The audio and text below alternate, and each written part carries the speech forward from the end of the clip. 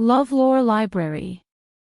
Chapter 214. Volantis was like a bright pearl at the end of the vast plain of the Rhone River.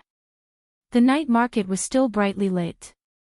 The street vendors were yelling enthusiastically, and the pedestrians stopped to look at their favorite products. Only a small number of Volantis people gathered at the intersection, pointing at the dim fire on the other side of the black wall, laughing and guessing which noble was so unlucky to have his house on fire. The giant elephant moved forward slowly, and the castle on its back shook with every step. Bo Ching sighed, "I wonder how they will react when they know the truth tomorrow." "No matter how they react, it's useless. These people don't even have the right to vote." Danny shook her head and urged, "Tell me some taboos and common knowledge about necromancers." "Let me ask you a question first. Do you know what a necromancer is?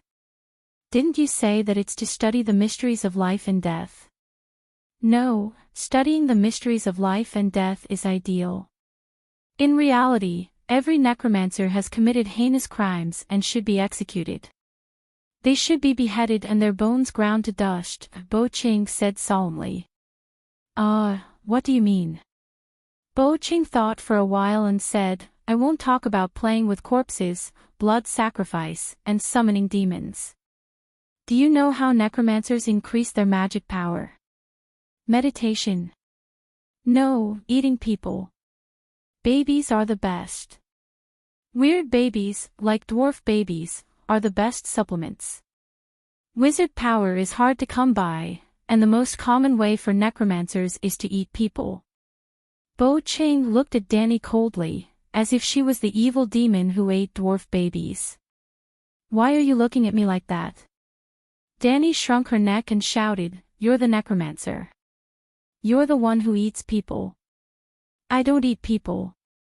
Bo Chang's expression softened a little, and he said slowly, "When I joined the Association of Necromancers, I swore in the name of my ancestors that I would never use evil means to practice witchcraft.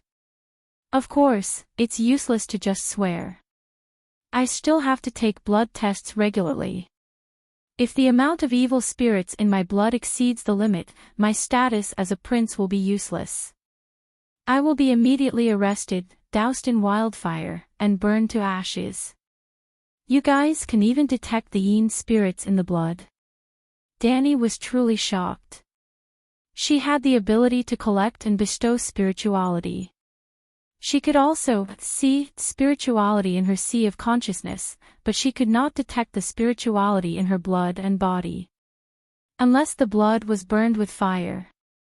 Because of this, she was even more certain that the humans in this world were one with their spirit and body. Yes, spirit and body were interdependent. It was invented by the people of Voleglia. Bo Ching had a troubled look on his face. He gestured with his hands as if he didn't know how to describe the object. In the end, he asked directly, "Do you know about the witch lens?" "What?" Danny suddenly stood up, and her head hit the roof of the wooden fort with a bang. However, she was too excited and completely ignored the pain. "The witchcraft lens can detect Yin spirits. Why are you making such a fuss?" Bo Ching was shocked. "Because I have a witchcraft lens at home. I was going to find a few blacksmiths in Kohler and have them melted down to make armor. I thought the wizard lens could only observe large plant cells." "Cells? Oh, it's genes. Have you heard of genes? I underestimated you." Bo Ching looked at Danny in surprise and sighed. "Your knowledge is far beyond my imagination. In this era, the ancient knowledge of Voleglia has long been lost. I thought that other than the association, no one else knew about the secrets of genes." Danny sat down cross-legged and fell into deep thought. When she returned, she had to study the books she stole from High Priest Orlos's house. Voleglia's magic civilization and technology civilization were two completely different paths. She couldn't use the "I'm a modern scientific person" to look down on the ancient people of magic. Observing genes and Yin spirits is only one of the many functions of the witchcraft lens. After a pause, Bo Ching continued, the people of Valeglia are very arrogant. Although they are unwilling to sell the witchcraft lens, they allow barbarian necromancers to work in the sorcerer tower as servants. They work for the sorcerers of Valeglia in exchange for the opportunity to use and research the witchcraft lens. In the next 2,000 years, countless barbarian necromancers rushed to Valeglia as servants and secretly learned their advanced technology. Finally, in the Huazi dynasty, when the barbarian empire was at its peak, after thousands of experiments, we invented our own witchcraft lens. Although the Necromancer Association's equipment isn't as powerful as the witchcraft lens, it's enough to observe Yin spirits. Bo Ching spoke passionately and passionately. It was as if he had returned to the glorious era when many heroes shed their blood for the prosperity of the country. Huazi dynasty. Danny didn't empathize with him at all. With a strange expression, she asked, the era when the Emperor of Eunuchs was in power. Yes, that was when the barbarian empire was at its peak. They used up the last copper coin in the treasury and finally created the witchcraft lens before the Huazi dynasty was destroyed. Bo Ching sighed. So that's how it is. Such an awesome eunuch dynasty was actually destroyed by you magi. But the witchcraft lens isn't an atomic bomb. It has no benefits for the country. They even cut off Gigi to govern the country. What a price they paid. It took them so much effort to become the second empire in the world, second only to Valeglia, but it was destroyed by a witchcraft lens. No wonder the City of Knowledge invested hundreds of thousands of gold royals to research the witchcraft lens, but it didn't even make a splash. In the end, they even planned to scam the Mad King. Fortunately, the Mad King was crazy enough to not be fooled by them. Otherwise, the Mad King's kingdom would still be destroyed. The several million gold royals that Tywin had helped him accumulate over the past few decades all went to that damned fatty Robert. Sigh, it's better to invest in the City of Knowledge and research the witchcraft lens. How is it not beneficial for the country? Bo Ching glanced at her disdainfully and said, do you know about the long night? You know about the long night too? Danny asked curiously. The long night was caused by the bloody chaos in the barbarian empire. The bloody chaos was caused by the fallen necromancers, the king of necromancers, the Bloodstone Emperor. At that time, the barbarian empire was still in its dawn kingdom period. The real world's first empire, Valeglia, was still herding sheep on the hills. It can be said that the fallen necromancers destroyed the barbarian empire and almost ended the world. Yes, the Bloodstone Emperor was the last emperor of the Dawn Kingdom. At the same time, he was also a powerful necromancer. In the legends of the barbarian empire, the Bloodstone Emperor used blood witchcraft and caused the world to enter the long night. So, the hero who dispelled the long night and saved the world was also you barbarians, Barbarian Tar. Danny said coldly. What's so good about Yesor Yahai? Almost every race wants to own him. You're not Koreans. Bo Ching didn't know what Koreans meant, but he knew that Danny was mocking him. The barbarian prince's face turned red and shouted, the history books of the barbarian empire are well preserved. It's written clearly in the books. Okay, let's say you're right. The barbarian empire has the witchcraft lens, which is beneficial for the study of necromancy. It can also prevent the birth of a devil like the Bloodstone Emperor. But the prophecy also said that the next long night is coming soon. How do you explain this? It's most likely that the red-robed priest is trying to mislead people. Or, the Huang dynasty's descendant is the second Bloodstone Emperor. Danny's mouth twitched. She didn't know what to say. The barbarian Bu family was the first dynasty of the Azure dynasty. Before the Azure dynasty, there was the Huang dynasty. Now that the Azure dynasty was entering the end of the dynasty, the Huang dynasty's descendants took the opportunity to restore the country. The king was also a powerful wizard. He was called the successful Murong Fu. Now, Bo Cheng was slandering Murong Fu as the Bloodstone Emperor who caused the second long night. Okay, don't talk nonsense. I know what you mean. Necromancy is a taboo and must be treated with caution. But I just want to know more about your theory of yin-yang spirit. I have no interest in witchcraft like eating people and blood sacrifice. Danny waved her hand. Only do theoretical research. Yes. You're not going to become a necromancer. Yes. Hearing her affirmative answer, Bo Cheng relaxed and said, "Don't mind me. I'm worried that you'll go astray and be blinded by power. With your talent and wisdom, you have the potential to become the Bloodstone Emperor. If you really cause the long night, it'll be my fault." Danny stared at him with a wooden face. Then, Bo Cheng began to talk endlessly about the origin of necromancy, its development, its final form, its current research field, and his expectations for the future. He talked a lot and didn't stop until the merchant's house. But it could be summarized in a few words: we barbarians want to live forever.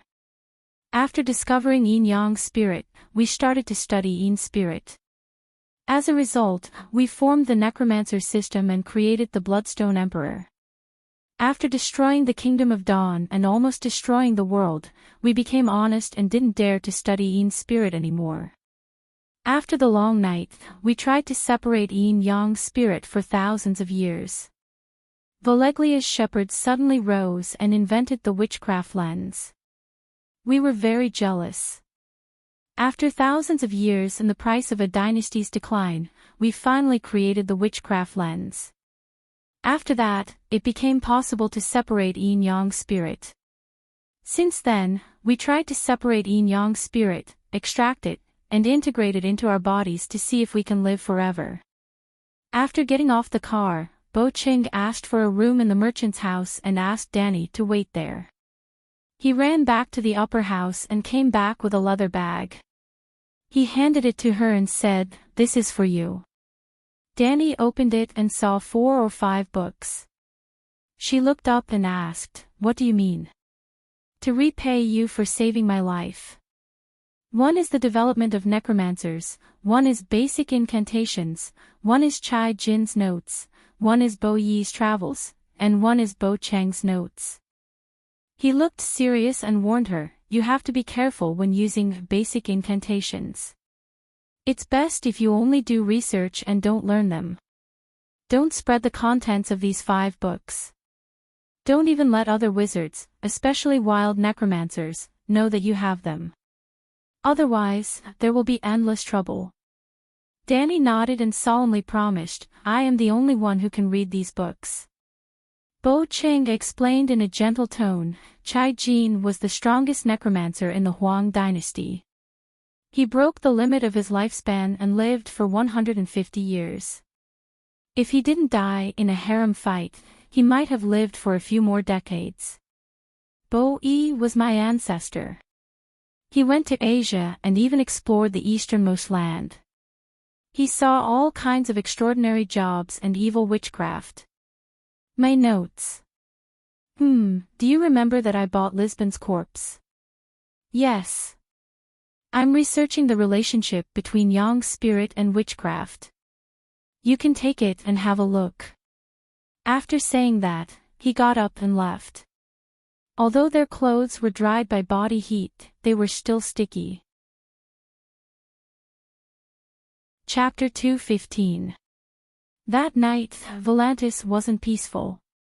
Danny had just finished showering and was about to go downstairs for supper when she was stopped in the corridor by a tiger cloak army. The shadow-binding soldier was carrying a brown leather case. She pulled Danny aside and explained with a serious expression, "The dragon egg was lost, and the Valeglia steel armor of the Megara family is also gone." "I didn't steal it," Danny shouted. Her voice was loud and confident, as if it really had nothing to do with her. The shadow-binding soldier ignored her and nodded. "I know, it's the mother of dragons." Not only did she steal the dragon egg and Maracho's body, but she also robbed 15 other Tower of Babel. She lost 12 Valeglia steel swords, and some books and antiques. I already knew. It was because she knew that she had a great harvest that she was so excited that she couldn't sleep and wanted to go downstairs to drink some wine and have some fun. If it weren't for the fact that there were too many things on Blackie's back, White Knight would have continued to work hard. After all, there were 22 Black Towers in the Black Wall.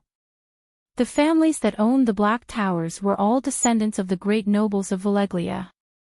Naturally, they didn't lack 1 or 2 Valeglia steel swords.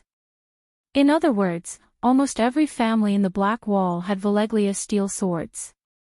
However, some people weren't generals and put their weapons in the Black Towers. Some people were skilled in martial arts and carried their swords with them. However, this kind of good thing could only happen once. If they went tomorrow night, the Black Dragon would be greeted with a barrage of arrows and ballistae. Moreover, even if they took the Black Tower, it would be empty inside. It would be even cleaner than a poor person's granary. So? Danny asked. Consul Dofus thinks that the Mother of Dragons might have changed her identity and hidden in Volantis, or even in the most crowded merchant's house. Therefore, the 5,000 Tiger Cloak Army soldiers have sealed off this area and are specifically searching for the silver-haired, purple-eyed woman who deliberately changed her appearance, the shadow-binding soldier said. Damn, so smart. You guessed it all right. However, Danny was still very calm because she had prepared for the worst before entering Volantis. Even when she was shopping during the day, Big Black hovered in the clouds. At this time, Dahe was 500 meters above the roof. If things went wrong, Long Yen would fall. Moreover, Danny had an alibi. Everyone in the world knew one truth: Megalosaurus were intelligent, but their intelligence was limited. If one wanted them to do something delicate, such as burning down the Tower of Babel, one would either have to have a controller or train them for a month or so in advance. However, snatching Maracho's corpse and dragon eggs was a completely spontaneous reaction that could not be trained in advance. It was like if you suddenly told a dragon, "Go to Old Wong's house on the street and buy me a pack of cigarettes." They would never be able to do it. Controlling the Megalosaurus remotely was something unimaginable for the people of Valeglia. So, like everyone else in the Black Wall, the shadow-binding sorcerer was certain of one thing: Danny Rise was definitely on the dragon's back. The undead consul, Nessasaurus, even swore that he had seen the evil mother of dragons on the black dragon's back with his own eyes. Moreover, White Knight was not a white lotus. With Dahe's help, no one was left alive during the robbery. Look. The shadow-binding sorcerer took out a roll of parchment from the Tiger Cloak Army and handed it to Danny. There was a painted portrait of a beautiful girl with silver hair and purple eyes. She had a small heart-shaped face, exquisite facial features, sharp eyes, and a single ponytail hanging on the left side of her chest. She was also wearing a beige dress.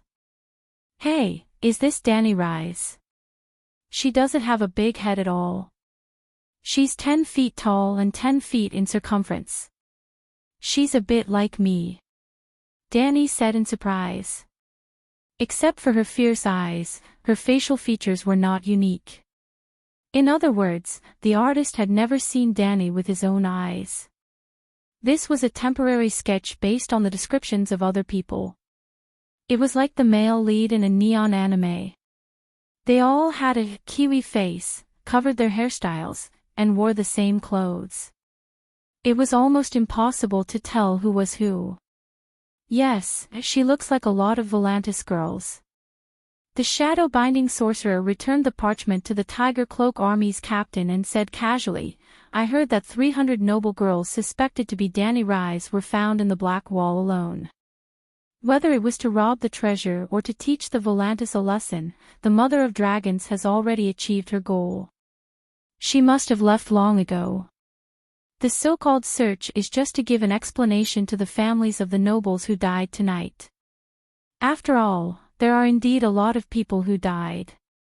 Then why are you looking for me? Danny asked doubtfully. The shadow-binding sorcerer waved his hand and said to the Tiger Cloak army, "Go and wait." After the guards left, she said, "I came to ask you if you want to join the dragon hatching mage group. It's already so late. Can't you ask me tomorrow? Also, the dragon eggs have already been lost. How can we hatch dragons? Why don't we all go our separate ways and look for other bigger projects?" The shadow-binding sorcerer shook the leather case in his hand and explained, "Half a year ago, I went to call with an invitation written by Mirajo to bring High Priest Corbett to Volantis. Now, he has died tragically in the dragon flames, and even his body has not been found.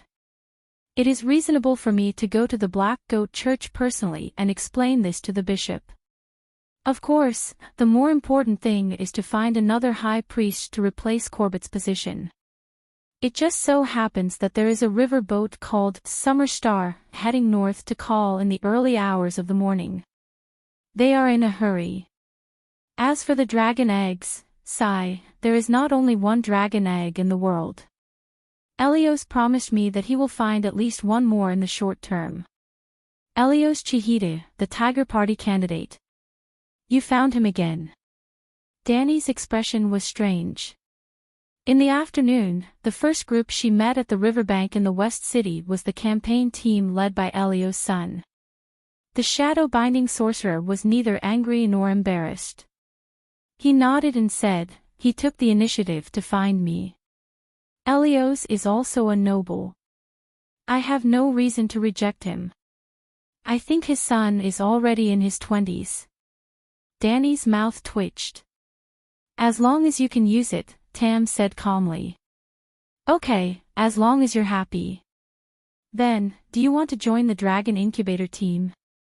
If you do, pack your bags immediately and follow me to the dock. I will personally help you become a shadow-binding sorcerer on the way. To be honest, I'm a little scared. So many people have died." Danny's face was filled with fear. She hesitated and said, "And if there is a first time, there might be a second or third time. We can't avoid it every time. The risk is too high, and there are no benefits at all. It's not worth it." "I see." The shadow-binding sorcerer nodded. She squatted down and opened the leather case. She took out a golden mahogany box. It was 1/2 meter long and as thick as a wrist. She handed the box to Danny and said, "There's a glass candle inside. It contains a meditation technique. Try it."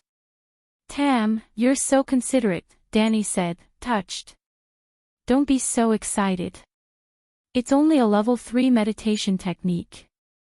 You saved my life tonight." The shadow-binding sorcerer waved her hand. "Since you said so, then." Danny said shyly, "Why don't you teach me your level 1 meditation technique?" Tam's green eyes looked at her with a complicated expression. He sighed and said, "I also cultivate this meditation technique. This glass candle was a gift from my master 20 years ago." "Ah." Danny was touched and embarrassed. She stuttered, "It's been 20 years. I didn't expect you to be so old. I couldn't tell at all."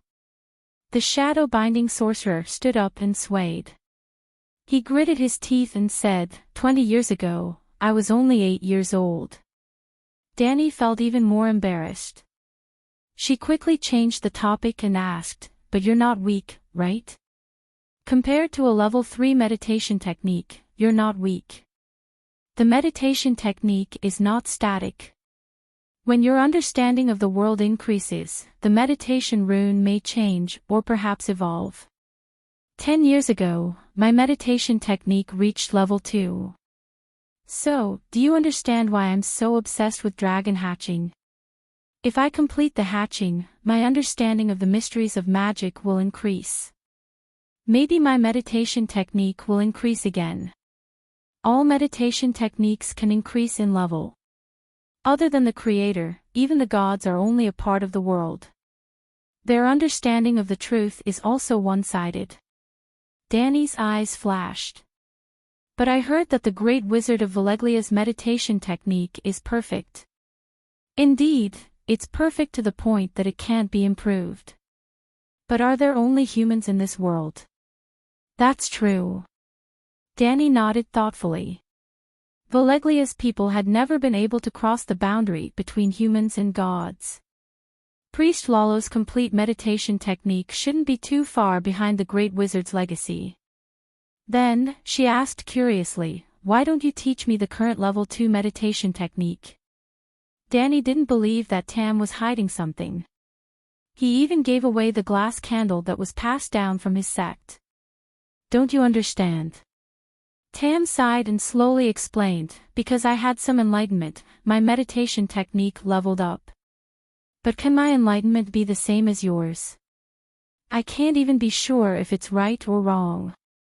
If I describe the meditation runes in my mind to you, not only will you not be able to grasp them, but you will also damage your consciousness if you forcefully cultivate them. After thinking for a while, Tam squatted down and opened his suitcase. He took out a black leather book and handed it to Danny. My diary. It can help you understand the supernatural world and the basic information of the shadow binding nights. But don't spread it. There's a lot inside. Sigh, burn it after you read it. After the shadow binding night left, Danny called the waiter over and asked him to book a room for her. She started reading while waiting for her meal. It was a little scary, as if she was reading a ghost story. For example, Tam cut open a living person's chest and sacrificed the squirming organs to the evil god. The shadow binding knight described it vividly. Even his emotions and mental journey weren't left out. In the dark and cold basement, a lonely candle flame flickered. The shadow was like a twisted poisonous snake that crawled up the bloody altar and drilled into Dick's sacrifice chest. His bright red heart first turned dark red, then black red, jet black, gray black. Finally, it shriveled into a layer of gray-colored mud shell. The shadow let out a sharp and joyful gagaga sound. My entire body trembled and I was almost unable to move. However, Dick wasn't dead yet. He looked at me with his dark green eyes. His gaze was filled with curses and pleading. I wasn't sure which emotion was more. Suddenly, the muscles on his face scrunched up and he let out a sorrowful groan that came from the depths of his soul. It turned out that when I was absent-minded, the squirming shadow extended its greedy tentacles towards his light green liver. Dear guest, the pork lung soup you ordered is here. Danny, who was engrossed in the story in the book, jumped up in fright. Ah! The maid with the wine pot tattoo on her face looked at her blankly. She mumbled, Dear guest, your pork lung soup. Under the faint yellow candlelight, the soup in the white porcelain bowl glowed with a faint green light. Danny forced a stiff smile and said, Do you have fried grasshoppers? Give me a plate. Chapter 2:16. Other than the sensational ghost stories, there were also many erotic descriptions. It was comparable to the erotic novels on the internet. Of course, Tam wasn't an immoral web writer. He was using eroticism to gain more views. He was doing serious business. By combining with men with bloodline power, the shadow-binding sorcerer would absorb a mysterious medium from their bodies. With that medium, they could cast vicious blood witchcraft. The outside world's evaluation of the shadow-binding sorcerer is biased, but it's generally correct. Danny closed the diary with a complicated expression. Tam was very considerate. If Danny really became a shadow-binding sorcerer, according to the diary's records, she could perfectly repeat the witchcraft experiments that Tam had done. It was equivalent to the shadow-binding sorcerer teaching her step by step. However, Danny didn't want to learn evil witchcraft at all. She could only disappoint Tam's good intentions. Although she couldn't use it, Danny had increased her knowledge. Her ability to guard against blood witchcraft had increased by a lot. She really owed the shadow-binding sorcerer a huge favor. When she returned to her bedroom, she opened the gold-threaded mahogany box and took out the glass candle that was twisted into a lightning bolt. She actually sensed the coordinates that she had left behind a few days ago. Without hesitation, Danny locked the door and drew the curtains. She sat cross-legged on the sky-blue mirror carpet in the bedroom and placed the glass candle in front of her.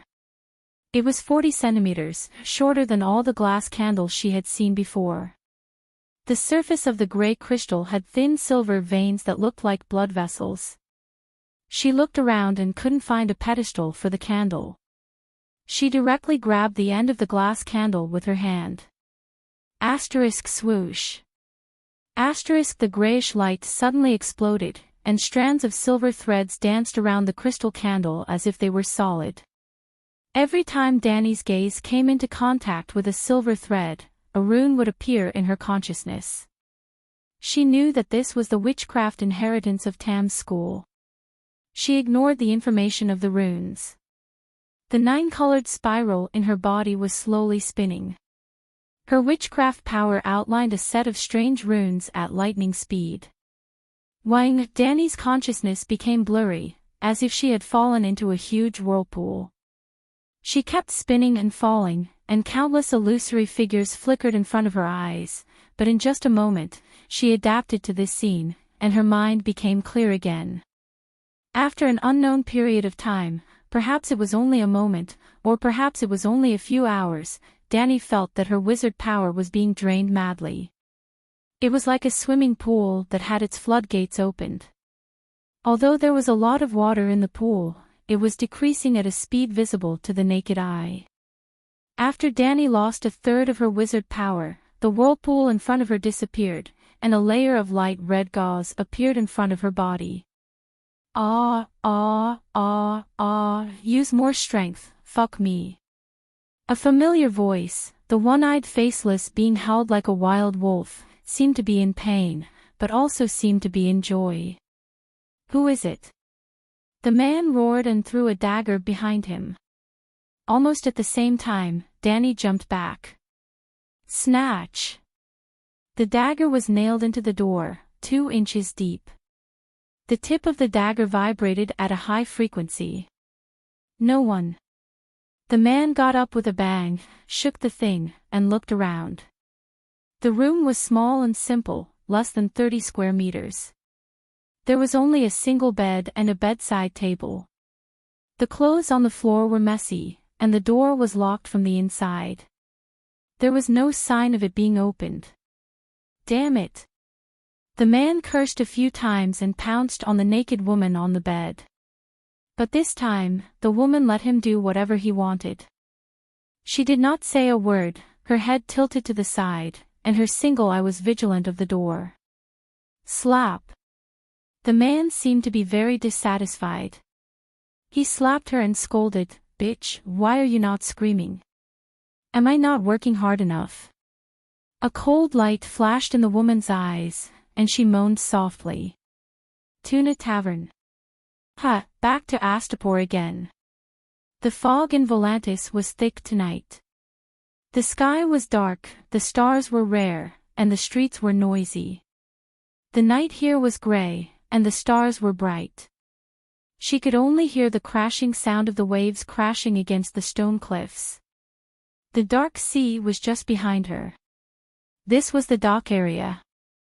Danny stood on the roof and could vaguely see the shop sign across the street. A new free man took a loan from the Queen to buy the hotel. It was late at night, and the hotel was closed. Across the wall, she could see a few moving flames in the sky. Those were the patrols on the pyramid. After the dragon's horn was stolen, a large net was spread out on the 32nd step of the pyramid. The Unsullied would regularly check for gaps in the net. Let's see what the Faceless One is doing. With a thought, Danny slowly merged into the roof from the soles of her feet. Well, it was very similar to Obito in Naruto. Like Kuei Sheet, Danny was not a physical body at this time, but a spiritual body projected by the glass candle. As soon as the projection came, she was found by two people holding hands in the room. Facing the flying dagger, Danny felt a sense of crisis and subconsciously somersaulted backward. Her wizard power was suddenly consumed rapidly, about 1/10, and then she went through the wooden door and fell into the corridor outside the room. After a moment of daze, she realized what had happened. She suddenly became excited and immediately tried to enter the inside of the wall. Just now, she was too fast and didn't have time to feel the corridor. After part of her body entered the material body, her wizard power began to be consumed rapidly. But at the same time, Danny found that she could almost teleport in the physical wall. With a thought, she came to the roof and saw the surrounding scenery. Except for excessive wizard power consumption, there was almost no flaw.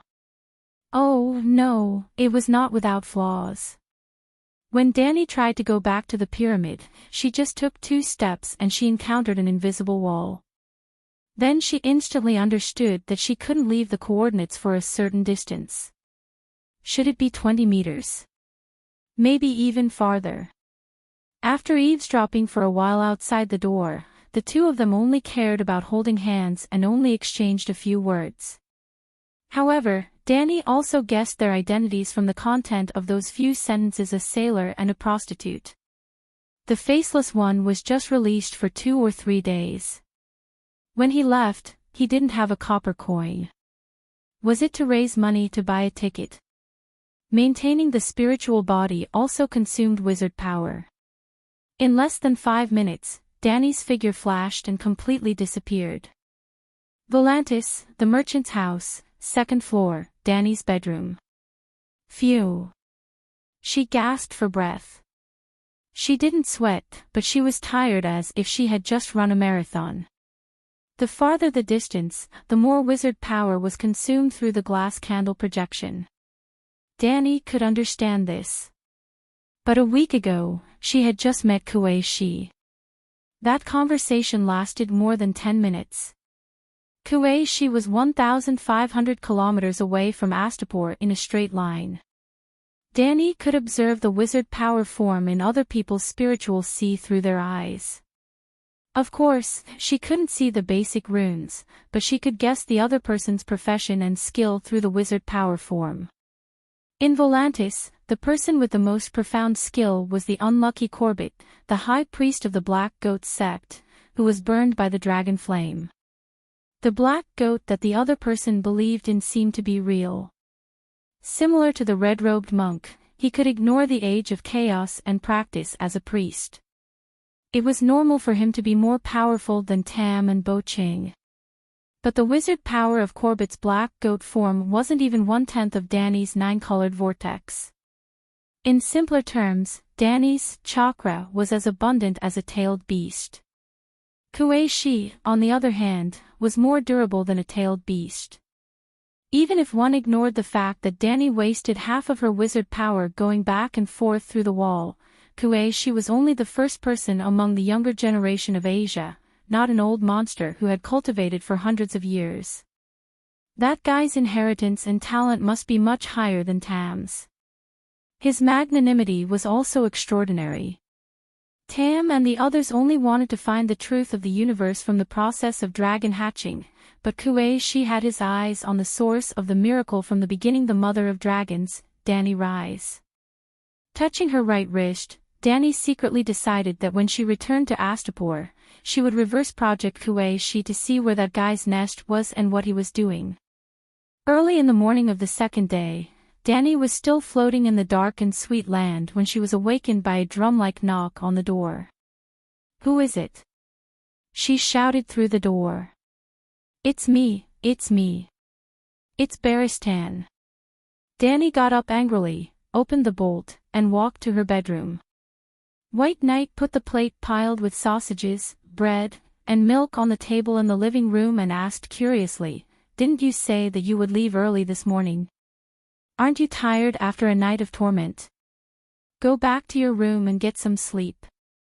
Danny buried her head under the duvet and said in a muffled voice, "I'm so excited that I can't sleep." The old knight began to eat and didn't disturb her anymore. At noon, when she went downstairs for lunch, Danny found that everyone was discussing the matter of Dragon Mother burning the city. This matter had spread and caused a sensation in Volantis. The guests in the merchant's house were secretly whispering about how many nobles died in the Black Wall and how many treasures were lost. A Midsummer Archipelago sea merchant wearing a bird feather cloak patted his chest and vowed, "Last night, I was discussing business in the East City. I saw the Tower of Babel burning like a torch with my own eyes. The dragon flames from the mystic dragon's mouth were like the water of the Rhone River, endless and overwhelming. Believe me, Volantis is finished. The Black Wall is in ruins, and all the old nobles are dead." Someone immediately retorted, "I saw Elios giving a speech in the Fountain Square this morning. He called on all the people to unite. Those who have money will contribute, and those who don't will join the army to avenge the dead." Another merchant from Myr was selling high-end lace at a low price while saying fearfully, "There's no other way. The Mother of Dragons has led an army of 200,000 across the Dothraki Sea and will go south to Volantis in half a month at most. It's better to sell it at a low price than to have it destroyed." "Really? Is this true?" The other sea merchants were shocked. "Of course. The army will be at the back, and the Megalosaurus will go first. This is the Dragon Queen's fixed tactic. Astapor, Myrene, and Yuan-Kai all fell like this. The Megalosaurus will go around first, or spit fire to burn the house, or spread a crusade, and then the army will surround it. The defending army will lose its momentum, and the city will be easily taken down." The Myr merchant swore. Panic gradually spread, and merchants began to sell the goods in their hands. Then it formed a wave, and more merchants joined in, cutting off their flesh to stop their losses. Danny noticed that almost all the goods sold, as long as they were below cost, were eaten by mysterious people. "Someone is profiting from the national disaster," she whispered to the White Knight. Around 2:30 in the afternoon, Danny and the White Knight returned the key to the door, carried their luggage, and rode out of the merchant's house. They saw a group of Unsullied trotting over. "Get out of the way, make way for the consul." The Unsullied shouted loudly. "What a coincidence. When we entered the city in the evening 2 days ago, we met Dofus' team. Now that we're leaving, he's coming to see us off again. Now that 2 consul who were sure to be re-elected have died, and there are only 4 days left until the voting, I wonder if he has a chance to turn the tables." The White Knight said strangely. "No hope. You heard it that day. Because of his cowardly attitude towards the Mother of Dragons, even the freedmen by the roadside looked down on him." Danny shook her head. The giant elephant carrying the tall fortress stopped 50 meters in front of the merchant's house, and a group of slaves knelt in the square nearby. The Tiger Cloak army protected the giant elephant. Dofus stood up, holding the fence of the tower, and shouted to the standing merchants and freedmen, "No army has entered the plains of the lower Lorne River. Volantis is as stable as Mount Tai. Someone is deliberately spreading false news, causing the sea merchants to sell their goods at low prices." As Dofus preached again and again, more and more merchants walked out of the merchant's house and surrounded the giant elephant. There are only 4 days left in the term, and there's no hope of being re-elected, but he's still so conscientious. Danny's expression was complicated, and she sighed. The Volantis people are blind. Dofus is far smarter and more rational than Malakar. Chapter 217.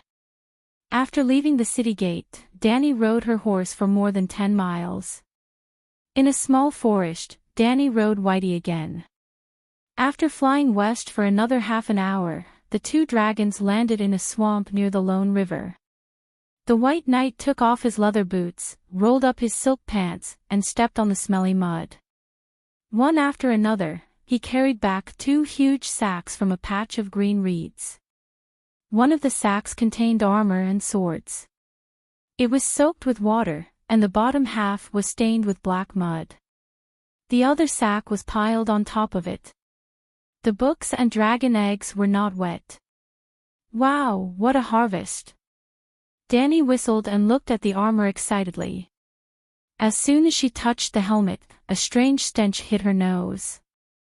It was like the pork she bought from the supermarket in the summer and forgot to put in the refrigerator.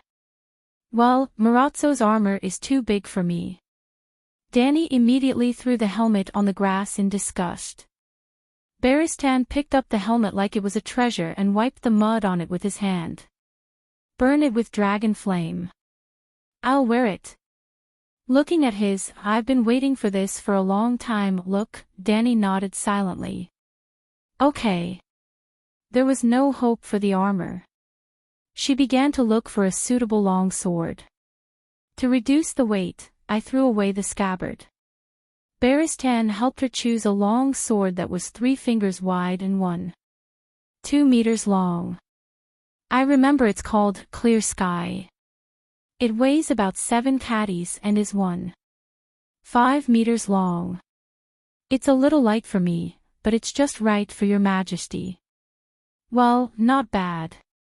The sword is good, and the name is okay. Danny waved the sword, but it felt a little sluggish. The center of gravity is wrong. The hilt needs to be heavier. I've thought about it. Baristan took out a ball of golden thread from his backpack. I bought it at the blacksmith this morning. Let me help you tie it. After looking at the weapon, Danny held the red dragon egg in her arms and carefully felt the weak breath of life in it. It was like a candle flame in the vast land at night. This dragon egg belongs to the Targaryen family. How did it get out? I'm not sure. After the blood dragon's mad dance, almost all the dragons died, but there were still a few dozen dragon eggs left. The kings of the past all tried to use wildfire to hatch the dragons, but all of them failed. The dragon eggs were burnt and destroyed. Just the fire in the Midsummer Hall 40 years ago had caused the loss of 7 dragon eggs. Perhaps someone took advantage of the chaos and concealed the number of destroyed dragon eggs. Baristan guessed as he tightened the string on his sword hilt. No, it's not the dragon egg from the dance of the blood dragon. The Bravosi said it himself. The dragon egg came from 250 years ago. Danny shook her head. This is too long ago. I don't know anything about it. You can go to Old Town and ask the academicians. They have studied the history of House Targaryen, White Knight suggested. Previously, Danny and White Knight had planned to travel to Astapor Volantis, 2,500 kilometers, Dorne, 2,000 kilometers, Old Town, 2,000 kilometers, King's Landing, 1,700 kilometers, Hajin, 800 kilometers. Yup, the above data was based on the distance in a straight line. Danny could fly on a dragon, but the others would have to make a big detour regardless of whether they were on a boat or a horse.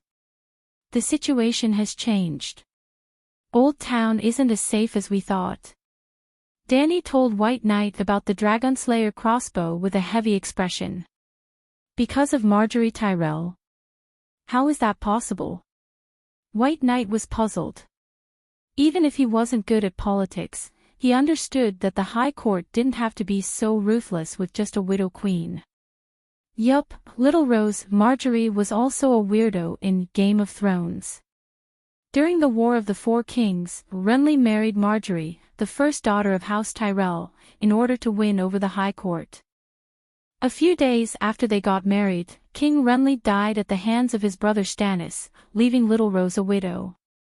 The Stags and Rose's alliance went bankrupt. Later, under the efforts of Tywin, Rose allied with the Lions. As the price for the alliance, Cersei's son Joffrey was engaged to the little widow Marjorie. On the day of the wedding, Joffrey was poisoned to death by House Tyrell, leaving Marjorie a widow for the second time. According to the plot, Marjorie was about to marry Joffrey's brother Tommen, but Tommen was only 9 years old, thus, little Rose gave herself the bandit title of a Virgin Queen. I still have to go to the City of Knowledge.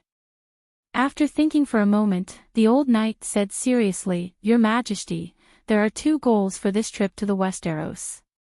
First, investigate the current situation of the 7 kingdoms and help Sir Mormont understand the current situation of Bear Island. No, the above 2 goals are not important to me. Leaving Slave Bay and leaving enough time for Count Butcher to clean up the Gith nobles in Meereen is my main goal. After causing a ruckus in Volantis, I will find a chance to appear in the Westeros again. The perfect proof of ignorance, the Queen was on official business and everything was done by Scholar Laidler. This way, even if Scholar Laidler went on a killing spree and slaughtered all the Gith nobles, Dany would at most hold a public trial and then kill Ma Su. Of course, she could not say this to the old knight. She still wanted to be a bright and kind queen. Without a doubt, the old town is the city of scholars. The news of the 7 kingdoms will gather there. At most, you can change your appearance and hide your identity, Whitebeard continued. Can I disguise myself as a Shadowbinder? Dany asked. Well, the old town is not only the city of scholars. Before Aegon conquered the 7 kingdoms, the main church of the 7 gods was also there. The appearance of a shadow child would probably attract more attention, the old man said hesitantly. Okay, dye your hair, trim your eyebrows, and apply lipstick. This world also has hair dyeing technology. The dye extracted from plants is applied on the surface of the hair like paint. It can be washed with soap and restore the original hair color. This is an advantage, but at the same time, it is also a disadvantage. It is easy to be discovered that you have dyed your hair. Then, the 2 took out craft paper from their backpacks and wrapped the books and swords. Especially the books, they would bury them in the ground later and could not be soaked in water. They found a relatively dry highland and dug a hole to bury the package. They covered it with a messy layer of grass to make it less eye-catching. Well, the dragon egg was not buried. Dany put it in her backpack and was ready to carry it with her. She wanted to hatch it as soon as possible. After all, the night was coming, and there was not much time left for her to develop. One more dragon meant one more power. Then, Dahe and Little White attacked together. The dragon flame burned Valeglia's armor red, but it did not melt. They used their swords to pick up the helmet, throat armor, plate armor, arm guards and other parts and threw them into the water. Sizzle, after a puff of white smoke, the black armor that used to be dull and smoky became black and gray. It looked like a shoddy product hammered by a third-rate blacksmith on the street. The burning is uneven. There is a color difference. Dany laughed. Good to fool people. The knight took off the chain armor excitedly and began to put it on. Dany also went to help. After this back and forth, it was already past noon. After eating some barbecue, the 2 climbed on the back of the Megalosaurus again and flew straight to the west. It was a coincidence. Yuan Kai, Volantis, Rhys, Young Halbert City and the Old Town were almost at the same latitude. The 2 dragons only needed to fly straight to the west. This time, they did not need to cross the dangerous Devil's Avenue. The 2 dragons' speed was more stable. They glided at about 200 kilometers per hour at an altitude of 6,000 meters. 2 hours later, they left the land and entered the summer sea. For several hours, the sea and the sky were the same color as the blue sea. Around evening, a prosperous island appeared in Dahe's vision. Thousands of sailboats were moored on the sparkling Red Sea. Dany immediately ordered the 2 dragons to lower their altitude. Rhys was also a colony of Valeglia. It also had a Tower of Babel for the Megalosaurus to take off and land. Well, Rhys had also joined the Allied army and was Dany's enemy. So, Danny was a little reluctant to do it. Starting from the dock, there was a beautiful palace-like passion garden. Well, it was a place for bed slaves to attract guests. It was commonly known as a brothel. Forget it. I'll only rob the nobles of the Tower of Babel. I won't disturb the common people. Little White muttered and landed on the empty platform below. The black tower in the golden roses was 30 meters high. The top platform was 400 square meters, half the size of Mirajo's black tower. There was no glass dome, and there was no one on the flat ground. Under the dim sky, the two dragons landed lightly. The whole process did not attract anyone's attention. Whitebeard jumped off the black dragon first.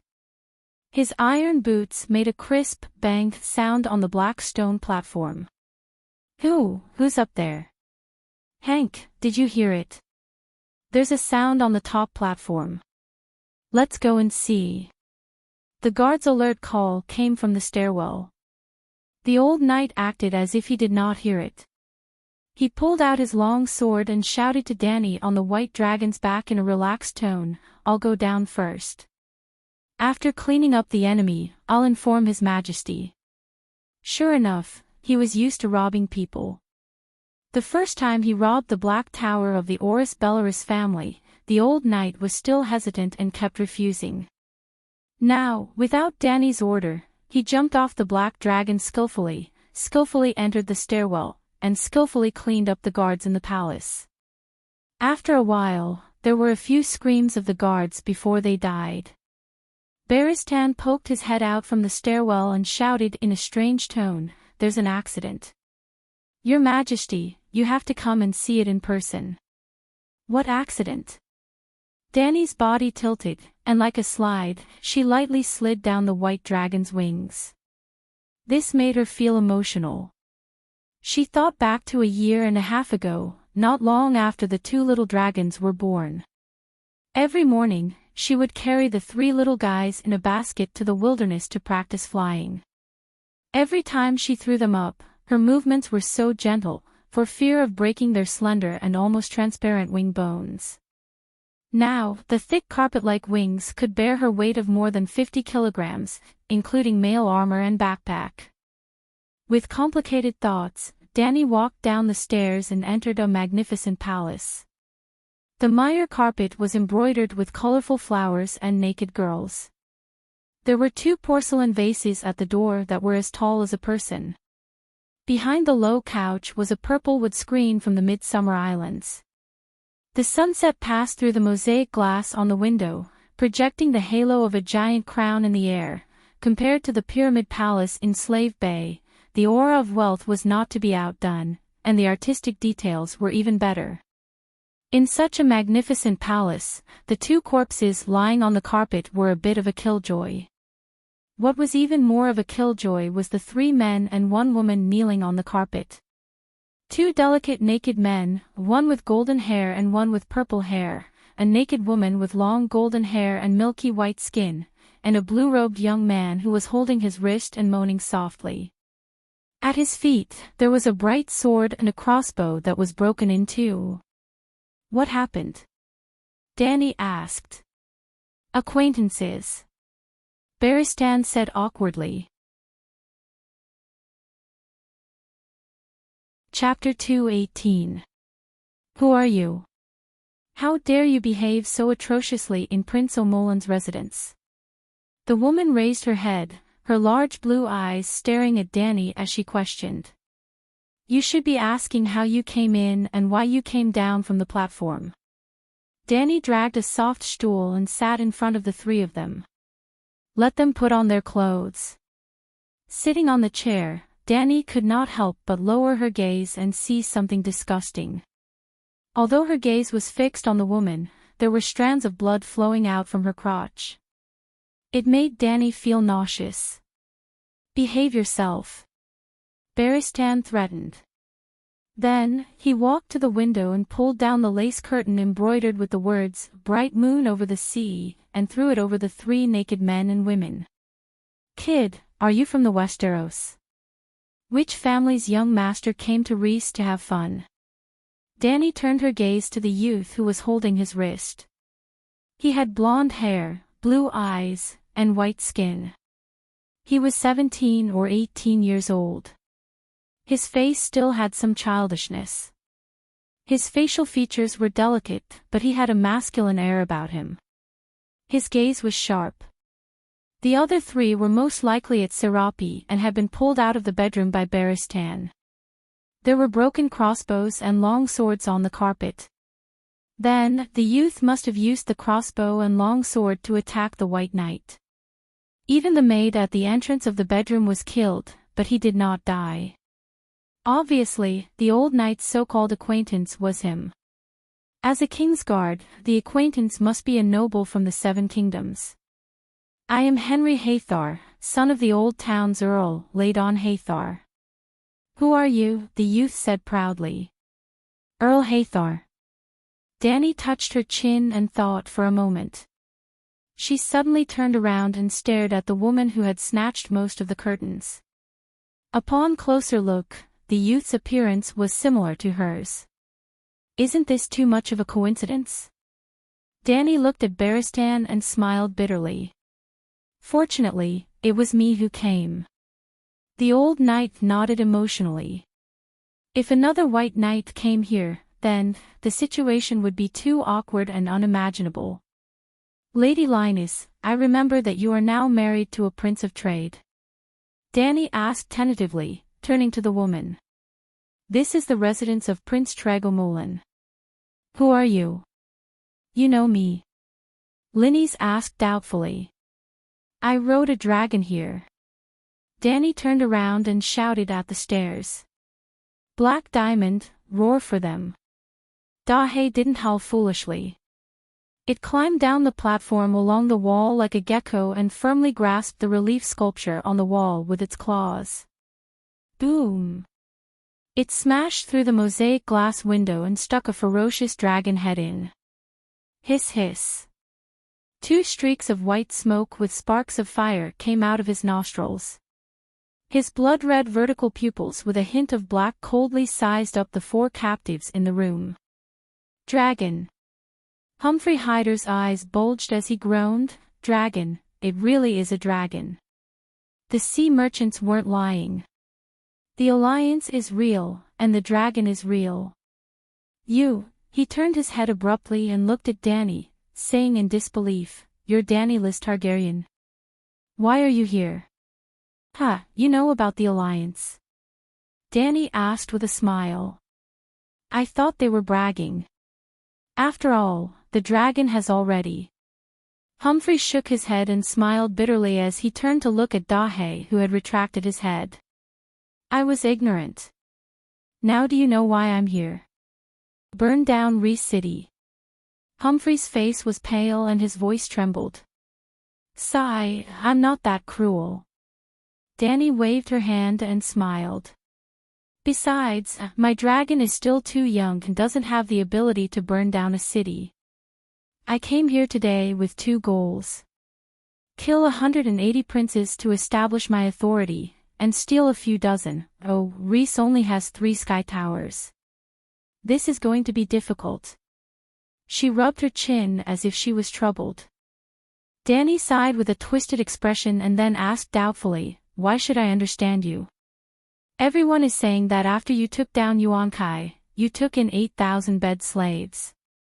There are both men and women, and you change 7 or 8 every night. Linus mumbled. Danny glared at her, and she lowered her head in fear before asking, Who's saying that? Is there a Gith diplomatic group here too? Everyone on the streets knows, but the Gith people have been here before. But after the Prince Council announced that they were joining the alliance, they left and went up north to persuade the Tiroshi people. Linus whispered. Nodding, Danny asked about her previous doubts. Why did you say that killing Maul was a help to you?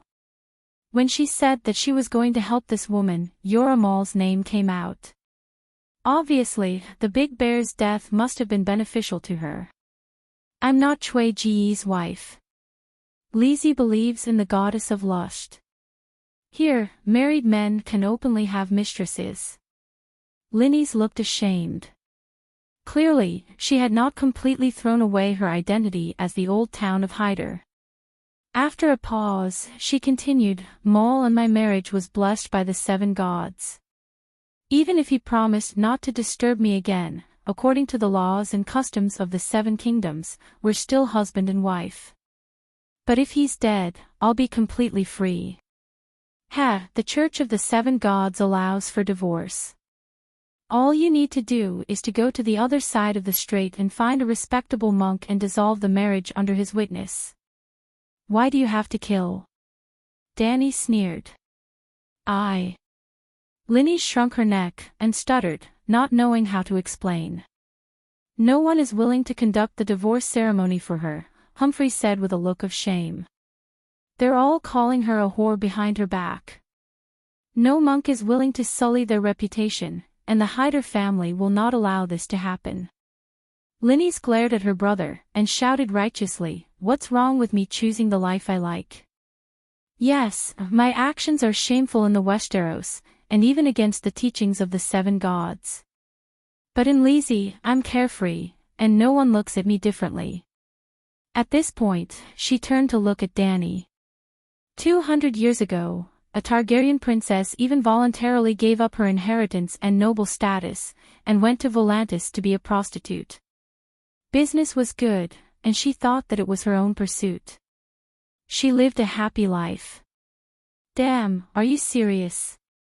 Is that true? Dany looked at the White Knight suspiciously. He shook his head and said, I'm not sure. Dany turned to Linny's again. How do you know? Don't forget, I grew up near the City of Learning. Hank, Sandy, what happened? Why is the door locked? A man's shout suddenly came from outside the palace gate. Meeting Dany's questioning gaze, Linny's whispered, Butler. Can you send him away, or can my knights kill him? Scram, don't disturb me. Linny's roared in the direction of the gate, like a lioness who was disturbed during her mating season. The butler immediately begged for mercy and retreated. Looks like you have quite a high status here. Dany said thoughtfully. Of course, this tower originally belonged to Kuig's wife, and now it's my palace. Linny said proudly. Well, let me tell you a piece of good news. Dany touched her chin, and said with a strange expression, your marriage with Mormont is completely dissolved. Why? He swore an oath to be my White Knight. White Knights could not marry, and even if it was a holy marriage, it would be automatically dissolved. Neither party would be blamed, and it would not be considered a breach of oath. Some married knights would even send their wives to the Sisters of Silence, the nuns who could not speak, in order to put on the white robe, but were unwilling to leave their wives for others to fuck. You. Linny's face twisted, and a line of words was clearly written in her big blue eyes. You actually picked up my broken shoes? Dany immediately possessed the dragon soul, and a black light appeared in her eyes. The powerful pressure made her swallow her words. Huff, huff, huff. Hyder and his brother looked at her in shock, gasping for breath. The other 2 young men simply rolled their eyes and fainted. Chapter 219. You're also here in Reese. To liberate yourself. Dany dispersed her draconic aura and looked at Henry Foley strangely. No, I'm here to seek help. Henry Foley looked at her in awe, then lowered his head and said honestly, after Duke Tywin died, King Balon, who had lost his deterrence, went back on his promise to only go up north and not down south. He first attacked Lannister Port and then took down the Shield Islands. From the Maundy River downstream of Hiding, to the old town at Whispering Bay, to the Redwine Straits north of Enchanting Island, there were Iron Seed soldiers everywhere. For the old town, for the kingdom, I came to Reese alone to seek help from my dishonorable sister. Where did Earl Pixter go? The Enchanting Island fleet under his command is the strongest of the 7 kingdoms. Barristan couldn't help but ask. The seven kingdoms of the Westeros had a total of 5 regular naval fleets: Lannister Port's Guard Fleet, Redwyne family's Enchanting Island Fleet, Dragonstone Fleet led by the royal family, White Harbor Fleet in the north, and Tywin Island's Iron Fleet. The White Harbor Fleet was ignored because the House of Stark didn't support and didn't have the financial resources to develop a navy in the north. All along, the White Harbor Mandalay family's navy could only fight pirates and didn't have the ability to engage in large-scale naval battles. During the reign of Mad King Aerys, the Dragonstone Fleet was the strongest. After Robert usurped the throne and King's Landing fell, the huge naval fleet escorted the pregnant Queen Layla and little Viserys back to Dragonstone Island. Seeing that Robert was gradually unifying the country and the fleets of the Seven Kingdoms were converging on Dragonstone Island under Stannis' command, the Long family's naval fleet already had the idea of surrendering to King's Landing. But that night, Dany Rise was born. That Stormborn wasn't just for show. The unprecedented storm completely destroyed all the fleets on both sides and sank hundreds of warships into the sea. Since then, the Dragonstone Fleet became the second-rate fleet and the Iron Islands Fleet became the leader. But Balon Greyjoy was looking for trouble and started a rebellion 5 years after Robert's ascension. At the beginning of the war, through a sneak attack, they blocked Lannister's fleet at the port and burned them all. However, with the power of one island against 7 nations, there was no chance of victory. In the end, the Iron Fleet was taught a lesson by the royal fleet led by Stannis. Stannis was the Duke of Dragonstone Island. He commanded the Royal Navy, which was the rebuilt Dragonstone Island Fleet. After Greyjoy's rebellion, 2 fleets were crippled at once. Lannister suffered the most. Even after 10 years, they still hadn't recovered. They had enough to protect themselves, only Port Lannister, but not enough to attack. From then on, the Dragonstone Island Fleet once again took the top spot on the power rankings.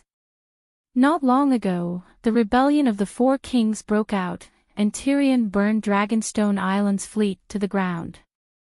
Over the past few decades, the 7 nations had undergone many changes, but the Enchanting Island Fleet had been hiding in a corner and developing. Now, it had become the #1 navy in the world. Logically speaking, even if 10 years had passed and Tywin Island had recovered and rebuilt the Iron Fleet, they should not have been able to bully Gao Ting. After the rebellion of the 4 kings, Stannis retreated to Dragonstone Island and even hired a pirate fleet from the other side of the strait. Seeing that Blackwater Bay was sealed and King's Landing sea trade was almost cut off, the Iron Throne spent millions of gold royals to build a new royal fleet and also dragged Count Pykst from Enchanting Island to help. Finally, the Enchanting Island Fleet was dragged into the water. Dany sighed to herself.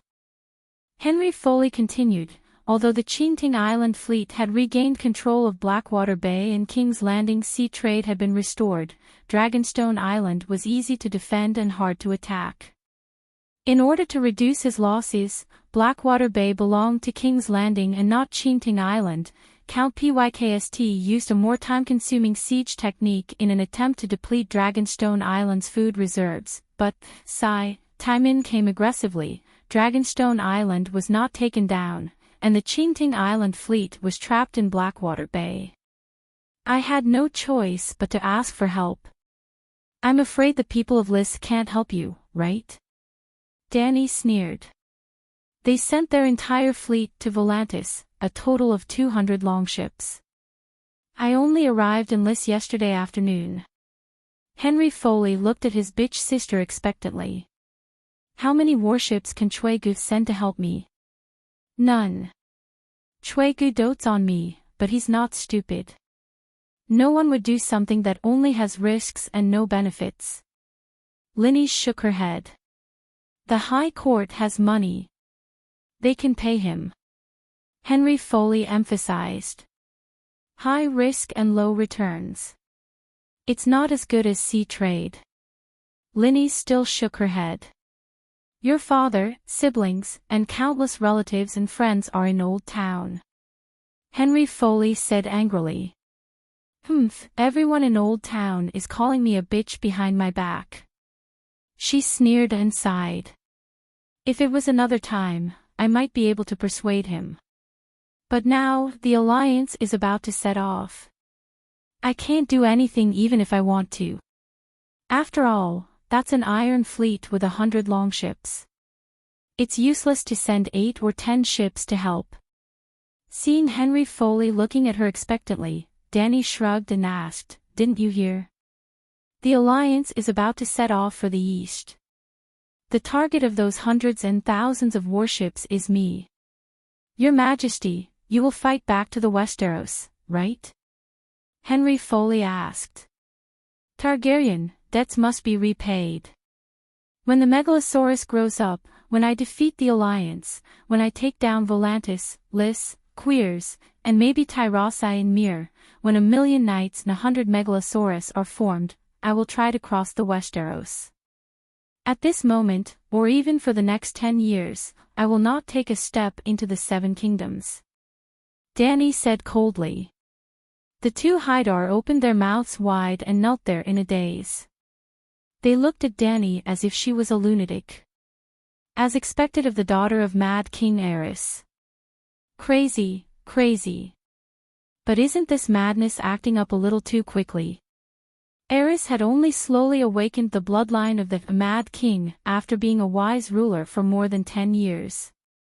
Gulp.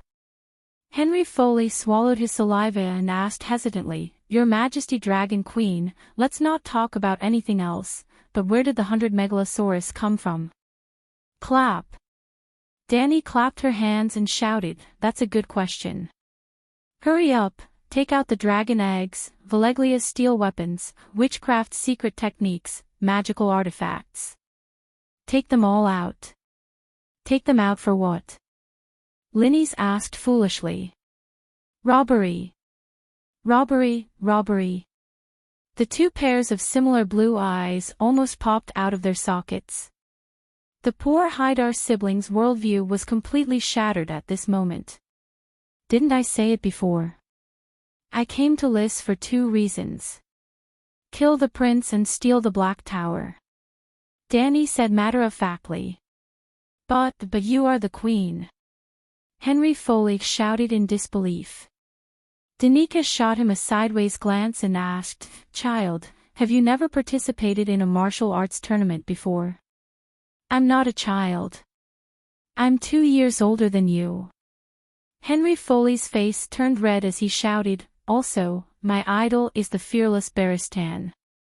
I started participating in tournaments when I was 11 years old. I even defeated Sir Mark Mullendal the last time in Luminous Water City. Sorry, your idol is now a robber, and a habitual one too.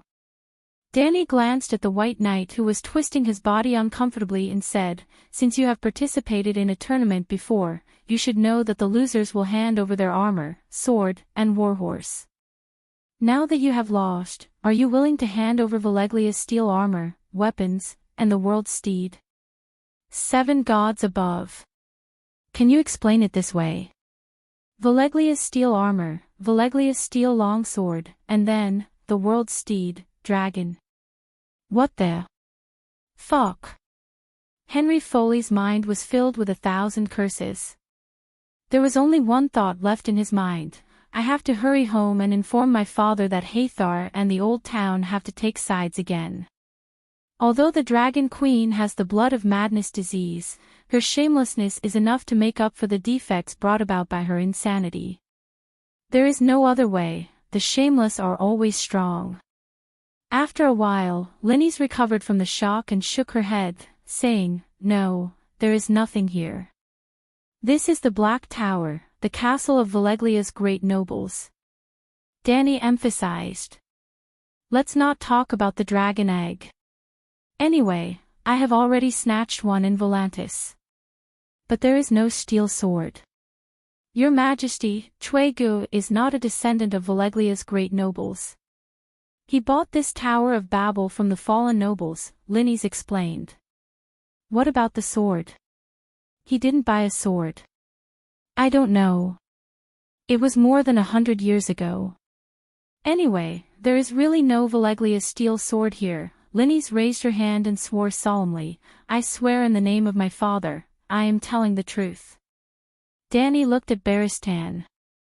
The old knight was now very familiar with his work and would not let go of any suspicious places in the palace. No, he shook his head and said. Danny stared at Linnes and said coldly, I can't go back empty-handed. Seeing that we are from the same hometown, I cannot kill anyone. But you have to tell me where the good stuff is and where a large number of trading princes are gathered.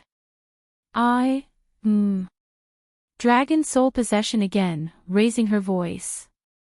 I will speak. Linnes collapsed on the ground. Half an hour later, the bright red dragon flames flowed like water and filled Prince Chue-Ji's Tower of Babel. Thick smoke rose, and the blazing flames illuminated the sky. Not long after, half of the city was alarmed. The Mother of Dragons is here. The Mother of Dragons is here to kill. The Mother of Dragons. Sob, sob, sob. Lady Linnes cried loudly as she was surrounded by servants. Half of her brother Sir Henry Foley's body was dyed red with blood, but he still held his sword and did not fall. He said to the people around him with a cold expression, the Mother of Dragons seems to be very familiar with Rhys. She directly asked why Prince Chue-Gu was not at home. She wanted to take revenge on Rhys because Rhys is a member of the Allied army. My sister was crazy in love and naturally refused to reveal the prince's position. In the end, she was almost killed by the Mother of Dragons. Fortunately, that woman did not know that I was a guest in the Black Tower. While she was not paying attention, I quietly opened the bedroom door and from behind her, I know that sneak attacking a woman is not in line with the spirit of a knight, but for my sister, I did not care. Unfortunately. Sigh, I have to say that my swordsmanship is still not as good as hers. I was lucky enough to protect my sister, but the others. Sigh, even the amiable butler de Braun. At this point, Sir Hyder's eyes turned red, and 2 streams of tears flowed down. The nobles and rich merchants from the nearby Garden of Desire were shocked and terrified. They comforted the 2 pitiful siblings while looking around for the Megalosaurus. But the sky was a murky green color, and nothing could be seen. Ah! The Hall of Bliss is on fire. Someone suddenly shouted, and everyone looked over. A 30 to 40 meter tall pillar of fire rose from a palace near the city center, and the rolling waves of fire could be seen from 2 to 3 kilometers away. Not good. The princes are in the Hall of Bliss. Chapter 220. The Dragon Queen is angry. She's riding her dragon and robbing the Alliance's capital. 2 Volantis senators were burned, nearly 300 nobles were devoured by the dragon's flames, countless nobles' mansions were plundered, and the losses were uncountable. Dukes of Tarosi, please be careful. The Dragon Queen set fire to the Hall of Bliss. 12 princes and 35 nobles were slaughtered. Tragic, tragic. Another 10 nobles' mansions were plundered. 8 Valeglia steel swords, 1 sea monster horn, 2 dragon horns, several family heirlooms, countless jewels and books. Princes of Mir, please be careful, and be careful. The Dragon Queen has transformed into a devil dragon, specifically devouring the nobles of the free cities. As the saying goes, without the lips, the teeth are cold. Governors of Pentos, please be careful, and please reconsider joining the alliance. The Dragon Queen is tyrannical, angering both men and gods. Bravos, the head of the 9 free city-states, please come out and uphold justice. Even if His Majesty the Sea King is unwilling to join the alliance because of the slave trade, please intercede on his behalf. Let the Faceless One give the alliance a 50% discount, or even 30%, it's too expensive. On the night of the attack, the people of Lith thought that they were an exception, but early the next morning, Volantis messenger crows finally crossed 2,000 kilometers and brought them a black message. Well, it flew for 1 day and 2 nights, much slower than Danny's dragon. Now the people of Lith understood that the Dragon Queen had gone mad, and was madly taking revenge on the Alliance. So, countless messenger crows began to fly to other trading cities. In a few days, the notoriety of Mother of Dragons, Dany Lith, spread across the continent of Ursos. But this was a story for later. As a social butterfly, Linnes knew the situation of the nobles of Lith like the back of her hand. Who had Valeglia's swords, who had large diamonds, and strange treasures, she told Dany one by one. She even took out a map of Lith from her bedroom and marked it one by one. Dany also returned the favor. Not only did she cooperate with the siblings to put on a show, she even let go of her backer, Prince Choi-gu. At first, Henry had suggested that his sister become a Black Widow and use Dany to kill Choi-gu and his wife so that she could monopolize the Amaran family's wealth. This way, they could also send dozens of longships back to the Westeros to save the old town. But Linnes was unwilling. She said, "I wear gold and silver here, eat and drink well, and spend hundreds of thousands of gold radiance coins every year. But I don't have the ability to manage the sea trade. Even if I get half of Choi Ji's family fortune, I won't be able to squander it for more than a few years. The prince is my lover, and also my long-term meal ticket. As for going back to the old town with you to lead a hard life, don't even think about it. I've lived in heaven for a few years, and you want me to go back to hell? You might as well kill me." Humphrey blushed and stared at his sister in disbelief. For the first time, he realized that his family also had the mad blood gene. It must be the side effect of the marriage with Targaryen. His sister's madness was more terrifying than the Dragon Queen's. As an admirer of the fearless Barristan, it was normal for Knight Humphrey to have such thoughts. But Dany secretly praised Linnes for having self-awareness. But she would grow old one day. What should she do when that time comes? Look for the big bear to be the hero? It seemed, together with the 8 steel swords that Rhys had obtained, Dany had obtained a total of 20 swords during her trip to the west. It was a great harvest. Other than the weapons and the precious jewelry that Linnes had been coveting for a long time, she also found 2 horns in Rhys's body. The fake dragon's horn and the broken sea monster's horn. The dragon's horn was as big as a bull's horn and was made of Valeglia steel. It was very light and did not feel heavy when hanging it around her waist. If it was purely used as a marching horn for the army, the horn's sound would be loud and long, and it would be easy to blow it. But calling it the dragon's horn was a bit boastful. It was not made of a dragon's horn, and there was no dragon's soul sealed on it. How could she control the Megalosaurus? But the sea monster's horn was a bit interesting. It was made of a dragon's horn, but there was no dragon's soul sealed. Or rather, there might have been a dragon's soul once, but now the runes were broken and the dragon's soul had dissipated. Dany could also sense the mysterious Valeglia runes in it. As for the specific effects, it still needed to be studied. Rhys was a narrow island that was nearly 200 kilometers long. Dany found a cliff cave that was rarely visited by people and stuffed the jewelry, books, steel swords, and the fake dragon's horn into it. She put the sea monster's horn in her backpack and carried it with her for research. It was already late at night. The two wrapped themselves in blankets and leaned against Dahe to rest for the night. In the early morning of the second day, the sky was just beginning to brighten.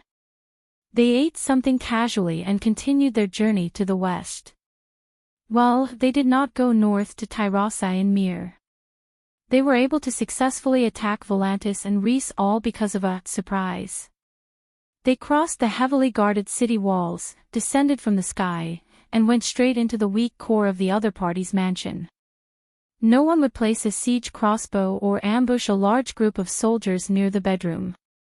So they succeeded time and time again. But if the other party was alerted, first, valuable items such as Valeglia's steel sword would be hidden in an inconspicuous place that no one knew about. Then, they would ambush a large number of siege crossbows. At that time, if Dani dared to ride a dragon and charge in, there was an 80% chance that she would not be able to return. Young Halberd City, the capital of Dorne, was located at the easternmost tip of a sandy peninsula and was surrounded by the sea on 3 sides. At around 6:00 in the morning, they set off from Rhys. At around 10 o'clock in the morning, the 2 dragons passed Young Halberd City and flew another 5 kilometers to the west. They landed in a desert on the south bank of the Green Blood River. Well, Dorne had the only large desert in the Westeros. Although the entire Dorne territory was surrounded by the sea on 3 sides and there were 2 rivers that stretched thousands of miles in the territory, 80% of the land lacked water. For example, the dark green river in front of them seemed to be 4 to 5 miles wide, but the flow was extremely slow. The river was so shallow that they could see the silt at the bottom of the river. It was close to noon. The white sun shone brightly, and the yellow, scalding sand was sandwiched in the middle. It was as if one was in a steamer, steaming hot. Well, the main thing was that the clothes were not suitable. The leather armor was not breathable. They should have paired it with the mail armor. Do you feel uncomfortable? Dani tugged at the brown leather vest and asked the fully armored knight beside her. It's all right. I've been to Dorne many times and I've always worn the armor of the King's Guard. The old knight was not only fully armored, he also had a grey wool cloak that reached the ground. The 2 of them walked along the river for more than a mile. After crossing a sand dune, they found a ferry on the wide river. 7 or 8 wooden rafts were parked by the river. More than 10 children were playing by the water. On each raft was a woman with a sunburned face. Some of them were washing turnips and carps by the rafts, while others had already started a fire to cook. It was a very strange wooden raft. A low-ceilinged house was built on the wide boat, like a matchbox in the middle of a phone. It looked very simple, but the patterns on the boat were beautifully carved. It had an attractive and unique foreign charm. They are the orphans of the Green Blood River, Barristan said in a low voice. After the defeat of the Loyner people, they were forced to leave the vast and rich plains of the Lorne River. Finally, under the leadership of Queen Nymeria, 10,000 broken ships crossed the narrow sea and integrated the last of the people into Dorne. However, there were also proud Loyner people who were unwilling to give up their ancient river traditions. Due to the developed branches of the Lorne River and its wide basin, the Loyner people were used to living on the river boats. Some of the Loyner people who fled regarded the Green Blood River as their mother river and still lived a carefree life on the river. This group of Loyner people who could not integrate into Dorne were called the Orphans of the Green Blood River. It sounded a little pitiful, but in the Dorne Hill where there was an extreme lack of water, this group of orphans lived the happiest lives. Where are the guests from? Seeing Dani and the armored knight, a bearded man in a grey robe immediately came out of the matchbox to solicit business. Don't ask me where I'm from. I'm going to Young Halberd City on the other side, the white knight said in a skilled tone. Okay. The bearded man shouted at the children swimming in the river, which roughly meant, Gooden, Taiwa, come back for dinner. When the 2 naked boys climbed onto the raft, Dani and Barristan also entered the matchbox and sat down. The man then set up the pole and drove the raft slowly to the north bank.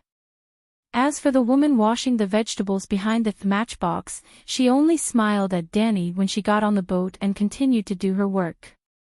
After half an hour, the raft finally reached the opposite bank. It was almost the same scene as before. 7 or 8 rafts were anchored side by side on the bank. The women were cooking, the men were resting in the house, and the children were playing in the river. "Their lives are too lazy," Dany whispered to the old knight after paying the money and going ashore. "This is their life, the customs of the river people brought over from the Norn River." Sigh. No wonder they were eliminated. It seemed that the main ethnic group of Westeros, the Ancestors, the Undulls, the Loinars, were all refugees eliminated in the Ursos ethnic struggle. It was not easy for the guys to keep Slavers Bay. Dany muttered in her heart. Dorne's land area was close to 500,000 square kilometers, but its population was the smallest among the 7 kingdoms. It was not even comparable to the north, which was less than half of Slavers Bay. However, young Halberd City was not desolate. Merchants from the Midsummer Islands, Myr, Tarosai, and other city-states came and went. The natives of young Halberd City had olive skin and long black flowing hair. Most of them wore scarves or straw hats to block the sun. It had to be said that the sun in Dorne was really strong. It felt like there was a magnifying glass above one's head. Dany also sold a wide-brimmed hat with gauze hanging down the edge. Young Halberd City, the sun and the halberd. The sun represented Nymeria's loiner, and the original emblem of the Martell family was the halberd. More than 1,000 years ago, when Nymeria married Mors Martell and unified the entire Dorne territory, the new Martell family began to use the halberd that pierced through the sun as their emblem. If you think about it carefully, it's vivid and meaningful. Young Halberd City was brown in color. The brown gravel streets and brick houses were not as tall and clean as Volantis, nor were they as exquisite as Lys Gardens. The style was simple and monotonous, but it was very practical. With Prince Martell's old palace as the center, it was surrounded by 3 curved walls. The streets and houses were in between the curved walls. To use a common analogy, the layout of young Halberd City's walls and streets was somewhat like an 8 trigrams array. Yes, the most simple 8 trigrams array that was copied after being extremely castrated. However, it did have the effect of confusing people. If not for the experienced Barristan leading the way, Dany would have gotten lost in the circular streets that were almost exactly the same. After more than an hour, they finally passed through the 3 curved walls and arrived at the administrative center of young Halberd City outside the old palace. Chapter 221. The old palace was very simple and crude. It was the most unadorned palace Dany had ever seen. There were 2 tall towers with a 4-meter-tall grey hall sandwiched between them. Look, the tower on the left has a slender body and a 10-meter-long gold-plated spike at the top. White Knight pointed at the tower outside the window and introduced, "The Spear Tower represents the spear of the Martell family. The one on the right has a golden dome and a beautiful hall with stained glass walls. The Sun Tower represents the son of Loiner. The hall in the middle is the banquet hall, where Prince Martell formally entertains his guests." They had already entered a wooden restaurant opposite the old palace. They sat by the window on the 2nd floor and observed the old palace while drinking Dornish orange juice. The reason why the old palace was called that was because Marlon Martell had built a new palace 15 kilometers west of Sun Halberd City to marry Daenerys Targaryen. It was called the Flowing Water Garden. Oh, the Dany Liz from 130 years ago. It was unknown whether the previous generation of Targaryen was too useless or if the Dornishmen really added points to their guerrilla warfare skill to divine level. In short, the other 6 kingdoms had already submitted to the Long family. However, the Dornishmen rebelled today and tomorrow. From Aegon the Conqueror 300 years ago to St. Bailey 150 years ago, the Dornishmen had been rebelling against the Targaryens for almost 2 centuries. The Dornishmen had the least population and the most resources. However, the Long family had the Megalosaurus. Dragons were not extinct in the early days of the dynasty. However, the Dornishmen almost made the Targaryens bleed dry. Not to mention the Targaryens who died at the hands of the Dornishmen, even the Megalosaurus, Miracis, died on this land. To be honest, when Dani saw the history of Dornishmen conquering Dornishmen, her first thought was that it was another 3,000 unsullied men defending Kohler. She did not understand. While it was true that Dorne's environment was harsh, with lots of sand and complicated hills, and the Dornishmen were unruly, it was precisely because of this that there was very little land for people to live in. Everything else aside, he only needed to take down Sun Halberd City. Sun Halberd City had fallen into the hands of the Targaryens many times, seal off the route of the Green Blood River, and then send the Megalosaurus to burn the crops and fruit groves on both sides of the river. After 8 to 10 years, let's see how many Dornish people would be left. Among the 7 kingdoms, Dorne had the smallest population, less than 500,000. Most of them were still gathered at the Green Blood River. Ignoring the other places, as long as the Green Blood River was controlled, how could the Dornishmen survive? Yet, just like the 3,000 unsullied, the Dornishmen also cheated. Or perhaps, Targaryen and the other 6 countries were collectively given the idiot buff. After fighting for nearly 200 years, they lost and could only rely on marriage to end the war. If Dany were to deal with the Dornishmen, she was confident that she could reduce the casualties to less than 1,000. 1 dragon would be enough. There was no need to care about the castle. She only needed to clear out the crops, factories, docks, and ships. It didn't matter if the Dornishmen were convinced or not. She only needed to insist on beating Dorne back to the Stone Age within 20 years. If she was given 50 years, she could even end the Dornishman civilization and make all the Dornishmen unable to even write their own names. They would completely become a group of primitive savages. Alright, I digressed. Dany wasn't the first Dany Lith of the Targaryen family. 100 years ago, the Targaryen family couldn't endure anymore and married Martell in humiliation. Both parties exchanged sisters. You marry my princess, I marry your princess. The princess who married Martell was called Dany Lith. To put it bluntly, Dany Lith was a variant of Dany C. Even Dreamwalker Dany C might not necessarily be the first generation. Who knows how many Dany ancestors the Targaryens had in Valeglia in the past 6,000 years. Do you want to meet Prince Martell? White Knight asked softly. Meet him for what? He isn't the most loyal ally of the Targaryen family, but he must have a common enemy with you. Barristan slowly spat out a name. Tywin Lannister. Tywin is dead. I don't think Prince Martell is that easily satisfied, White Knight said. You heard it on the way here. His younger brother, Aubrand, died at the hands of the Arcane Mountain. His Highness the Prince locked up the rioting sand snakes in an attempt to keep the peace. Dany spread her hands. Speaking of Aubrand Martell, one couldn't help but sigh. The fate of the spearman was truly tragic. The judicial system under the 7 Gods doctrine had a tradition that Dany felt was abnormally deceitful. It was a trial by martial arts.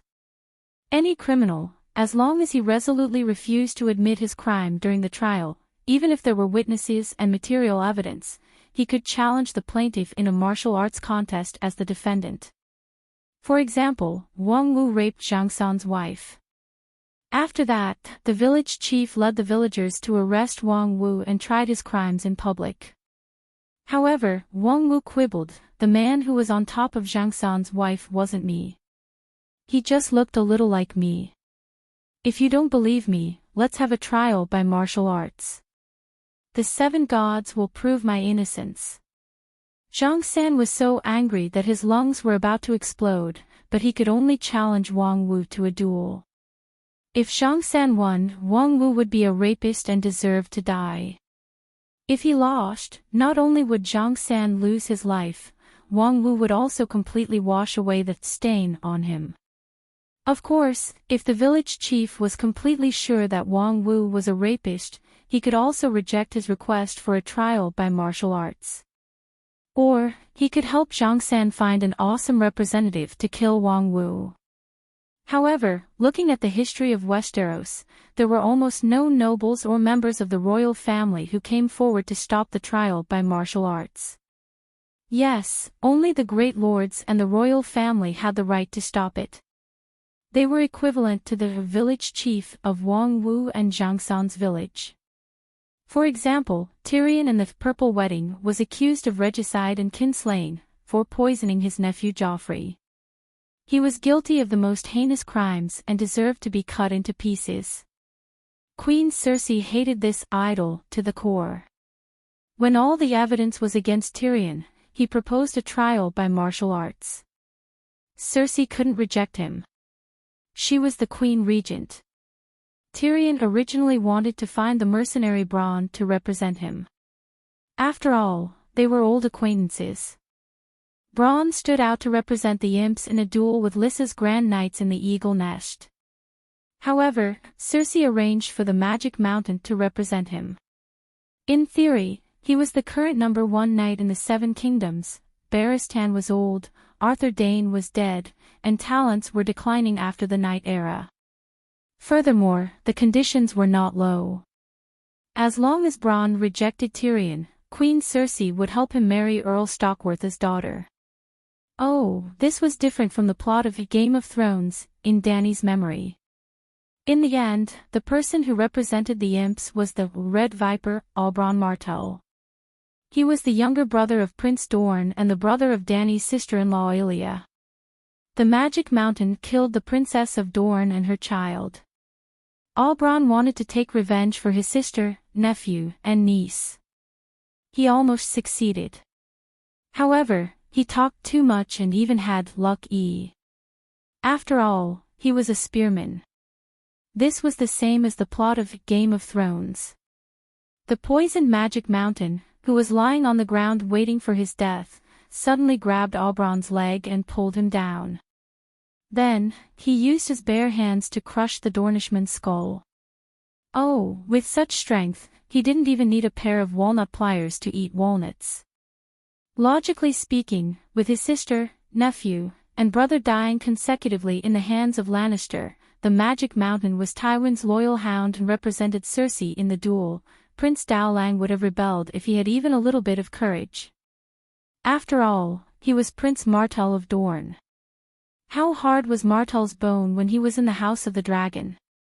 He couldn't crush an army of 100,000 and the wrath of the true dragon couldn't melt him. He was a fierce man and a fierce woman. However, when it came to Prince Dowling's generation, he shrank back like a tortoise.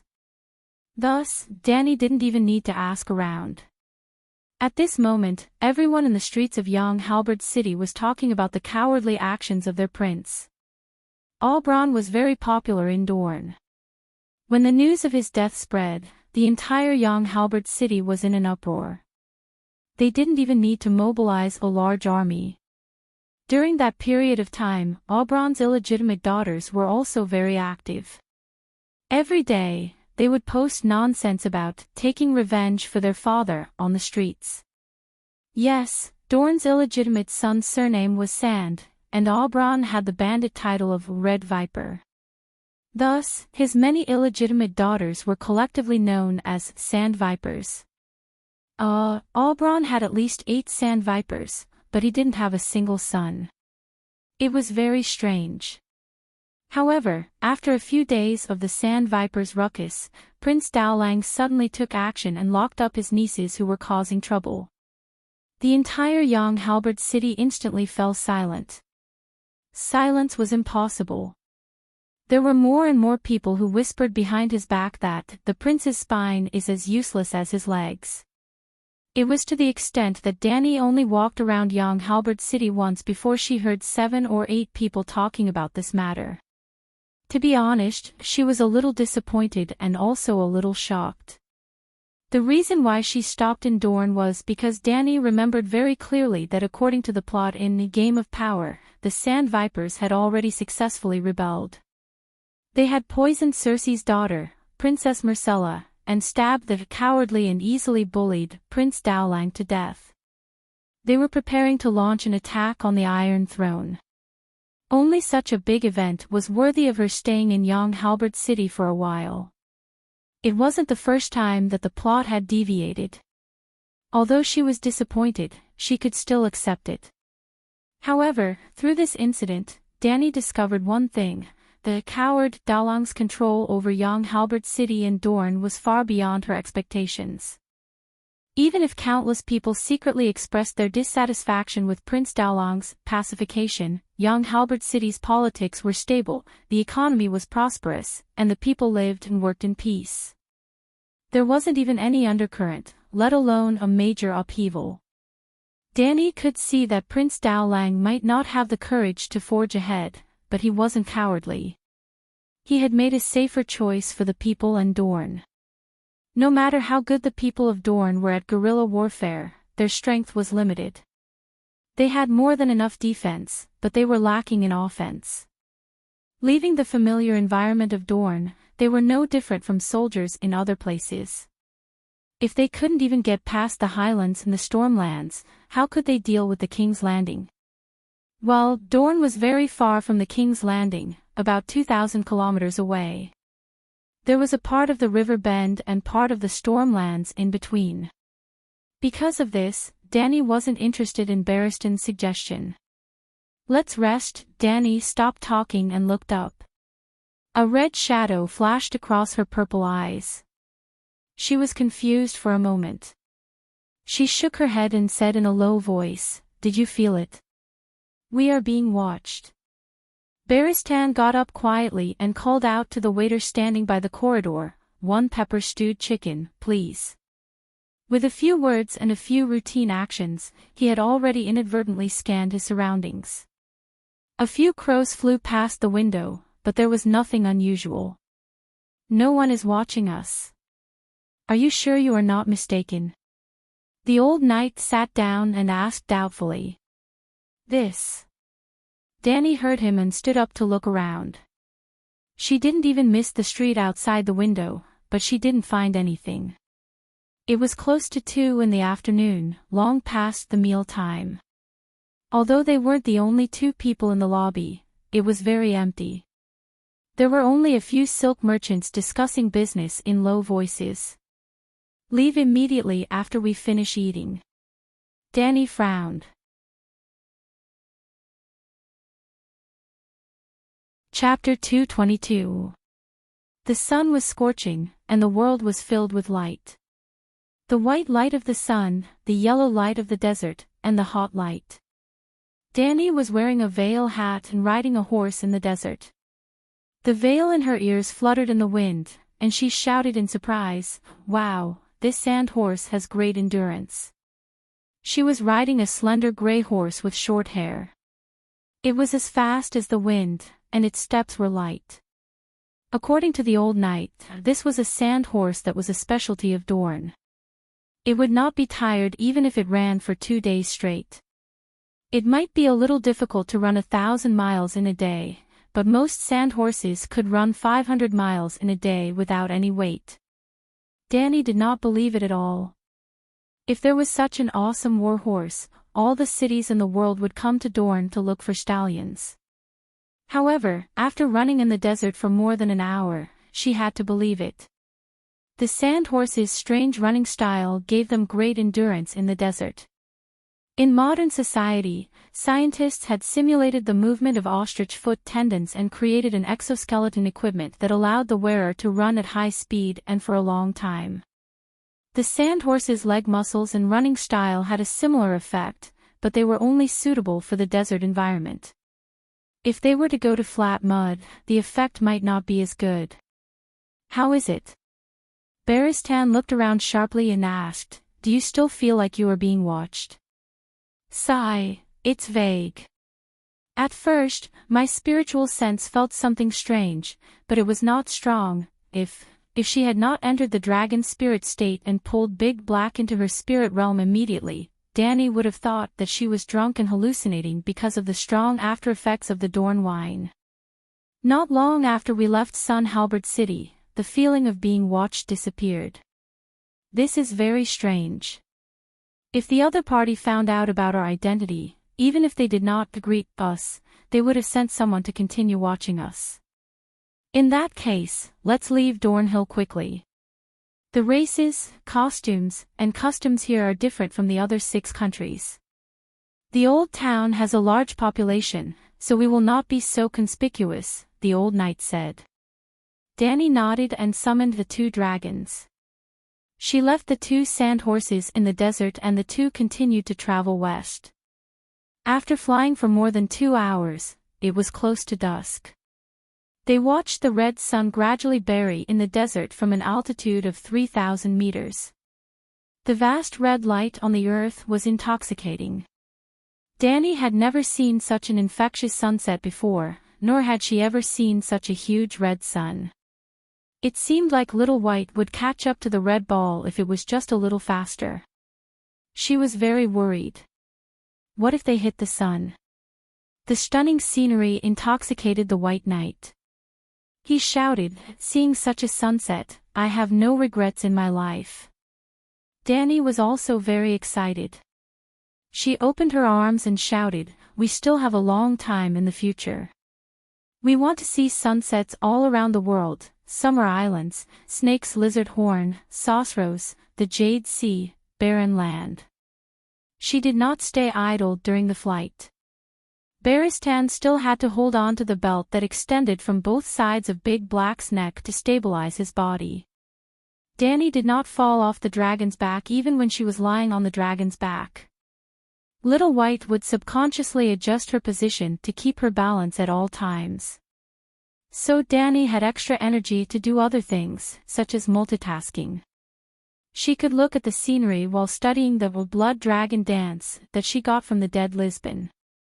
Ugh, that guy made up the name. When Danny held the heritage iron plate and tried to use her mental power to sense the runes, a QR code was immediately imprinted into her mind.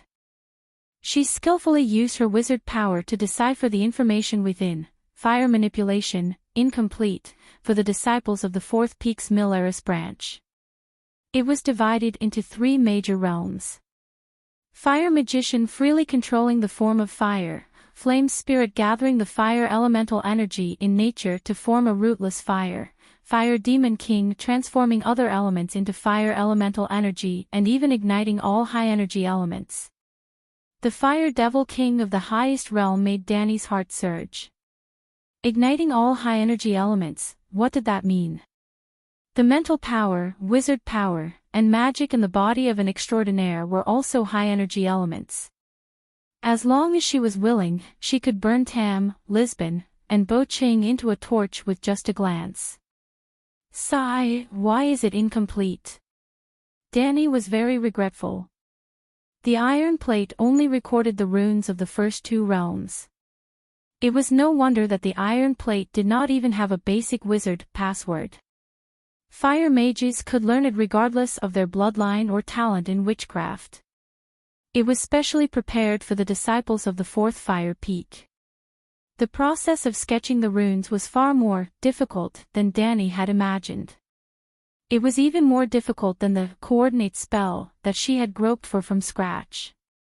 Before leaving Volantis, she had been assembling the QR code bit by bit like building a building of blocks. There were about 30,000 basic runes in the 1st realm. She had not used all the runes in the 108 rune tables, only having 32 types. Many of the runes were repeated, and some of the runes had only appeared once or twice. Comparing it to the Lisbon 64 rune table that the fire mage had given her, Danny realized that there were 7 runes that were repeated too infrequently. The fellow had not been able to distinguish them at all, and had instead created another 5 runes. After 2 days and 2 nights, Danny had only completed the construction of the runes of the 1st realm when she arrived in Dorne in the morning. While flying to the old town in the afternoon, she began to reassemble the rune incantation of the 2nd realm. 150,000 basic runes, using 82 types of runes. Lisbon was almost half wrong. It was no wonder that he was panting and exhausted his wizard power after only burning Tyrion's beard. The 2nd realm required even more time. Dany tried for a few hours, and realized that she would need at least 10 days to complete it. Back then, she had used 4 days to figure out Kuei Shi's coordinate spell, and only 2 days to assemble the runes of the coordinate spell in her mind.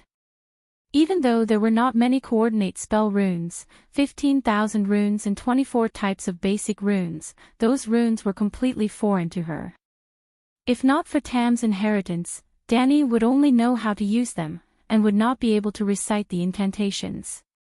Yes, reciting the incantations could reduce the consumption of wizard power. Magical incantations had their own unique pronunciations. Not all 15,000 runes had to be pronounced in the same way. For example, the one-dimensional English, understand, was a long string of words, but it was impossible to pronounce the syllables of every letter. The two-dimensional rune language was more refined. Your Majesty, there's a situation. Barristan suddenly shouted, waking Dany from her meditation. There are white knights below, he said solemnly. The old knight did not need to learn witchcraft runes. He was bored and sprawled on the soft cushion, looking at the scenery below with his binoculars. Having been a white knight for 40 years, Barristan was all too familiar with the attire of the King's Guard. In the Dorne Desert, knights wearing white porcelain armor and pure white cloaks were too conspicuous.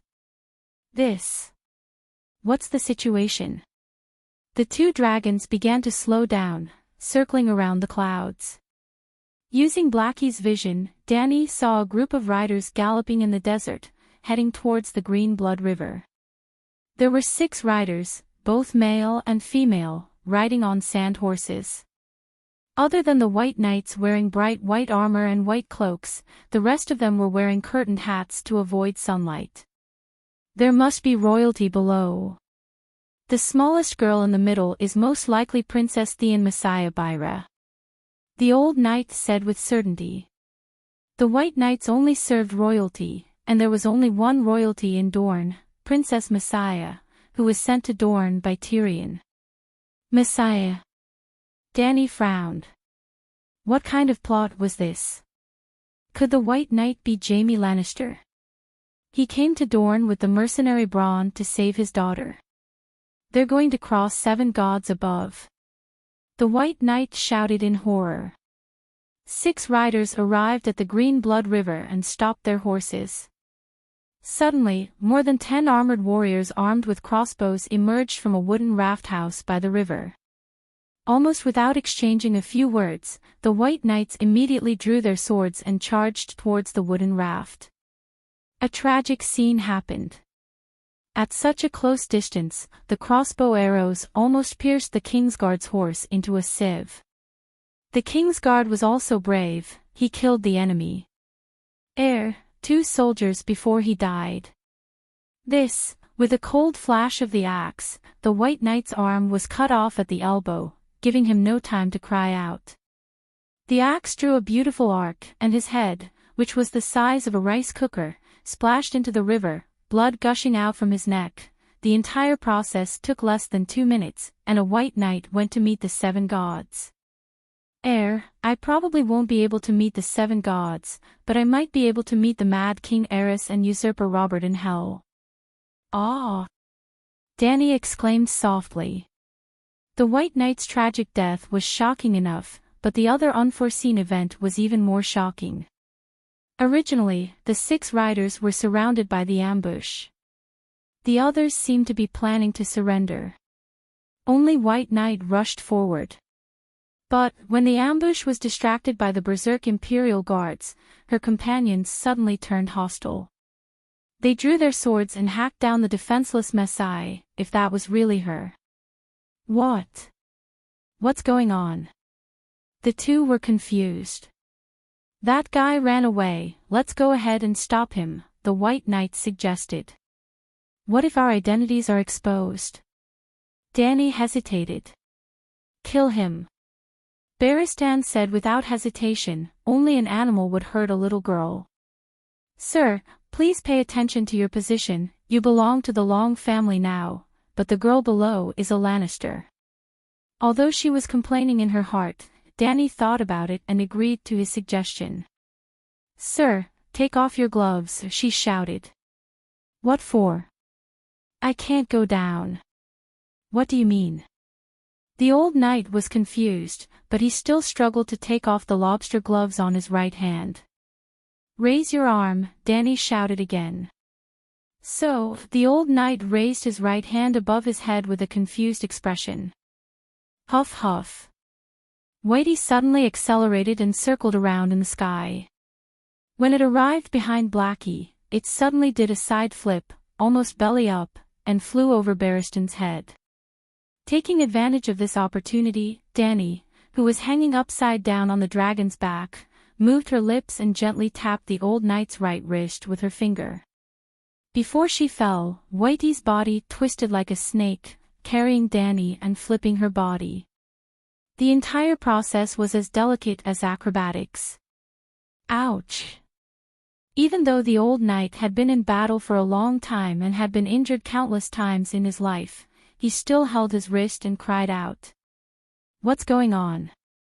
"It feels like my soul was burned by fire," the old man said in confusion. Hee, centaurs are actually quite smart. The best way to deal with the shadow children is to never let them touch you. Danny smiled strangely and continued, "You can go down now, you'll understand later."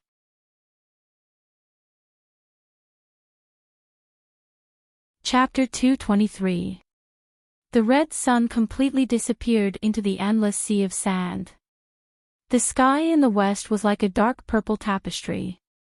The desert itself turned from gold in the day to red in the evening, then to purple after sunset. Not long after, it would turn into an indigo color. "You two bastards dare to chase after me." The knight lightly swung his long sword, leaving a dark red wet mark on the sand.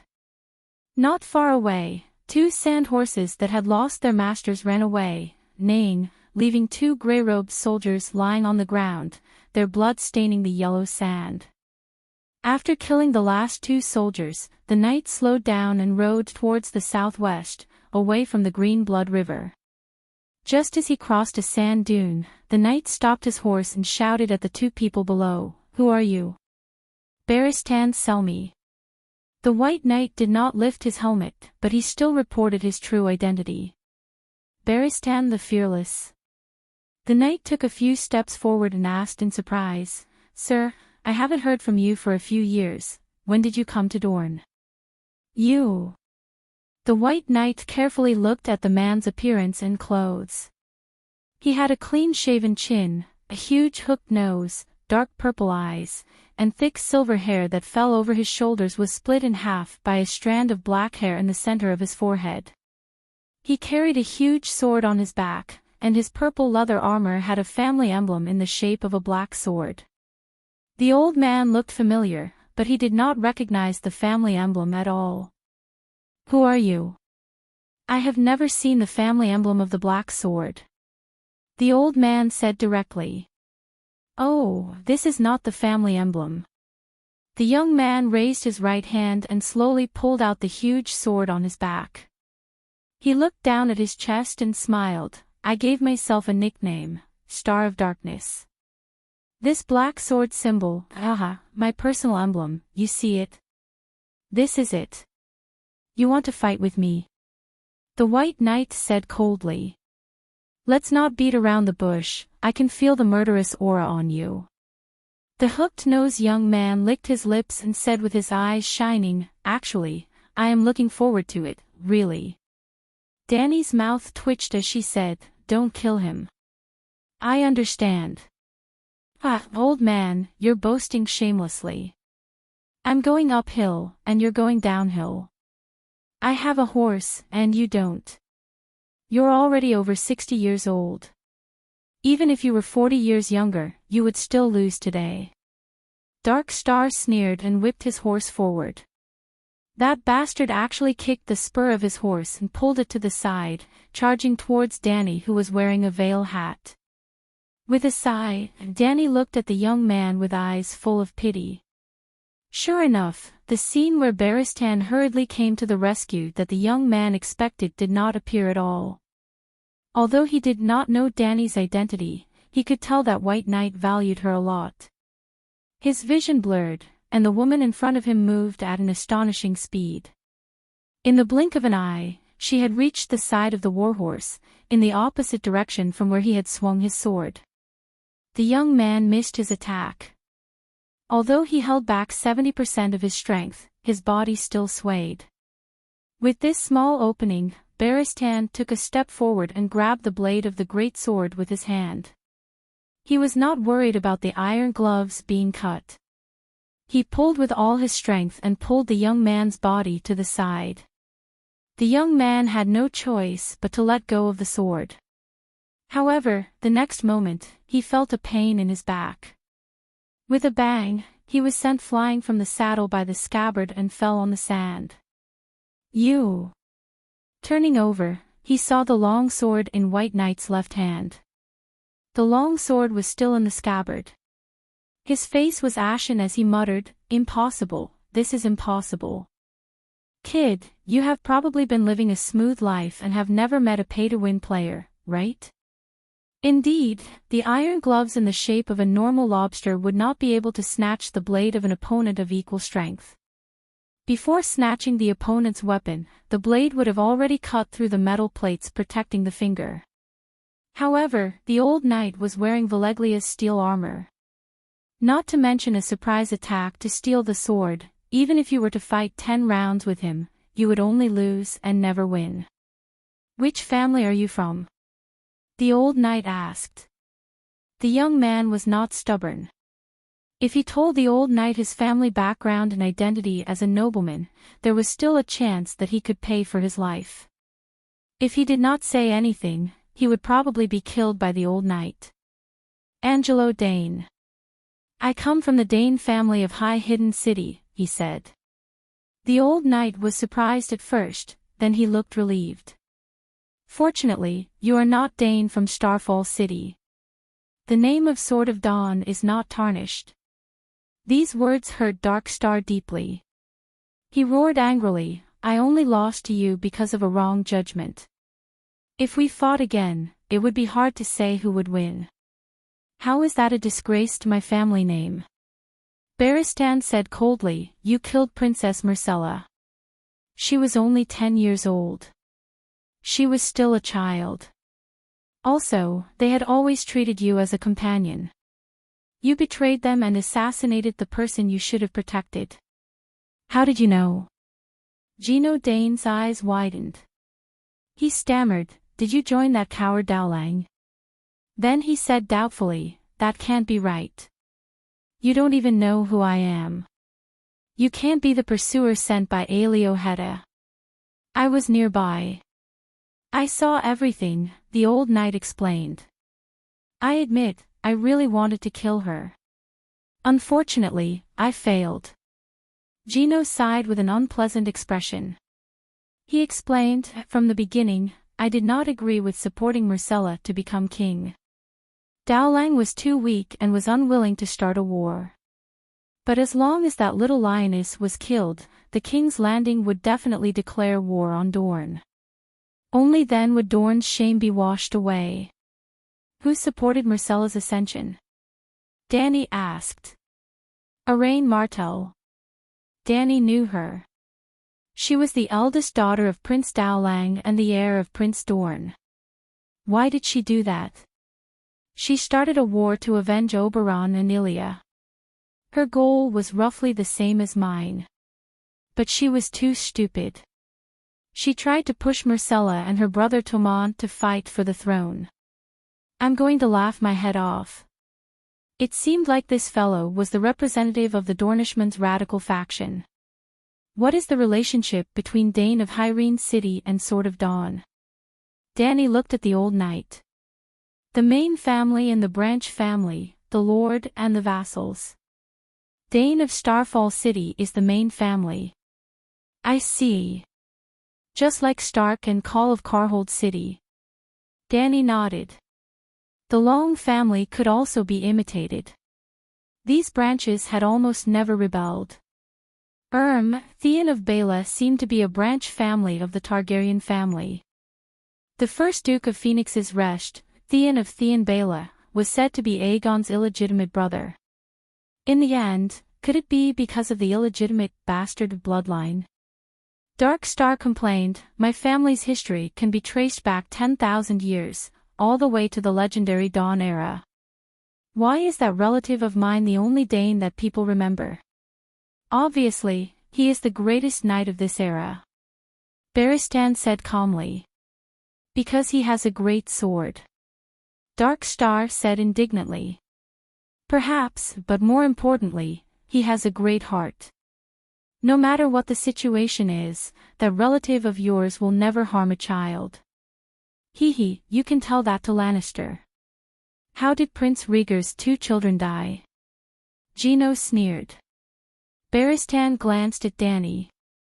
After getting her signal, he walked forward and took out Sir Gino's belt, tied his hands, and threw him to the other side of the sand dune. "Your Majesty, what do we do now?" he asked. "Let him go. Let's not get involved in the affairs of the Dornishmen." To be honest, if this Dane came from Starfall City, Dany might have thought of pulling him into the team for the sake of the orphan of a loyal vassal. However, this fake strength aside, his temperament was too extreme. In other words, he was too egotistical and had his own ideas. This was not the way of a vassal. The old knight nodded and walked back to throw Dark Star's greatsword on the ground. Then, he left without looking back. "Wait a minute!" Gino shouted, but the two ignored him. He clenched his teeth and shouted, "Dany, rise!" This time, the two who were leaving reacted. Dany suddenly turned around. "What did you say?" Gino's face lit up. He quickly asked, "You are the Dragon Queen, Dany Rhys Targaryen, right?" Dany did not deny it. Instead, she asked curiously, "How did you guess?" "Ah, you really are the Dragon Queen." "Yes." "So, the news of the slave rebellion at Slaver's Bay and the dragons in Queers are also true?" "This news is outdated." Dany squatted beside him and asked, "How did you guess my identity?" "The fearless Barristan, the glorious Kingsguard, I know him too well." The hook-nosed man pursed his lips at the armored knight. "Or rather, we all know him. He can lack anything in his life, but he can't live without a king to be loyal to. When that brat Joffrey took off his white robe, the nobles of the 7 kingdoms were guessing which king they would see him again. Renly. Stannis. Robb Stark. There were even people who went to the Iron Islands to ask if Sir Barristan was so hungry that he offered his knees to that idiot Balon. These words were so vicious that the old knight's hand was on the hilt of his sword. "What about me? Am I wrong?" Dark Star glanced at Dany and asked, "Who are you following now?" Sigh, the people of the 7 kingdoms have seen through the old knight. Sir Barristan chose justice. He is serving justice, and I am just doing what is right. That's all. Dany said matter-of-factly. The old knight was so touched that his eyes teared up. However, her words that seemed to be defending the White Knight made Dark Star's eyes widen. Can humans really be so shameless? The hook-nosed man's mouth twitched a few times before he continued, "When we couldn't find Sir Sammy in all the Westeros, we had 2 guesses. He was assassinated by Joffrey, or he lost his will to fight and hid in a corner waiting for death. However, I saw a living knight, an armored knight who was full of energy. He wasn't dead, he wasn't depressed, he was strong and powerful, and his martial arts were superb. That leaves only one reason the knight has a new king, a king from the Westeros. Coincidentally, I heard the legend of the Dragon Queen at the docks. I know that a Targaryen is not only alive, but also hatched a dragon and became the Queen of Astapor. At first, I didn't believe in the legend of the dragon, but after seeing the 2 of you. When there is only one possibility left, no matter how unbelievable it seems, it is still the truth. At the end, the young man couldn't help but reveal a smug smile. "Why are you so foolish?" Danny sighed. "What?" The young man was stunned. The old knight pulled out Devour's son and said coldly, "You seem smart, but you are really stupid." "Hey, wait." The hook-nosed man's expression changed as he shouted, "I have something to say." "It's useless to say anything. Accept your fate." The old knight raised his long sword and slashed at the young man's neck. "I want to be a Kingsguard, sir."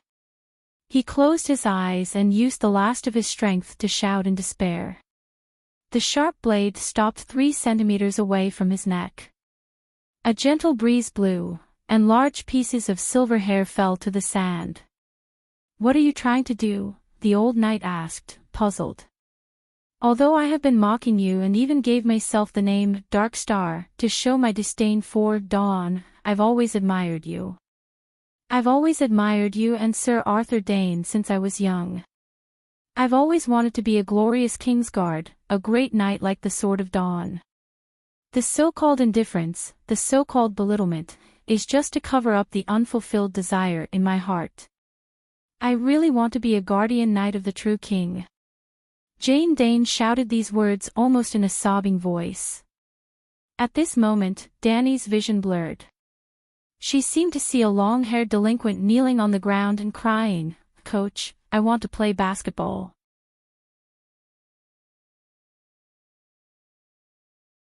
Chapter 224. It was a pity that Danny was not Ainsley's coach. "If I make you a Kingsguard, won't the world think that I arranged for you to assassinate Marcella? Perhaps even Prince Dalong will suspect that I'm behind this and deliberately sow discord between Dorne and the King's Landing." Danny shook her head repeatedly. "This boy is cunning. Perhaps he's lying to save his life." Although the White Knight said so, she still moved Devour the Sun away from Dark Star's neck. Even if there was a possibility that a person's last cry was an act, it wouldn't be a complete lie. "I'm Dark Star, and I only exist in the night. The white robe may be too conspicuous for me. Your Majesty, let me join you and do something you want to do but can't." The hook-nosed man shouted. "Well, although I like to hear this, I can't say it in public. If I agree, won't I automatically admit that I have something to do? Let me ask you, since you yearn for the glory of the Kingsguard and aspire to become a legendary knight, why don't you go to the King's Landing? With your identity and fighting skills, I think neither Robert nor Cersei will refuse a Dane, even if he's the counterfeit Dane next door." Danny stared at Dark Star, not missing the slightest expression on his face. "I admire Sir Barristan, but I'm not him." The hook-nosed man glanced at the Iron Knight and said firmly, "I have my own thoughts and ideals. Robert is not a wise king, and Cersei and Lannister are a group of rebels. I'd rather be Dark Star and wander in the endless desert of Dorne than wear a dazzling white robe and serve those people." The old knight could not help but clench his sword again. He really wanted to cut someone. "Don't be angry, sir." The young man sighed with a complicated expression. "You're not a Dornishman. You don't understand how angry and humiliated we were when what happened to Princess Elia and her 2 children came to Dorne. In that case, no Dornishman would go to the King's Landing to flatter the usurper. There's a saying that Dorne has as many strong men as there are sand. But did you notice? Starting from Robert, Joffrey, and Tommen, they had many white knights under them, but from start to finish, none of them came from Dorne. In the past 15 years, Dorne seemed to have left the 7 kingdoms and did not participate in any of the Westeros affairs. Marcella entered the Flowing Water Garden, and Prince Oberyn represented Dorne in the council. This could have broken the deadlock, but you have seen the result. To put it bluntly, the current royal guards. I'm ashamed to be associated with them." In the end, the hook-nosed man said disdainfully. The old knight himself also looked down on his former brother. Not only was their martial prowess weak, but their pursuit of glory was even worse. When Joffrey took off his white robe that day, not only did his brothers not admonish the king, they even laughed loudly at their own captain without the slightest sense of loyalty and honor. However, no matter what he thought, he had been a White Knight for 40 years. Now that he was once again the captain of the White Knights, he could not help but snort coldly and say, "Just a while ago, when you shamelessly tried to assassinate the child that you were supposed to protect, only the Kingsguard stepped forward and died bravely in battle."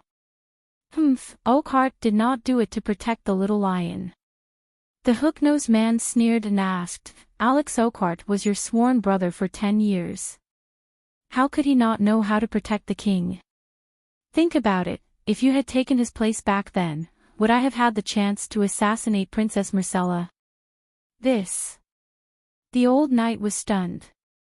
This was what he did not understand. No matter when and where, protecting the king was the fundamental duty of a White Knight. Back then, the enemy did not intend to kill him, so there was no need for a White Knight to throw his life away. Also, it was because he left Myrcella's side that the Dark Star took advantage of. "I saw that White Knight standing in front of Princess Irene," Dany said hesitantly. "Haha, that's right. That glorious White Knight was one of Irene's lovers. Perhaps he thought that he was her one and only. Perhaps he was ashamed, or perhaps he was worried that his lover would be crippled or killed by the prince. In short, at that moment, there was no trace of his king in his heart. How is this possible?" The old knight muttered in disbelief. "What's impossible about it? From the moment the Kingslayer killed his king, the White Knight was no longer the pure and noble White Knight of the past." The Dark Star mocked loudly. His smile was bitter and his eyes were bleak. "You, yourself, successively pledged your allegiance to Targaryen, Theon Byra, and Lannister. I did not." The old man's face turned red as he argued, "I am a White Knight. I only serve the king. Suit yourself." The Dark Star chuckled and continued, "Jaime first killed the king and then committed adultery with the queen. He even gave birth to 3 bastards who stole the king's kingdom. Alex Oakhart was seduced by a woman and gave up his king. The hound who took your place, Sandor Clegane, fled when the king needed him the most during the siege of Stannis. He fled. Burrows Braun was a coward. He personally handed over the king he was protecting, Tommen, to the bandits, Tyrion's men in disguise, in order to survive. The remaining few were even worse. The Kingsguard, who was known as the strongest knight of the 7 kingdoms, was actually torn apart by the ragged commoners on the streets despite being fully armed. TSK, the substitute Kingsguard who joined in the past 2 years, was even worse. Loras Tyrell of Highcourt, everyone knows that he is a Kingsguard. I really wonder why he joined the strong Kingsguard. Do you dare to take a bath with him? That Osmond Kettleblack, a mercenary whose name I have never heard of before. I heard that his work is big enough and that Queen Cersei is very satisfied with his service. This is the current Kingsguard. I would rather kill the young than join them," the hook-nosed man said firmly. Not only was the old knight shocked, even Dany was shocked. The Kingsguard had fallen to such a state. "I currently have 3 Kingsguard under me. Other than Sir Barristan, there is also Jorah Mormont, a knight who exiled himself for selling slaves, and a eunuch who was born in the Meereen Arena. Other than being able to eat, he has nothing to boast about. If I were to take in someone like you who assassinated children, the quality of my Kingsguard would not be worse than Tommen." Dany chuckled as she teased. This time, it was Dark Star's turn to be stunned. Could it be that this was an era of comparing the worst? Why was it so difficult to find a wise ruler to rely on? Sigh, you have the dragon, whoever has the dragon will rule the world. You liberated Slavers Bay, you are virtuous, whoever has the virtue will win the hearts of the people. You dared to come to the Seven Kingdoms alone to investigate the enemy's situation. You are brave and smart. Now, in the Seven Kingdoms, you are the only one who has the qualifications to be a king. Darkstar's tone was a little sorrowful and aggrieved. He could only pick the best out of the best. The heavens did not give him a choice at all. How about this? Danny thought for a while and said, I will give you two choices. First, swear in the name of the Dane family that you will not reveal my secret, and I will let you go. Second, I will give you a few missions that will send you to your death, and after you complete them, I will consider making you the #1 substitute. #1 substitute. If there is a shortage of people, I will let you join the King's Guard as a substitute. Darkstar's expression was blank, and the word fuck was spammed in his mind. Give me a few missions that will send me to my death, and consider making me the #1 substitute. Yes, I admit that it is wrong to assassinate children, and it is reasonable for you to look down on me. But I am a noble Dane, a noble family with 10,000 years of history, a relative of the Sword of Dawn. You can't humiliate me like this. But when he was still hesitating, Barristan immediately advised, Your Majesty, this guy does not have the spirit of a knight, and is not qualified to be your King's Guard, even if he is the #1 substitute. And with just a few words, it is impossible for us to see through his character. Didn't the muscular Beavos also become the #1 substitute for half a year? He only followed the Queen to fight wars for a month, and was immediately promoted to an official King's Guard. Without waiting for Darkstar to refute, the old knight continued, One more thing, if you include him, 4 of the 7 King's Guard spots will be used up. To be honest, other than me, Mormont, Beavos and this Darkstar have bad reputations, and their family backgrounds are not good as well. They will not be of much help to your great cause of reviving the kingdom. My family's messenger. The hook-nosed man almost exploded in anger. At least, he is a far cry from Starfall City's Dane. Starfall City's Dane family had a very high status, and before Nymeria brought the Loyans to Dorne, Dane had been the king of Turbulent River for thousands of years. Even though Nymeria unified Dorne and abolished all the other kings, in order to protect her rule, she had no choice but to marry the current Sword of Dawn.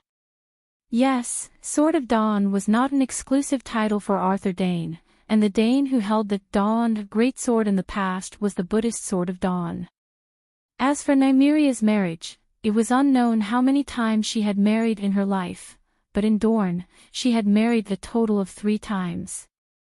The first time she married Martell, the Martell family back then was not the first Duke of Dorne. Relying on the Loyans, advanced technology, and secret water magic that Nymeria brought, Martell began to unify Dorne. But in order to unify Dorne, war was necessary. Dorne had as many strong men as sand, and there were many ruthless kings like the Sword of Dawn. Not long after, Nymeria's first husband, Mors Martell, died on the battlefield. Then, Nymeria married Earl Yuhel of Prison Gate Castle, and took the central part of Dorne into her hands. But not long after, her second husband died in battle, and Nymeria married again. This time, she found the current Sword of Dawn, Davos Dane. Sword of Dawn, #1 in the world. This title was definitely not undeserved. No one could kill him, and Nymeria, who had a bumpy road in love, did not lose another husband. If one looked at the map of Dorne, one would know how awesome Nymeria's marriage method was.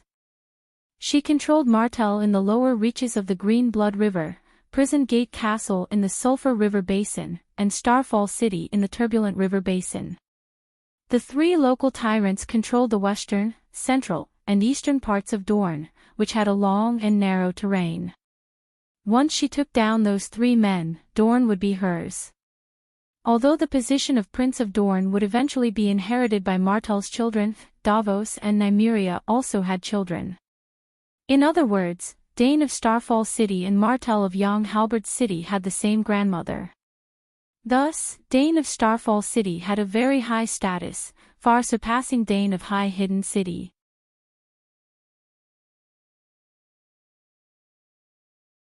Chapter 225. Your Majesty, you should try your best to keep the position of the King's Guard. After the long winter, when we restore the Targaryen dynasty in the Westeros, the remaining White Knights can be used to rope in the nobles, the old knight advised. What he said made sense. Look at the Mad King Aerys, the White Bull of the old Count Hightower, the son of the Guardian of the West, Jaime Lannister, Prince Dorne's uncle, Levon Martell, Oswell Heen of the Heen family in Hellenberg, and Dawn Swordsman of Starfall City. Even the lowest-ranking Barristan and John Derry, one was the heir of the Count of Harvest Hall, and the other was from Derry's city of Hijin. Yes, Barristan gave up the title of Count and gave his inheritance and fiancé to his cousin. The Derry family was once glorious for thousands of years. At that time, even the Tully family in Hijin was not as good as them. It was only in the recent few hundred years that they slowly declined. However, the Derry family was the most loyal royalist. As a noble in Hijin, they did not care about the Tully Duke, who was directly under their lord, and stood firmly on the side of the Targaryens. For example, Sir William, who brought the orphans of the Mad King Dany, Rhys, and Viserys to escape from the Westeros, was a Derry. Well, the White Knight John Derry and the royal family's martial arts instructor, William Derry, were brothers. Aerys Kingsguard was probably the most brilliant generation of the Kingsguard in history. However, such a strong Kingsguard could not bring the Mad King and his son, which showed how much of a scam they were. If Doe was placed on the Iron Throne, the Dragon family would be safe and secure. The old knight's words could be said to be the advice of an experienced strategist.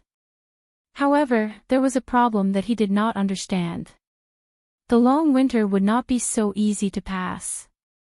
I need someone who is smart and brave, loyal and not afraid of death to do something, Dany explained. What is it? I'll do it, the old knight patted his chest and volunteered. Hee, Her Majesty the Queen would not bear to send you to your death. Dark Star, who was lying on the ground, sneered. Yes, Dany nodded and looked at the hook-nosed young man. She said bluntly, it's very dangerous. I can't guarantee your safety. Dark Star fell silent and asked with a frown, tell me about it first. What is it? Something that concerns the fate of the world. Jinordane's handsome face started to twist again. Be more specific, he said. Dany rubbed her chin and said slowly, currently, of the 9 free trade city-states, Volantis and Rhys have already been confirmed as members of the alliance. Terosai, Mill, and Coer joined the United Nations that sealed off Slavers Bay. They even promised to seriously consider sending troops to join the alliance. Pentos, Novos, and Rolas had relatively weak military forces and were too far away from Slavers Bay. Their current attitudes were unclear. Lastly, Bravos had the strongest naval power among all the cities. They might be hostile to me, but they would never join the Slave Master Alliance. Since the enemy has joined vertical, I can also join horizontal. But although I am the strong Qin, I still lack a few Zhang Yi and Su Qin. Although the two of them didn't understand a few words, they understood the general meaning. You want me to be your representative to negotiate with the other city-states? Dark Star grinned and looked regretful.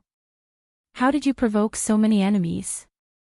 I thought that Lannister and Tyrell were already insurmountable mountains, but compared to the 9 free trade city-states, they, sigh. He really regretted it. If he knew that she was so hated, he wouldn't have joined in the fun. He didn't care about the suffering of the slaves at all.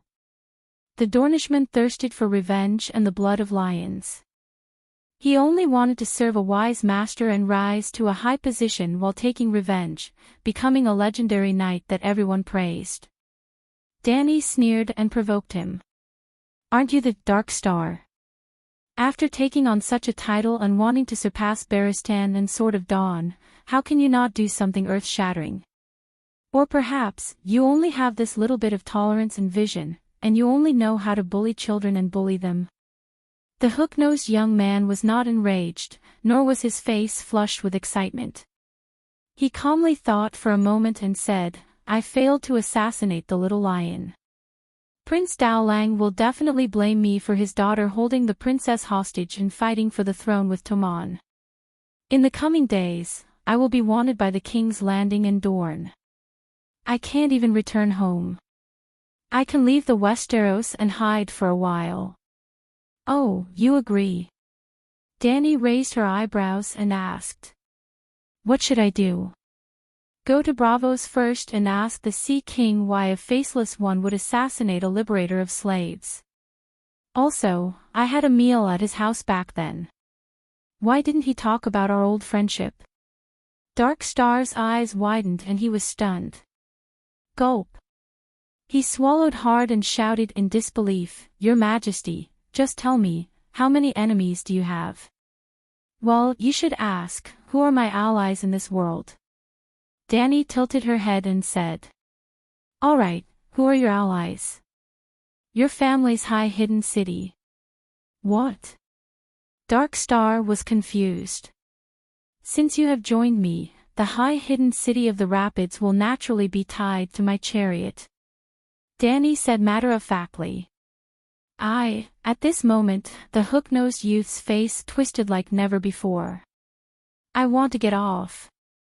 This White Knight reserve slot should be left to other great nobles. Dane of High Hidden City is not blessed enough to enjoy it. Sigh, this child has been eating sand in Dorne. He has not seen the world. He is scared silly." Dany muttered to the White Knight beside her. "Why don't you think about it? If I am so easy to deal with, why would they form an alliance?" You're right." The youth came to his senses and looked at the woman in the veil hat seriously. He could not see her face, but she must be much younger than him. Her tone was relaxed and her attitude was casual. Obviously, she did not care about the World Alliance and the legendary Faceless One. This woman is not simple. "How do I prove my identity to the Sea King?" he asked seriously. "Are you really going to accept this mission?" Dany smiled. Gino Dane's lips curled into a confident smile. He said calmly, "Your Majesty, you are right about something. Dorne is really small compared to the world stage, and I have never been afraid of challenges." The White Knight frowned. After a long while, she used her sword to cut open the belt on Gino's wrist. She said helplessly, "Swear the oath first." Gino held his silk pants with one hand and supported himself with the other. He got up and nodded. "All right, hiss, hiss." Two beastly roars that made one's heart palpitate suddenly came from the lead black sky. The unfamiliar voice and the fearful atmosphere made Gino Dane's expression change instantly. "Dragon." The shadows fell. The figures of the Megalosaurus could be vaguely distinguished. One was a white dragon, and the other was a black dragon. Burp, the white dragon seemed to have burped. It opened its mouth wide and spat out a fireball the size of a washbasin. It was round and spinning. It was bright red, like a small sun rising in the dark desert. This. Gino Dane was not the only one who was shocked.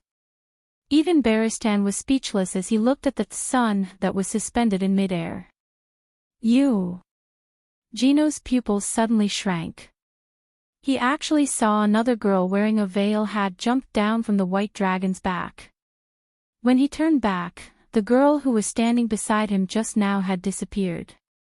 Or perhaps, did she really appear before him? Dark Star shuddered. He suddenly felt that everything in front of him was blurry.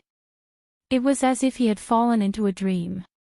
His previous understanding was being broken one after another. Everything suddenly seemed so unreal. "You haven't even seen magic before." Dany took off her veil hat, revealing a head of black hair that was as black as ink. Under the bright red fireball, the girl's smooth and fair cheeks could be seen clearly. Her small and delicate facial features and heroic spirit exuded from her. She was a beautiful girl with a valiant disposition. She looked very energetic. However, Gino completely ignored the appearance of the queen opposite him. All his attention was attracted by the fireball above her head. The wash-basin-sized fireball seemed to have a life of its own. With every step she took, it would float a certain distance away. When she walked to the left, it would also float to the left. It was always 2 meters above her head, no more, no less. Magic? What kind of magic is this? The old knight was shocked. It's a skill to control fire that I exchanged from the fire mage during the last transcendent gathering. It's a little trick for street acrobatics to earn money. Danny raised her right hand up high as if she was holding it up. The fireball slowly descended. The bright red light reflected on her cheeks and made her blush. In the end, the fireball floated an inch away from her palm. As the lava-like ball spun continuously, the hot air waves spread out and blew Danny's hair behind her head. This is a little trick. Gino Dane's throat was dry. He was not an ignorant country bumpkin. He had seen too many fire mages perform at young Halbert City's pier. However, he dared to swear in the name of his ancestors that he had never seen such a powerful flame in his life. This was power. The Dark Star was a knight, not a mage. He could not sense things like magic or witchcraft. However, when he first saw the fireball, his instincts as a swordsman warned him to stay away from it.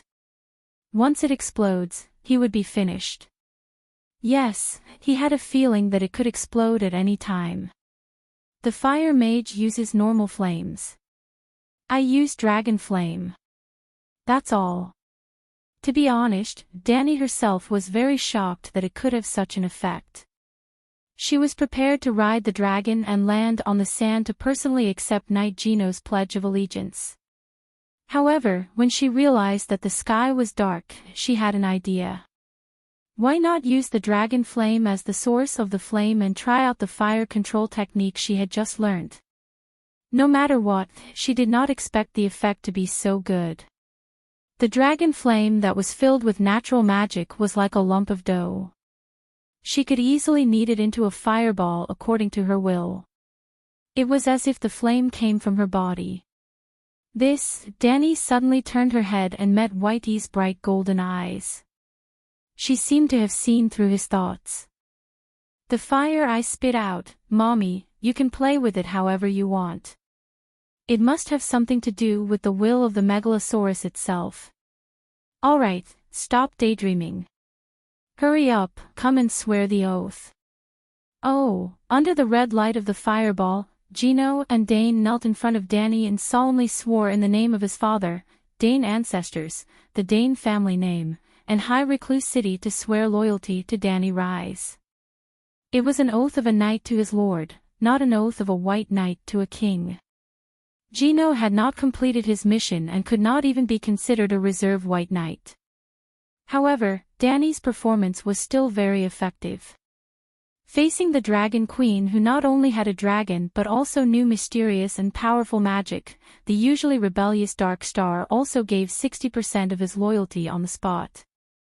When Danny promised to reward him with a steel sword of Valeglia, the excited Sir Gino immediately gave another 20% of his loyalty.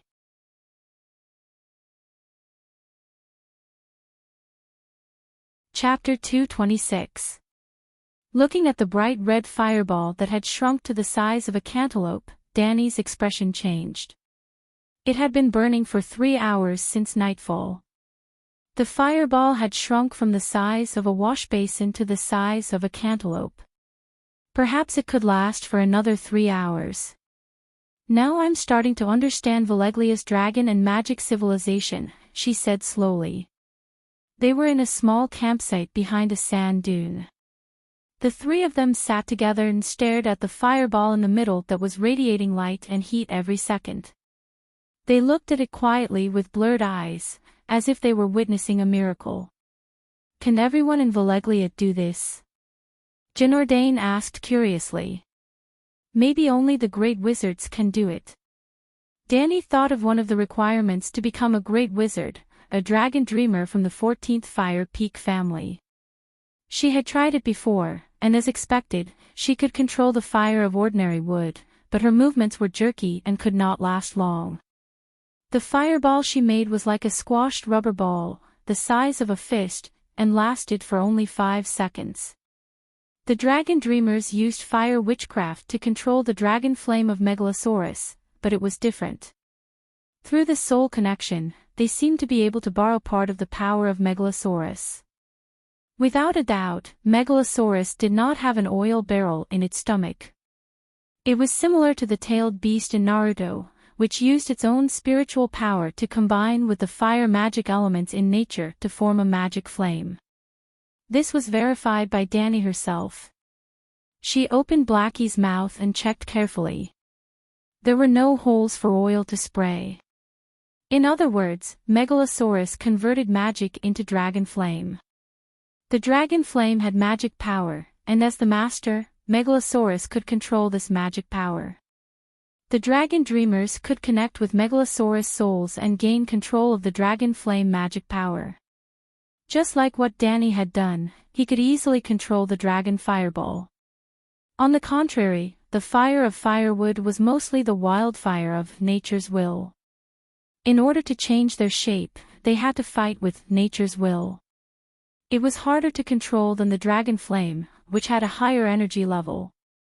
Of course, for ordinary fire mages, nature's will was definitely easier to deal with than Megalosaurus's will. Only in the hands of the great wizard of Megalosaurus could the fire control spell be used to its full potential. Just like how I used the magic of the Megalosaurus to light up the fire and roast the meat, the people of Valeglia must have gone one step further and invented a spell to extract magic from the magma. It's incredible, Danny murmured.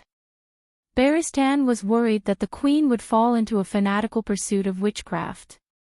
He could not help but advise, Your Majesty, no matter how glorious Valeglia used to be, it has been destroyed, which means that their path was not right. I just feel sorry for them.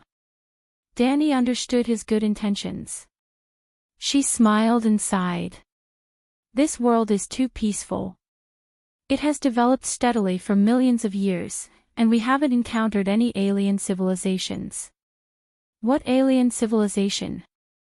Dark Star asked curiously. Danny thought for a moment and said, In the era without large ships, Westeros and Ursos did not communicate for millions of years. It was like two independent worlds. The children of the forest are to Westeros what we are to this world. They are content with the status quo, believing that a peaceful life is as eternal as the rising and setting of the sun. Then, the ancestors who used bronze weapons came. In less than 10,000 years, the children of the forest with a history of millions of years were almost extinct. So, open your eyes and imagine that there is another world outside the known world. Its development is not weaker than the magic civilization of Valeglia. What would our ending be? This. The greatest ambition of the two natives was to become a legendary knight that was praised by others. The civilization war was as far away from them as the Milky Way. That's impossible, right? How can there be another world outside the world? Dark Star said, confused. In the end, he was still young and had a flexible mind. His ability to accept new ideas was stronger. Although he said it was impossible, he felt that the Dragon Queen's words made sense. The children of the forest might have had the same idea as you. Then, in the face of danger, they became extinct, Danny said calmly. Baristan frowned. Your Majesty, aren't you thinking too much? We are not scholars. There is no need. Scholars. Danny smiled bitterly. I don't know what's wrong with scholars. After thousands of years of development, the magic civilization has not been created. The development of science and technology is almost stagnant. Sigh, let me ask you, how long did it take for Valeglia to become the overlord of the world? Less than 1,000 years. After following Danny and collecting so many secret books of Valeglia, the old knight had roughly flipped through them and knew a lot of secrets. 1,000 years. From a nomadic people who didn't even know how to forge iron, to a super civilization that can extract the power of earth fire. This is the normal path of development. The technological civilization on Earth started from the Renaissance in the 14th century. In the 20th century, people on Earth were able to use nuclear energy. The development speed was almost the same as that of Valeglia. But what about scholars? The scholars were not even comparable to the undead association of the barbarians. At least they had their own ideas of development. Although the speed was slow, they were always moving forward. Even the witchcraft lens had been copied long ago. Therefore, Danny wanted to know more about the lower city of knowledge and see what those people were doing. Your Majesty, you are so special. Dark Star looked at Danny with a complicated expression. Oh. 90% of the kings think about hunting, banquets, and masquerades. The wise kings only think about governing the country and stabilizing the royal rule. No one thinks about the problems from the perspective of the whole world and the whole human race. Genord's dark purple eyes shone with sincerity. The conversation with Your Majesty has almost given me a new lease of life. I just don't know what solution you have. I mean to avoid being invaded by an alien civilization. Haha, there is only one way, and that is to work hard to improve the level of our civilization. Danny was in high spirits, and her tone was sonorous. I'm still young, and I have plenty of time. In 5 years, I will conquer the slave city-states of the world. Then, in 2 years, I will take back the Iron Throne. After that, in 3 years, I will establish a perfect new social system. 10 years later, I will plan 2 development paths for this world, technology and magic. For the future, you can think about it this way. Every city will be the capital of Valeglia without slavery. In the end, she added a line that was common in some novels. It will be a great era where everyone is like a dragon. Although it was common, the 2 natives were excited when they heard it for the first time. Well, it was impossible to be excited. They did not understand it at all. The future was still too far away. In the early morning, after sending Dark Star a coordinate spell, the 3 of them went their separate ways. Danny and Baristan rode on the dragon and continued westward. Genord looked for a ship to Bravos. When they passed by Starfall City in the afternoon, Danny deliberately let the dragon hover above the city for a while. She wanted to admire the glorious ruins of the Sword of Dawn. In the end, she saw an ordinary riverside mountain city. There was nothing special about it except that the tower was a little tall. However, when the White Knight saw the white stone sword tower at the edge of the cliff, she was so sad that she almost cried. Your Majesty, I confess to you that the person I love most in my life is Lady Asheradane, the old knight said with a complicated tone. But I am a king's guard. I swore that I would never marry. It is useless to confess my love to her. So, you love her so deeply, and she did not know until she died. Unrequited love. Why did she commit suicide by jumping into the river? Danny asked curiously.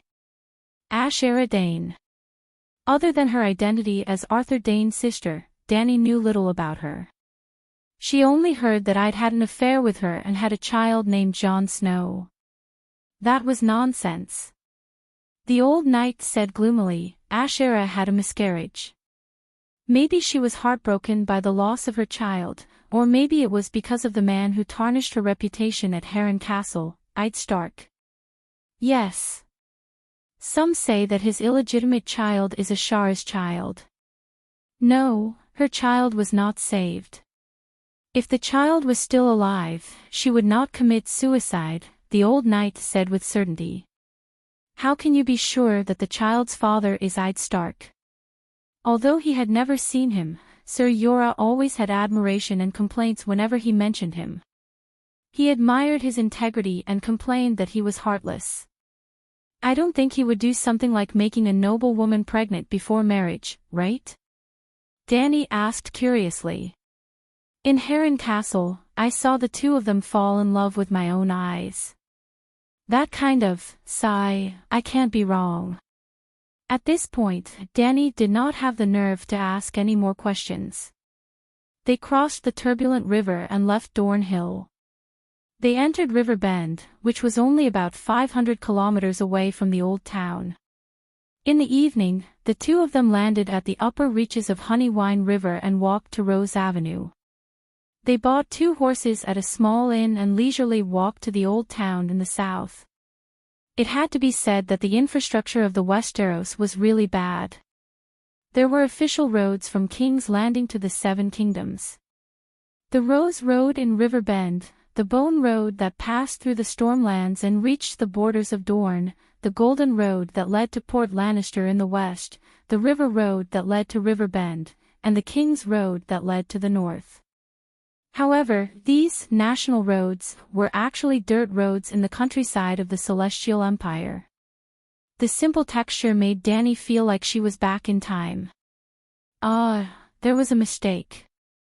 The main road to the market in her hometown was at least scattered with gravel.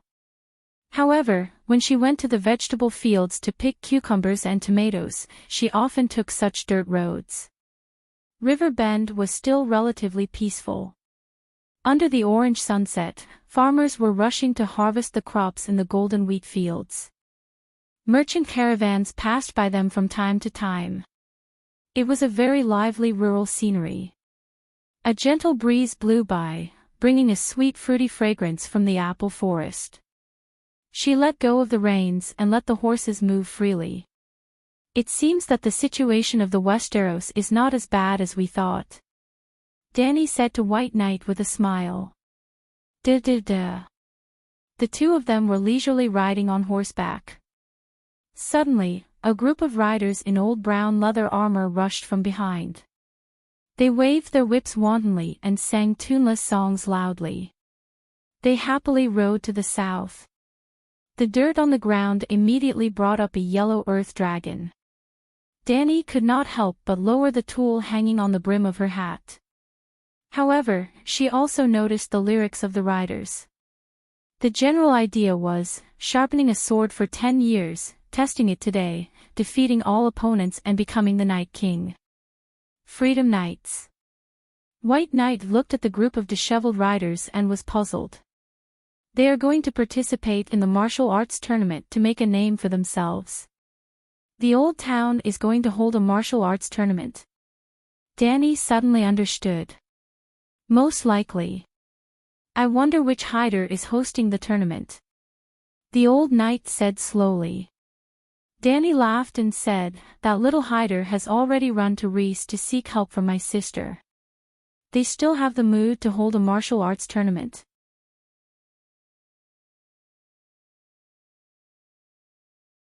Chapter 227.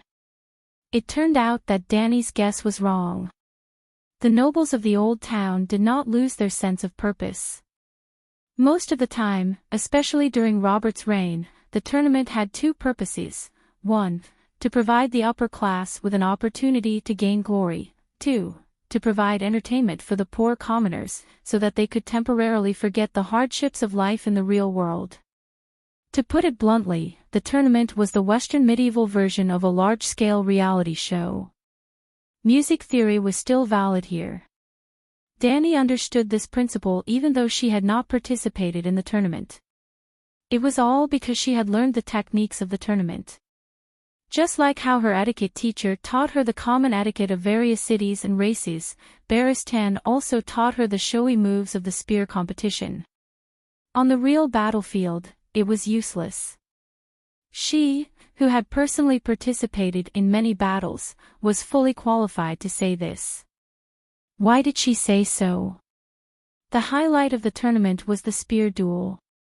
2 fully armored knights would stab each other with long, brittle pieces of wood. They were not allowed to stab the horse, neck, face, or thigh, points would be deducted. They were also not allowed to swing their weapons. They were only allowed to stab each other. Generally speaking, they were only allowed to attack the thickest part of the chest plate. There was also a low wooden fence between the two riders. There would not be any accidents like tripping over the horse's hooves or colliding with the horse's head, which often happened on the real battlefield. Moreover, it was a turn-based, smooth charge from the beginning to the end. There was only one chance to stab in between. It was like an elegant lady taking a stroll in the courtyard. This kind of skill was useless on the battlefield. That was not right. The spear competition required high horsemanship, strength, and eyesight. To put it simply, those who could become the champion of the tournament might not have actual combat ability, but they definitely had the talent to become a powerful knight. Therefore, other than entertaining the public, the feudal lord could also use the tournament to select warriors. If one wanted to train killing skills, the tournament was useless. However, as a sport to train the body in horsemanship, it was very qualified. Dani had always been disdainful of the spear-charging technique, but her body had honestly practiced with the old knight for a period of time. The two came to the old town and saw a large number of tents outside the city wall near the Honey River. Blue, white, gray, sky blue, red, tattered, gorgeous, as wide as a palace, as short as a large sleeping bag. The setting sun was like blood. Within the fenced area, the tents were like cobblestones by the river, densely piled up under the city. The shields of the knights were hung at the entrance of each tent, a long line of silk pennants with the family emblems, if any, fluttered in the wind, and fine steel swords and gilded spurs reflected a dim red light in the sunset. At this time, the sky was already dark. The banquet was in full swing in the camp, and the string music did not stop. Pillars of smoke, like the white birch forest in the winter wind, rose densely and twisted into the dusky sky. From afar, the singing of the singers and the sound of the harp and strings of the musicians could be heard wobbling into the distant Rose Avenue. When Dani got closer, she saw a huge manatee with a tree trunk as thick as an arm pierced through its body. The charcoal under the manatee was bright red, and the fat above the manatee was dripping with oil like a stream.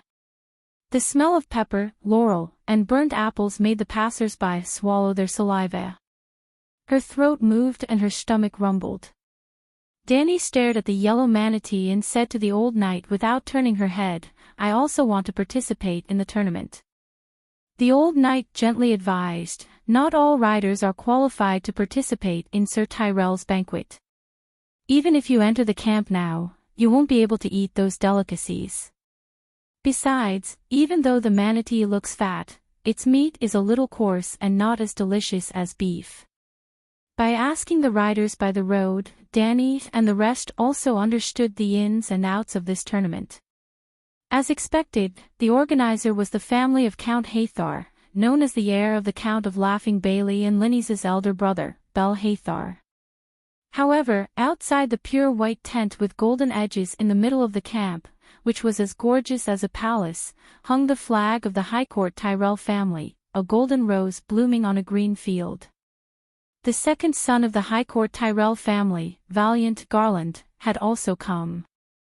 They had joined forces with the Hathar family to gather free riders in the old town to deal with the increasingly rampant Taimin pirates. The tournament was like a huge magnet, attracting all the free riders of High Court, Dorne, and even the Western region and the Royal Territory. They had never thought of recruiting a group of fierce leaders from the free riders, but it was easy to find 3,000 to 5,000 elite riders. There was no such thing as a mercenary in Westeros, but there were many similar professions. As a knight civilization in the Seven Kingdoms, there were almost no foot soldiers or mercenaries. In other words, if you didn't even have a horse, employers wouldn't even consider you, and mercenaries wouldn't get any business. According to status, Westeros knights were roughly divided into 4 classes: free riders, a wild knight with a sword, a broken leather armor, and a poor horse, mercenary knights, free riders hired by the Lord, productive knights, knights granted land by the Lord, noble knights, nobles with titles and land. Dany and Barristan's current identities were wild knights, and there were as many of them as there were hairs on a cow in the Seven Kingdoms. Of course, there were very few female knights, and most of them had a hard time making a name for themselves. For example, Beauty Brain and Beauty Malice, both of them had aspired to become great female knights since young, but in the end, it was fine to be mocked, but for the strong and ugly Brain, if not for her main character, Aura, she would have been strengthened many times over. Malice didn't have the status of a count's heir, and was born in a normal mercenary knight family. She didn't meet her Jaime Lannister saved Brain, and the key was that she didn't look as safe as Brain, so she couldn't survive in the Westeros. According to the red-haired Lila, her lord led a few knights and knocked her sword away, knocked her off her horse, and then ridiculed her while taking turns with her. Left with no choice, Meryl could only cross the ocean and become a mercenary in the neighboring trading city. However, her teammates weren't anything good either. After getting drunk, they went berserk, and more than half of the mercenary group took turns with her. Like a beast, they cut off her breasts, bit off her ears, chewed off her nose, and finally left a deep cross scar on both of her cheeks. She was able to survive all because of her extraordinary willpower and unyielding spirit. Fortunately, the Ragged Prince took her in, and the reputation and atmosphere of the wind-blowing group was much better than other mercenary groups. Malice met a wise lord, and slowly revealed her talents, and became an officer of the wind-blowing group, an interrogator.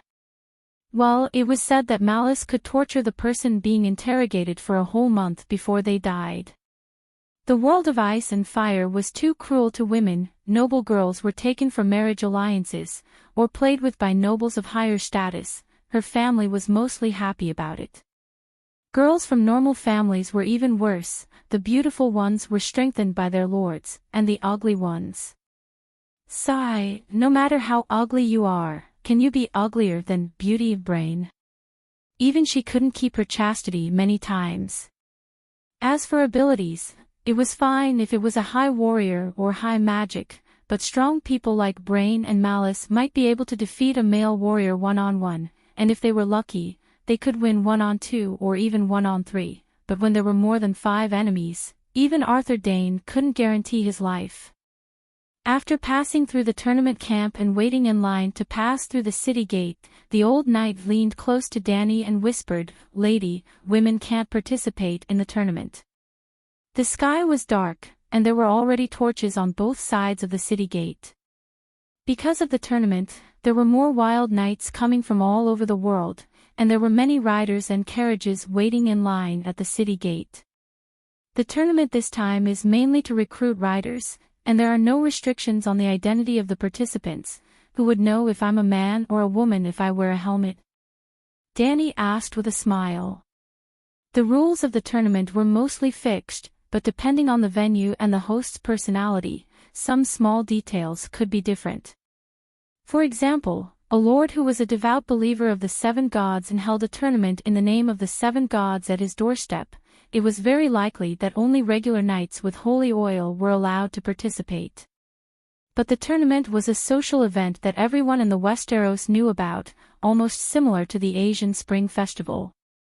In most cases, as long as you had a horse, anyone could participate in the tournament. Even if the rules didn't allow women to participate, no one would check the competing knights' little Gigi one by one. Catching a glimpse of people looking over, Dany's expression didn't change. She pursed her lips and continued, "I know how Barristan got the title Fearless.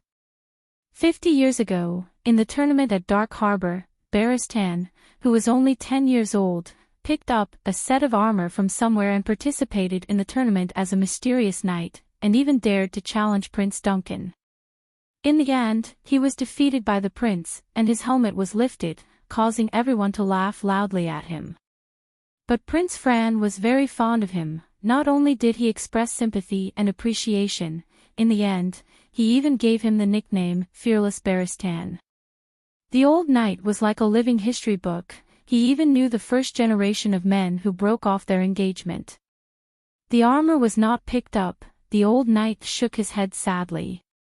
At that time, he was the knight squire of Sir Manfred Swan, and when they learned that he had the idea of participating in the tournament, the sons of the knight pooled their money to make a small set of armor for him.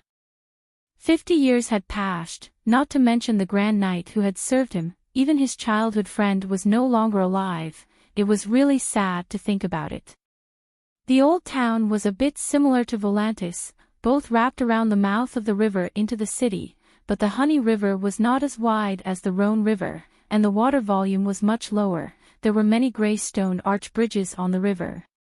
There were also a few small islands in the center of the river, many of which were built with tall houses, connected to the banks by stone bridges, and there were also arched stone bridges between the neighboring islands.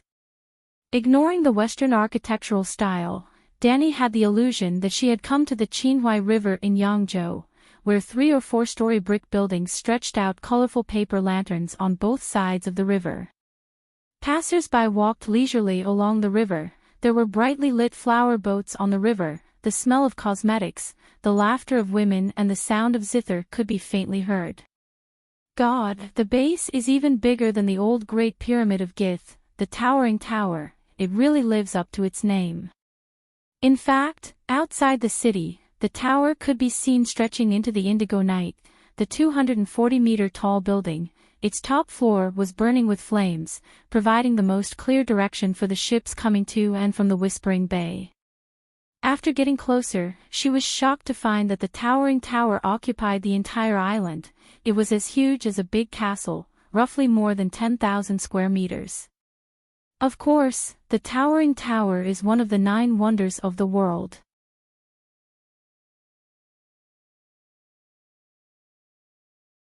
Chapter 228. The towering tower is one of the 9 great man-made miracles. Danny turned her head and saw that the one who spoke was a young man in a gray robe who was about 18 or 19 years old. He had an ordinary face and a normal height. Only 2 things caught her attention. The young man had brown eyes that were a little cross-eyed, and there was a white mark of an open book on the chest of his gray robe. This cross-eyed man was an apprentice of the City of Knowledge.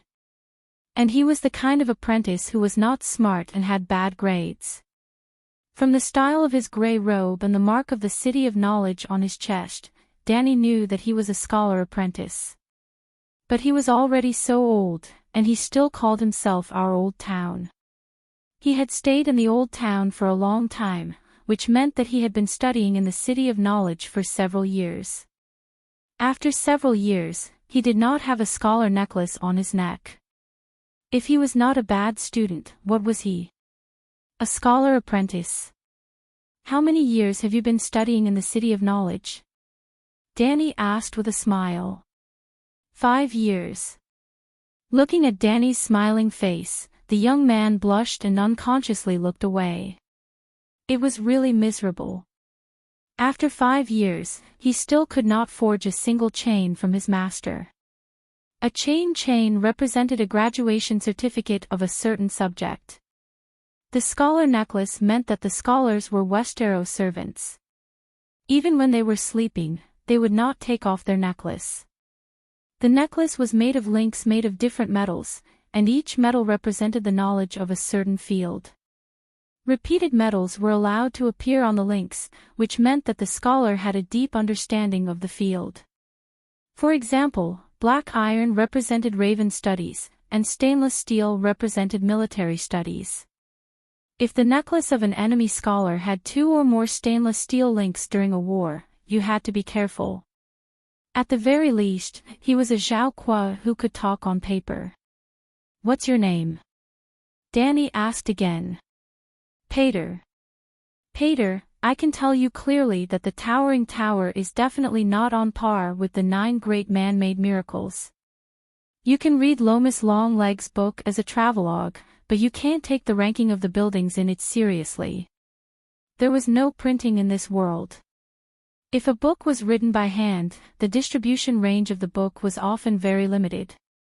If you randomly took a book from the bookshelf and threw it into the furnace and burned it, there was a 50% chance that it would be completely lost.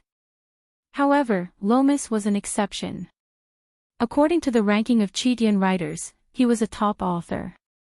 The fellow had been to almost every corner of the known world except Soros, and had written 2 extremely popular travelogues, 7 natural sites, and 9 man-made structures. Because he had traveled to so many places, he even got the nickname Long Legs. Among them, the 9 man-made wonders are the most famous: the Avenue of Veleglia, the Great Wall of the Impasse, the Titan of Bravos, stone sculpture, the Triple Wall of Kars, the 3 Great Bells of Novos, the Long Bridge of Volantis, the Palace of 1,000 Rooms in Shanus, the Great Pyramid of Gith, the Old Gith now in ruins, 210 meters high, and the Tower of the Old Town. Obviously, he was born before the destruction of the ancient Veleglia civilization. Otherwise, he would not have listed the 9 wonders. Danny, who has traveled to Veleglia through the tributary of time, can responsibly say that except for the Great Wall of the Northern Region, Veleglia Avenue, and the Old Great Pyramid of Gith, the others are just to make up the numbers. "Miss, have you been to those places?" Pater asked enviously. Danny nodded and said, "I have been to some places. The relief on the surface of the Triple Wall of Kars has some artistic value, but it is not very exquisite. The Long Bridge of Volantis and the Tower of the Sky here are not as difficult as the Avenue of Veleglia in terms of engineering and technical difficulty. In fact, you will understand if you think about it carefully. The people of Veleglia can build a long bridge, can build an avenue, can build a triple wall, and can build 3 bells. How magnificent is the place they live in." This. Pater seemed to have never thought about this question before. He was stunned and said, "That's right, most of the 9 wonders are related to Veleglia, but they are only considered the outer buildings of Veleglia. My lord, there it is." At a fork in the road, the old knight pointed to a small island in the river. "The strong cider there is famous, you can try it. You want to go to the feather wine bottle?" "That's right, except for the price, the accommodation there is very good. It is clean and tidy, spacious and comfortable. It is close to the Honey Wine River, the scenery is beautiful, and it is convenient to travel." Pater was surprised and enlightened. "You have been there too?" the White Knight asked curiously. The cross-eyed young man nodded and said, "The feather wine bottle is very close to the City of Knowledge. We often go there to drink. I am about to go there now." After a few words, they found that they were going the same way as Pater. Danny and the old knight were too embarrassed to ride on the horse, so they turned around and led the horse while chatting. Danny explained her background to him. Her father was a great noble in Westeros, but her mother's ancestral home was in the continent of Ursos. She died in childbirth when she gave birth to her, and she had never seen her father in her life. Well, her name was Layla Vesuvius. She was a female knight with money and leisure, traveling with her knight attendants. Pater sympathized and envied this poor bastard daughter. He sympathized with her background and envied her for being able to travel freely. Except for her name, Danny did not lie. But naturally, the apprentice thought that she was an illegitimate daughter of a noble family in the king's territory. "My biggest wish is to save money to buy a donkey and take turns to ride it around Westeros with Rosie." The young man could not help but reveal his dream to the young and beautiful female knight beside him. "You don't want to be a scholar anymore?"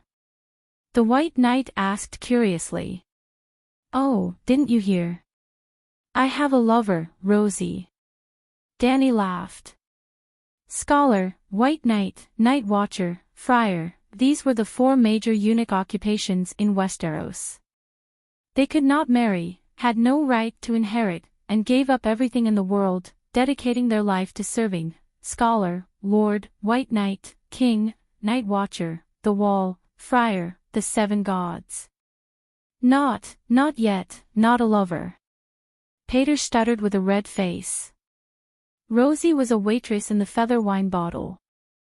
When the hotel waiter came to help them with the horse, Peter said goodbye and pulled the girl with the sweet dimples to a corner of the hotel. The front hall of the feather wine bottle was a 3-story wooden building that tilted slightly to the south. On the open platform at the top of the building, there was a basin of torches that guided the river boats. The boats that came and went would also stop by the island to bring in passengers, wheat, turnips, smoked meat and other supplies.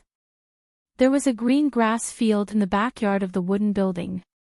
A few 2-story courtyards were distributed among the grass field. They were considered the best houses in the world.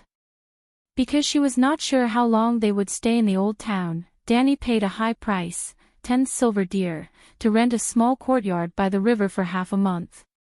The courtyard was less than 30 square meters and there was a garden of Chinese roses. The 2-story wooden building was quite clean. On the first floor was a large living room with a fireplace. It was about 50 square meters and looked a little spacious.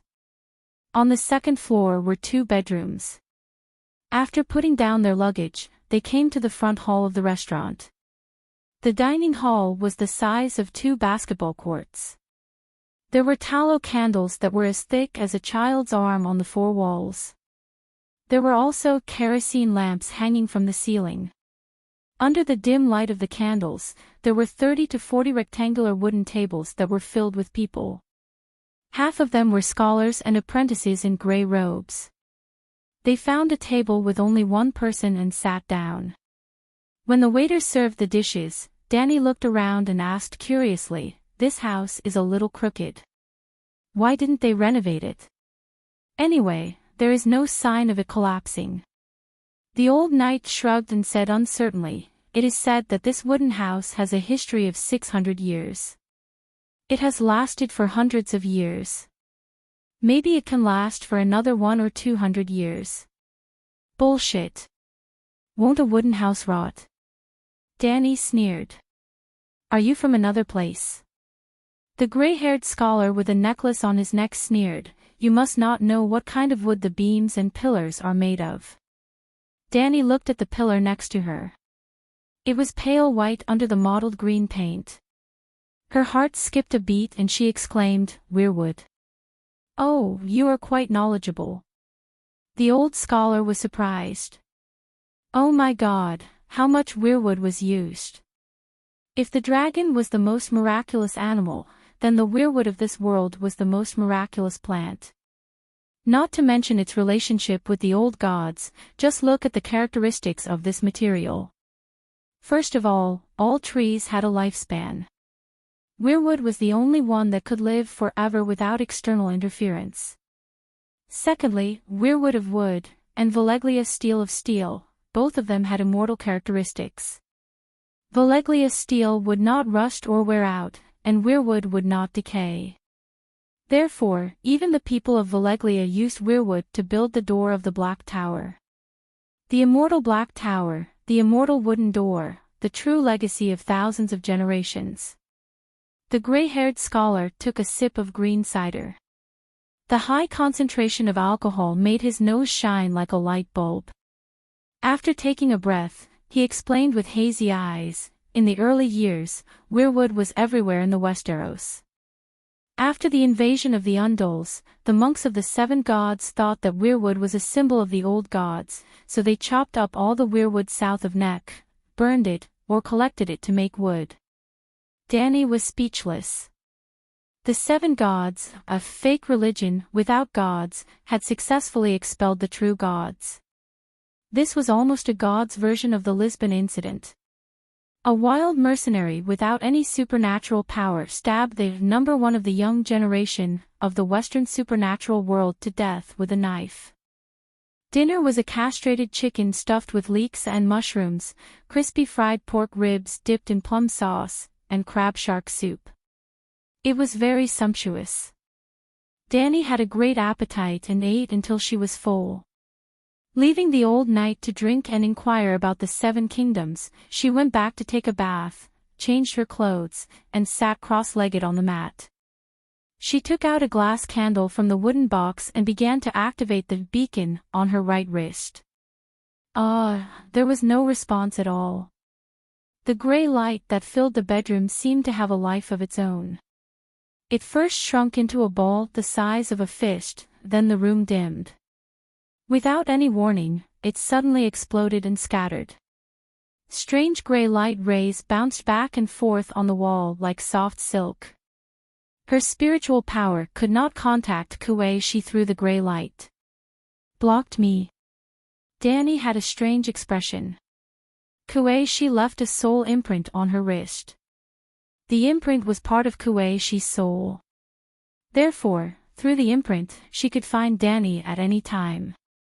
Her unpredictable whereabouts and ambiguous prophecies made Kuei-shi very pretentious every time she appeared, until Danny cracked her mark witchcraft. With the same principle, Danny could also locate Kuei-shi through the mark. Last night, she encountered a problem with magic. She planned to find an old friend to teach her from a distance tonight, but found that she was blacklisted. Well, just like how she blacklisted Kuei-shi. Whose signal is this? Just as Danny was about to urge the shadow-binding night again, she was shocked to find that she had inexplicably found a new communication channel.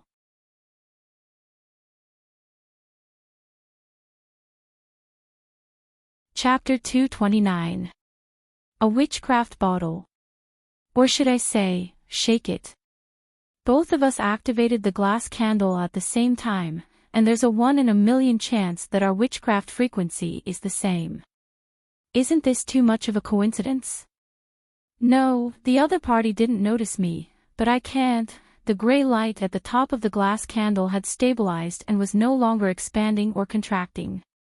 There was an illusory colorful light at the center of the candle. It was as bright as snow, as bright as gold, and as bright as the blue sea. Danny's expression was indescribable. There was shock, confusion, and uncertainty. She could sense the other party, but the other party knew nothing about her and was still going on. The other party did not use the same coordinate witchcraft as she did. The sorcerer seemed to be fumbling around randomly, observing everything that he could see through the light of the glass candle. Danny understood that state. She might be able to see the future, or the scene of a certain place. She might be able to see some blurry scenes of the past, but there was a 99% chance that she did not see anything. Everything was just an illusion. This was common knowledge in the supernatural world. Anyone who had come into contact with the glass candle and had a little bit of inheritance would know this. That was why Danny had never thought of using the glass candle to peek into the future. The sorcerer on the other side is very close to me.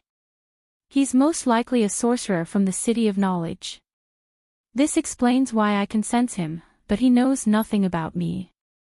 That's because the glass candle in the City of Knowledge came from Valeglia.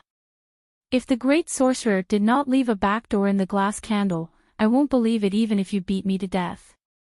Danny's expression became more and more certain. She had almost guessed the whole story. She was just waiting to verify it. Let's give it a try. With that thought in mind, a sliver of spirit energy slipped into the illusory light like a loach. Old Town, City of Knowledge by the Honey Wine River, Crow Island in the middle of the river.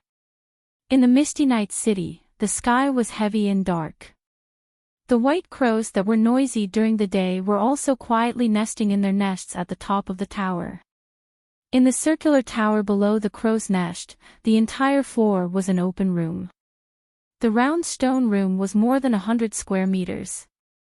There were books and scrolls everywhere. Some were placed messily on the table, and some were simply stacked on the floor. The surrounding walls were almost covered by tattered, colorful maps. A fire was burning in the hearth. A copper kettle was placed on top of the fire. The kettle's spout was emitting a humming sound. Under the flickering candlelight, the white steam gurgled like misty clouds. There was a tall black candle in the middle of the room. It was 1 meter tall, thin and twisted. The candlelight was evenly distributed in the room. It was neither brighter because it was close to the room, nor dimmer because it was far away.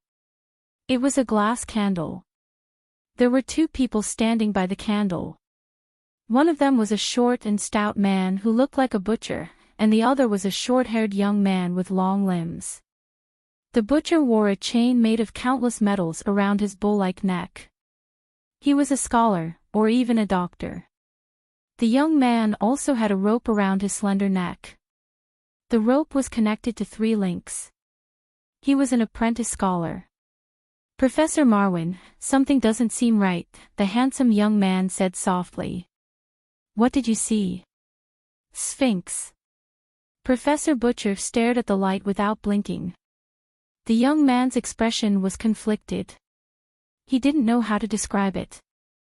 "It seems like someone is looking at us through the flame, but I'm not sure if it's an illusion." "It's not an illusion." A pleasant female voice rang out from the flame. "Ah!" The Sphinx's eyes bulged as he screamed in fear. Professor Marwin was confused. "Why are you screaming?" "Ah!" When he turned to look at the young apprentice, the professor saw in horror that the young apprentice's agate eyes were dyed gray. 2 beams of gray light flowed out like tears and gathered at his mouth. Gradually, the gray light gathered into a large bowl. It was a human head. A human head slowly crawled out from his apprentice's mouth, followed by a torso, 4 limbs. This scene, compared to a gray light figure crawling out from a human's mouth, Sadako crawling into a TV drama, was nothing. Even the experienced professor was shocked. "Oh no, the glass candle is connected to hell. It's attracting the evil spirits."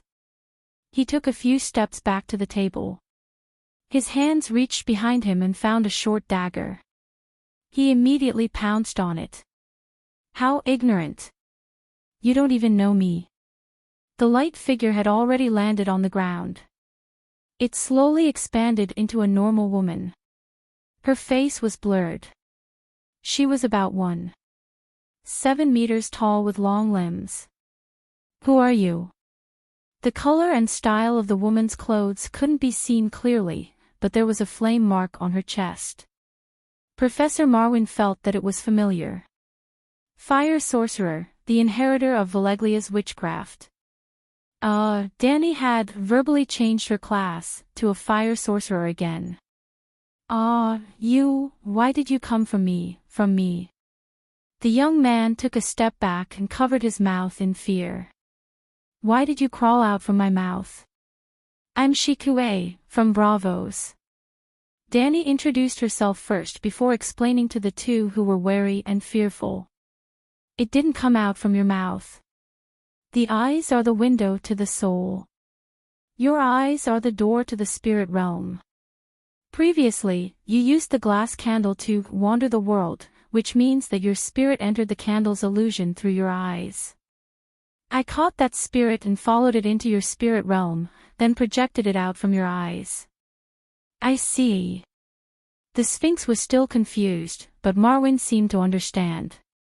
"In the process of searching for the truth, the spirit we released connected with Sorcerer Layla's glass candle." "Something like that, but..." After thinking about it, Danny decided to tell the truth. "But the main reason is that this little girl learned Valeglia's meditation." "Little girl?" The black youth's face was flushed red. He secretly glanced at the short and strong doctor beside him. Seeing that he was only thinking seriously and was not angry, he asked timidly, "Master Wizard, how did you find me?" Danny looked up at the sky and sighed. She announced, "No matter how beautiful a crossdresser looks, no matter how beautiful he looks, long legs, fair skin, or charming face, one thing will never change. His soul is still attached to little Gigi." The crossdressing girl blushed again. Although she didn't quite understand, she understood the basic meaning.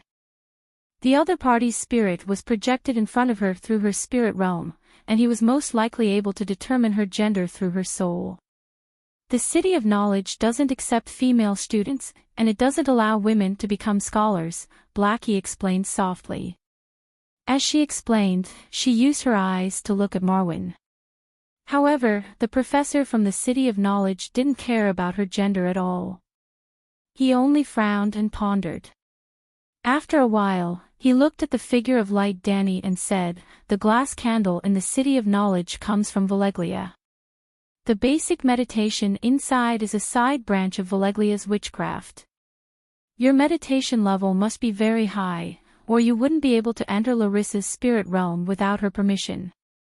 "Yes, I once received the Great Wizard's incomplete inheritance." Danny nodded. "So the people of Veleglia did something to the inheritance, and no one noticed it for thousands of years," Marwyn said with an ugly expression. "You win some, you lose some." Danny shrugged and asked Blackie, "How old are you? How long have you been practicing witchcraft?" "The runes for the basic meditation technique haven't been completed yet." Blackie was very reserved and honest in front of the big shot and old senior of the supernatural world. "When I was 18, I came to the City of Knowledge a year ago. After spending half a year to forge the second chain ring, Professor Marwyn recruited me as an apprentice. About 4 months ago, when I was cleaning the room, I was really curious. The glass candle has always been like a legend, so I would secretly stare at it whenever I had the chance. One day, suddenly, I didn't know what happened, but it lit up, and then. Speaking of this, Miss Blackie was very excited and was a little incoherent. Danny suddenly understood. "You have supernatural talent. You lit the glass candle and received the Fire Warlock's inheritance." She then looked at the professor. "You saw it.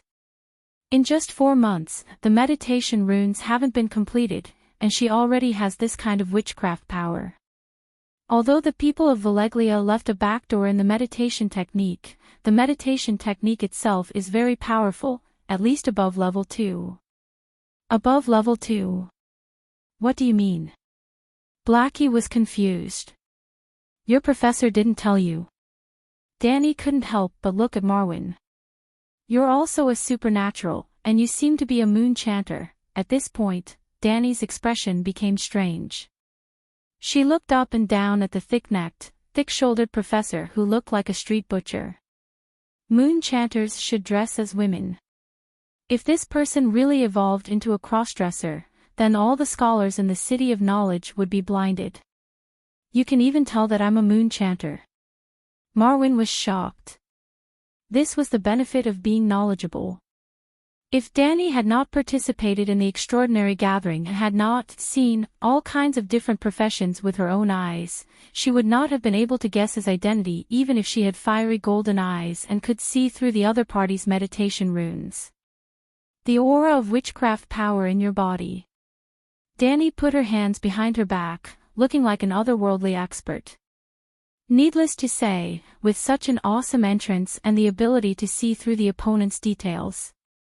Even Professor Schwetching regarded the fire mage, Shikue, as a transcendent big shot.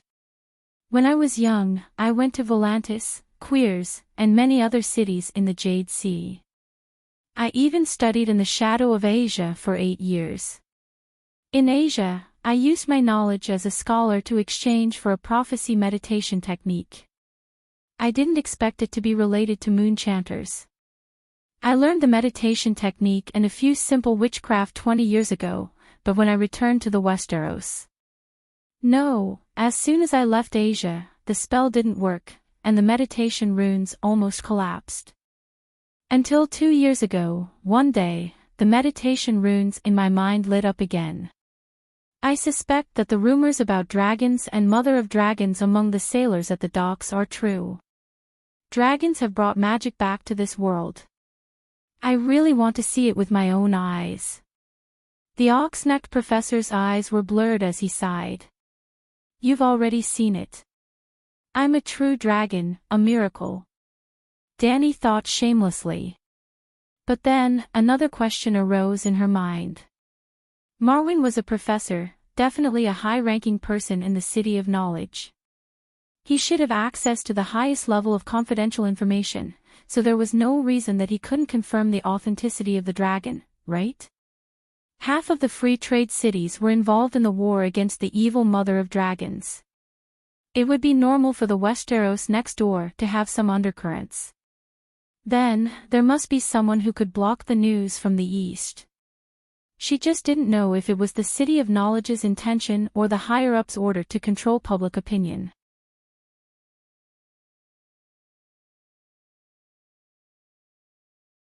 Chapter 230. Since you've been in Yaxia for 8 years, there's no reason you don't know the basic knowledge of the transcendent realm. Dany glanced at Blackie. The level of meditation is such a basic knowledge. How can a mage who learned meditation not know? Oh, a certain someone thought that she was really a big shot and completely forgot that she had just learned this common knowledge. I only know that she can light glass candles, but I don't know much about her meditation. Besides, what's the point of knowing the level? I've already learned it and it's set in stone. The bull-necked professor smiled bitterly. That's right. It's already a blessing for these rogue cultivators, who don't belong to any sect, to have a meditation technique. They don't have the right to be picky. You're called Marwyn. Suddenly, Dany felt that the name was familiar. Memories from long ago flashed in her mind. In just a moment, she knew who had mentioned the name, Scholar Marwyn, before. Do you know a Raza witch, Millie Mazter? Millie. The bull-necked Marwyn seemed to be reminiscing. A hint of sweetness rose in his eyes. She should be a priestess, right? A cute and hard-working little priestess. Damn, is that fat old witch who can be placed horizontally or vertically the same person as the little cutie you're talking about? Yes, she was a priestess. She studied medicine and sacrificial arts, Dany said with a straight face. 20 years ago, I was her, classmate in Yaxia. We studied together for a few years. I even taught her how to dissect corpses. Why? Do you know her too? Dany didn't know what to say. However, this scholar didn't look like much. He had a beer belly, a short and stout body. White hair grew out of his nostrils and ears. His forehead was protruding, and his nose was obviously broken more than once. His teeth were mottled with reddish-brown dirt from chewing on sour grass. He and the little cutie old witch were a match made in heaven. She's dead. She was discovered using a curse to harm people. In the end, she was burned to death. After saying that, Dany stared at Marwyn seriously, not missing any expression on his face. Unexpectedly, he only said, "Oh," and didn't say anything else. Isn't she your lover? Dany couldn't help but ask. We've had academic exchanges, but we can't be considered lovers. After all, I'm a scholar. And since she was the one who used the curse to harm others, her death was justified, Oxneck Marwyn said seriously. Academic exchange. Research the 7 cries of spring techniques. While Dany was silent, Marvin asked curiously, Mage Layla, where are you now? It's in the old town, not far from the City of Knowledge. Otherwise, I wouldn't have been able to capture your signal. Perhaps Grand Wizard Valeglia had the ability to monitor the City of Knowledge from thousands of miles away through glass candles, but Dany was just a beginner in witchcraft. She didn't know many witchcraft spells, so she just happened to sense Black Sister's power of the will. She was skillful, lucky, and close. I wonder if I can talk to you face to face. The short and strong doctor rubbed his hands and said embarrassedly, there are almost no real extraordinaries in the old town. Most of the knowledge has to be discovered by oneself. It's a little impossible. Would you be able to host a gathering of extraordinaries in the old town? Do you want me, a big shot, to preach the Tao to you bunch of noobs? Have you ever attended a gathering of extraordinaries? I've heard of it, but they don't recruit scholars. When I returned to the old town, no one organized a gathering here, Marvin said awkwardly. Scholars and the 7 gods were not allowed to attend a gathering of extraordinaries. Since you know the rules, you should know that mages don't get up early if there are no benefits, Danny reminded him. Why would the shadow-binding warrior Tam organize a gathering of extraordinaries in Volantis? She wanted to train Lisbon, and at the same time, she was looking for underling candidates. Wouldn't Moon Chanter and Priestess Layla become her new underlings? But what was the reason for Fire Mage Layla to organize a gathering of extraordinaries in the old town? What would she get? There was nothing to gain. Danny's words made Marvin's thick cheeks flush red. After a while, he pulled the long chain that hung down to his belly button and said hesitantly, I'm a doctor in the City of Knowledge. I'm proficient in medicine, anatomy, raven studies, metallurgy, history, economics, geography, astronomy, Valeglia's advanced mathematics, the principle of optics, part of alchemy, and prophecy. Sir Mage, you can choose one or more knowledge in exchange. Danny's eyes flashed as she nodded and said, That's fine. How many of you? Just me. What? Danny shouted. How can you organize a gathering with just you? But the City of Knowledge, the old town. Marvin was extremely embarrassed. He was the only occultist in the entire old town. It was too pitiful. Yes, the Valeglia steel chain in the scholar's necklace represented magic and occultism. Many scholars wore Valeglia steel chains, but they didn't have any mana in their bodies. For example, the famous scholar Lewin of Winterfell studied magic, and his necklace had Valeglia steel chains. But he had always taught John, Bran, and the others, I swear in the name of the Grand Master of Magic, children, there is no magic in this world. The children of the forest, shapeshifters, deviant ghosts, and elves are all stories made up by adults to deceive children. You should practice your swordsmanship and become knights. Even when Bran confessed to him that he dreamed of the 3-eyed crow and that it might be a spirit wolf, the old scholar had a benevolent face and said with tolerance, Child, that was a dream. After you broke your leg, you couldn't accept reality and had a wild imagination. It seemed that in the scholar's view, the ability to prove that magic was fake was equivalent to magic knowledge. Cough, cough. Doctor, there's still me. Blackie stole a glance at Danny and reminded her in a soft voice. You.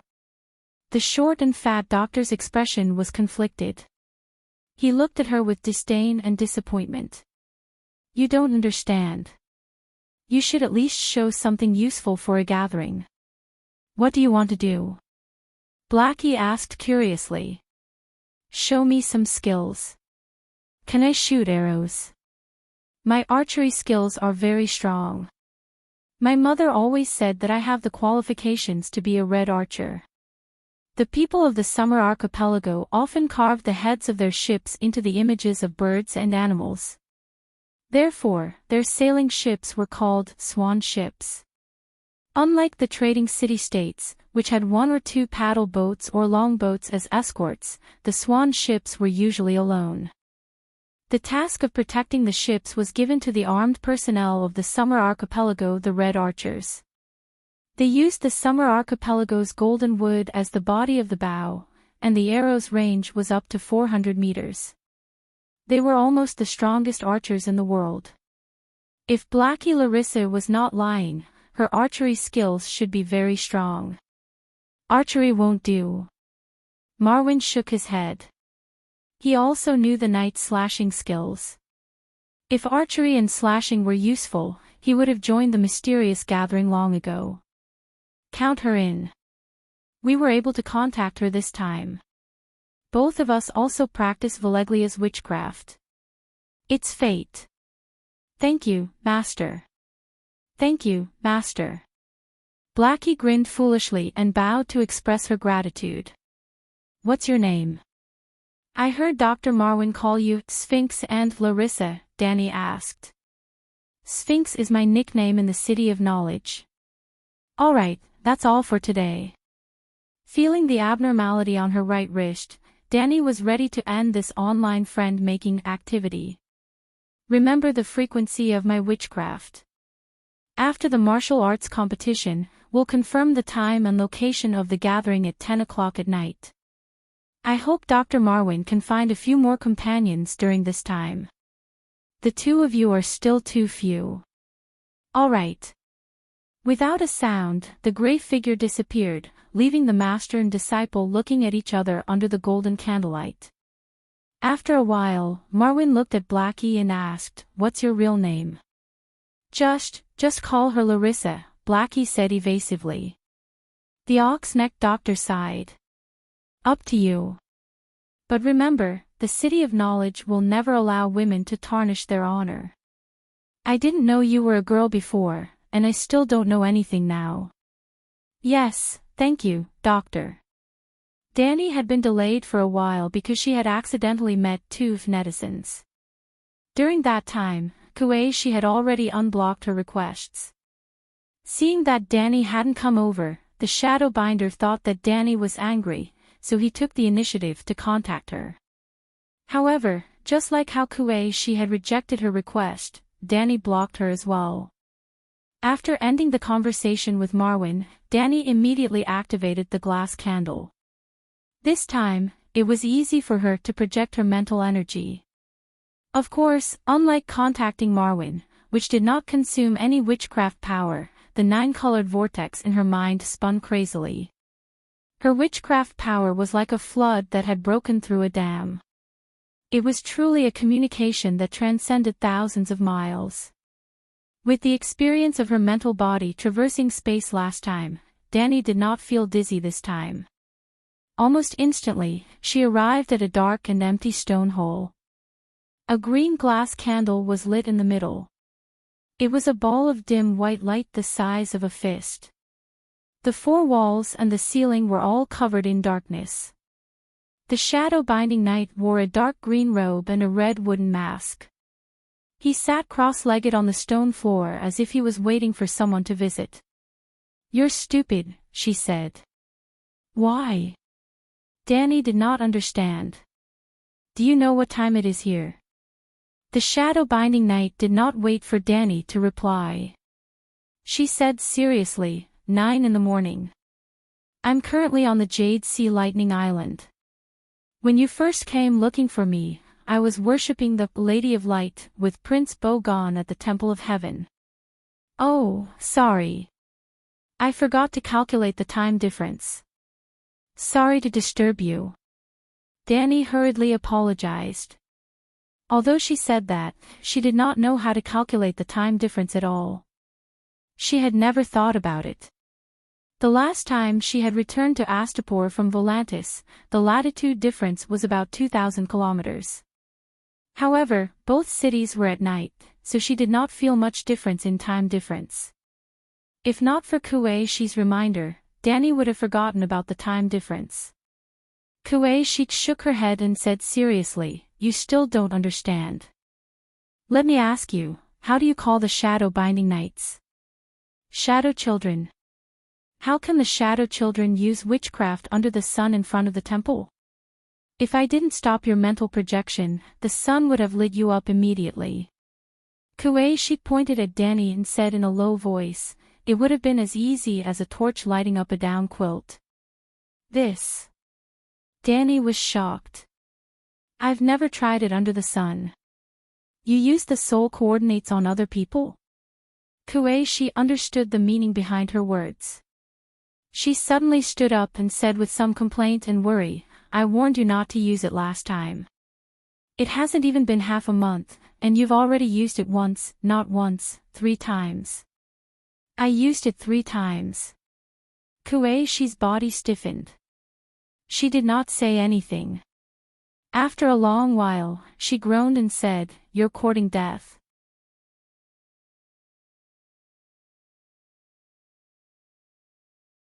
Chapter 231. Why do you say that? Danny was puzzled. Don't you feel it? Every time you leave a soul coordinate, a part of your soul will be torn off, Kuei-shi asked. Indeed. The essence of soul coordinate is to separate a part of one's soul. This way, even if they are separated by mountains and rivers, the souls of the same body can still sense each other. Danny nodded. Seeing that she was full of energy and her cheeks were rosy, she was puzzled. Do you feel weak, have blood in your hands, vomited blood, dizzy, and dying? No, I'm going to sign up for the tournament tomorrow. Ah. She was stunned. The dark eyes behind the wooden mask seemed to be shining. It was a little like a scientist who encountered a strange biological phenomenon and wanted to. When Danny took a step back in fear, she sighed. Mother of dragons, you are indeed extraordinary. No, I'm very ordinary.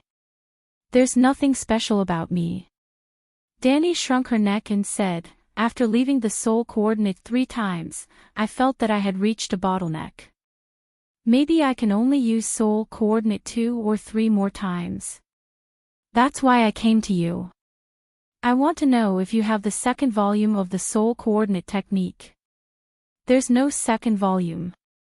You've reached your limit. Your soul can't be separated anymore. She shook her head and smiled bitterly. I've told you that soul coordinate technique is a forbidden technique that I created in recent years. It's not perfect. Don't use it if you don't have to.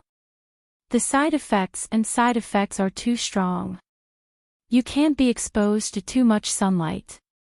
It's easy to be stimulated by the murderous aura. Anti-magic weapons can damage your soul, such as Veleglia steel and dragon crystal weapons. You can't leave a soul coordinate technique on a short-lived person.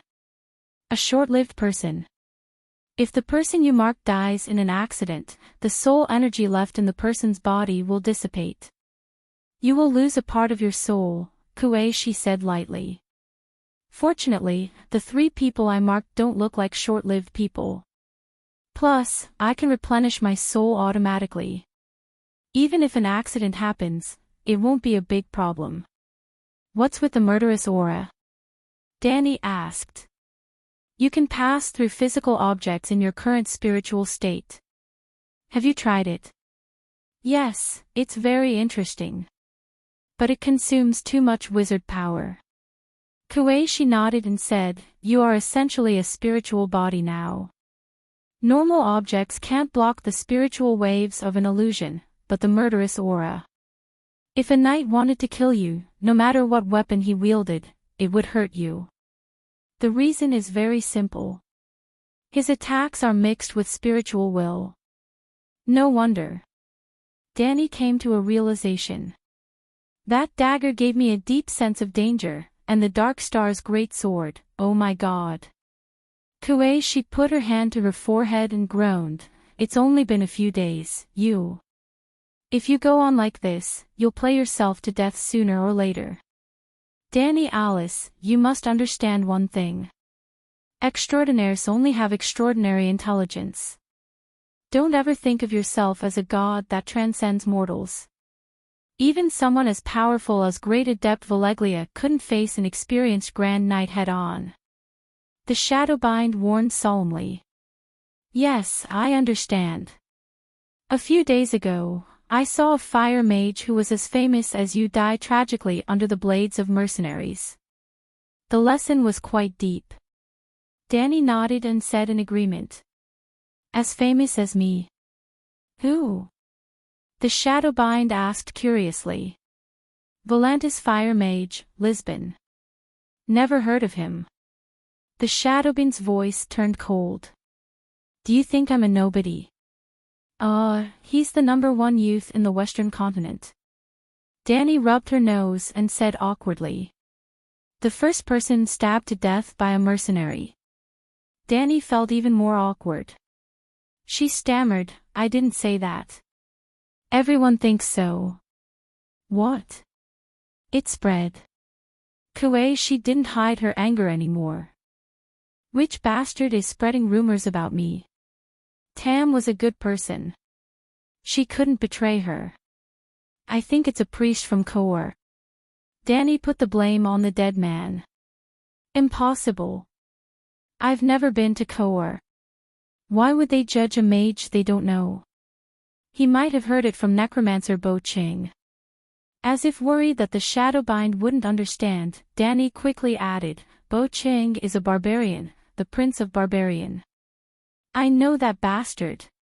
Kuei she gritted her teeth. Bo Cheng, you're a prince and have the support of the Mage Association. You can definitely take the blame, right? Oh right, I heard you mention Bo Gon's royal husband. Who's he? Danny changed the topic. The second royal husband of the Thunder Island Empress. Second, royal husband. Danny's mouth twitched. Is there a first royal husband? Do you know the history of Thunder Island? Seeing her thoughts, at Kuei she slowly explained, Thunder Island is located in the south of Barbarian. It's only separated by a narrow sea. The two places are very close. Many citizens of the Golden Celestial Dynasty traveled south to Thunder Island and gradually settled down there. The founding empress of the dynasty, known as the Great One by the Easterners, Galoya, was a pure-blooded Thunder Island citizen. In order to appease the citizens of the two tribes, she took two husbands. One was from Thunder Island and the other was a barbarian. This tradition was passed down. The current empress followed the tradition and took a nobleman of the barbarian royal family as her second royal husband. Is Galoya creating a harem on purpose? Danny still could not accept it. Since she's from Thunder Island, she can just find a barbarian as her royal husband. Her descendants will be of mixed blood between the two tribes. Kuei she sighed.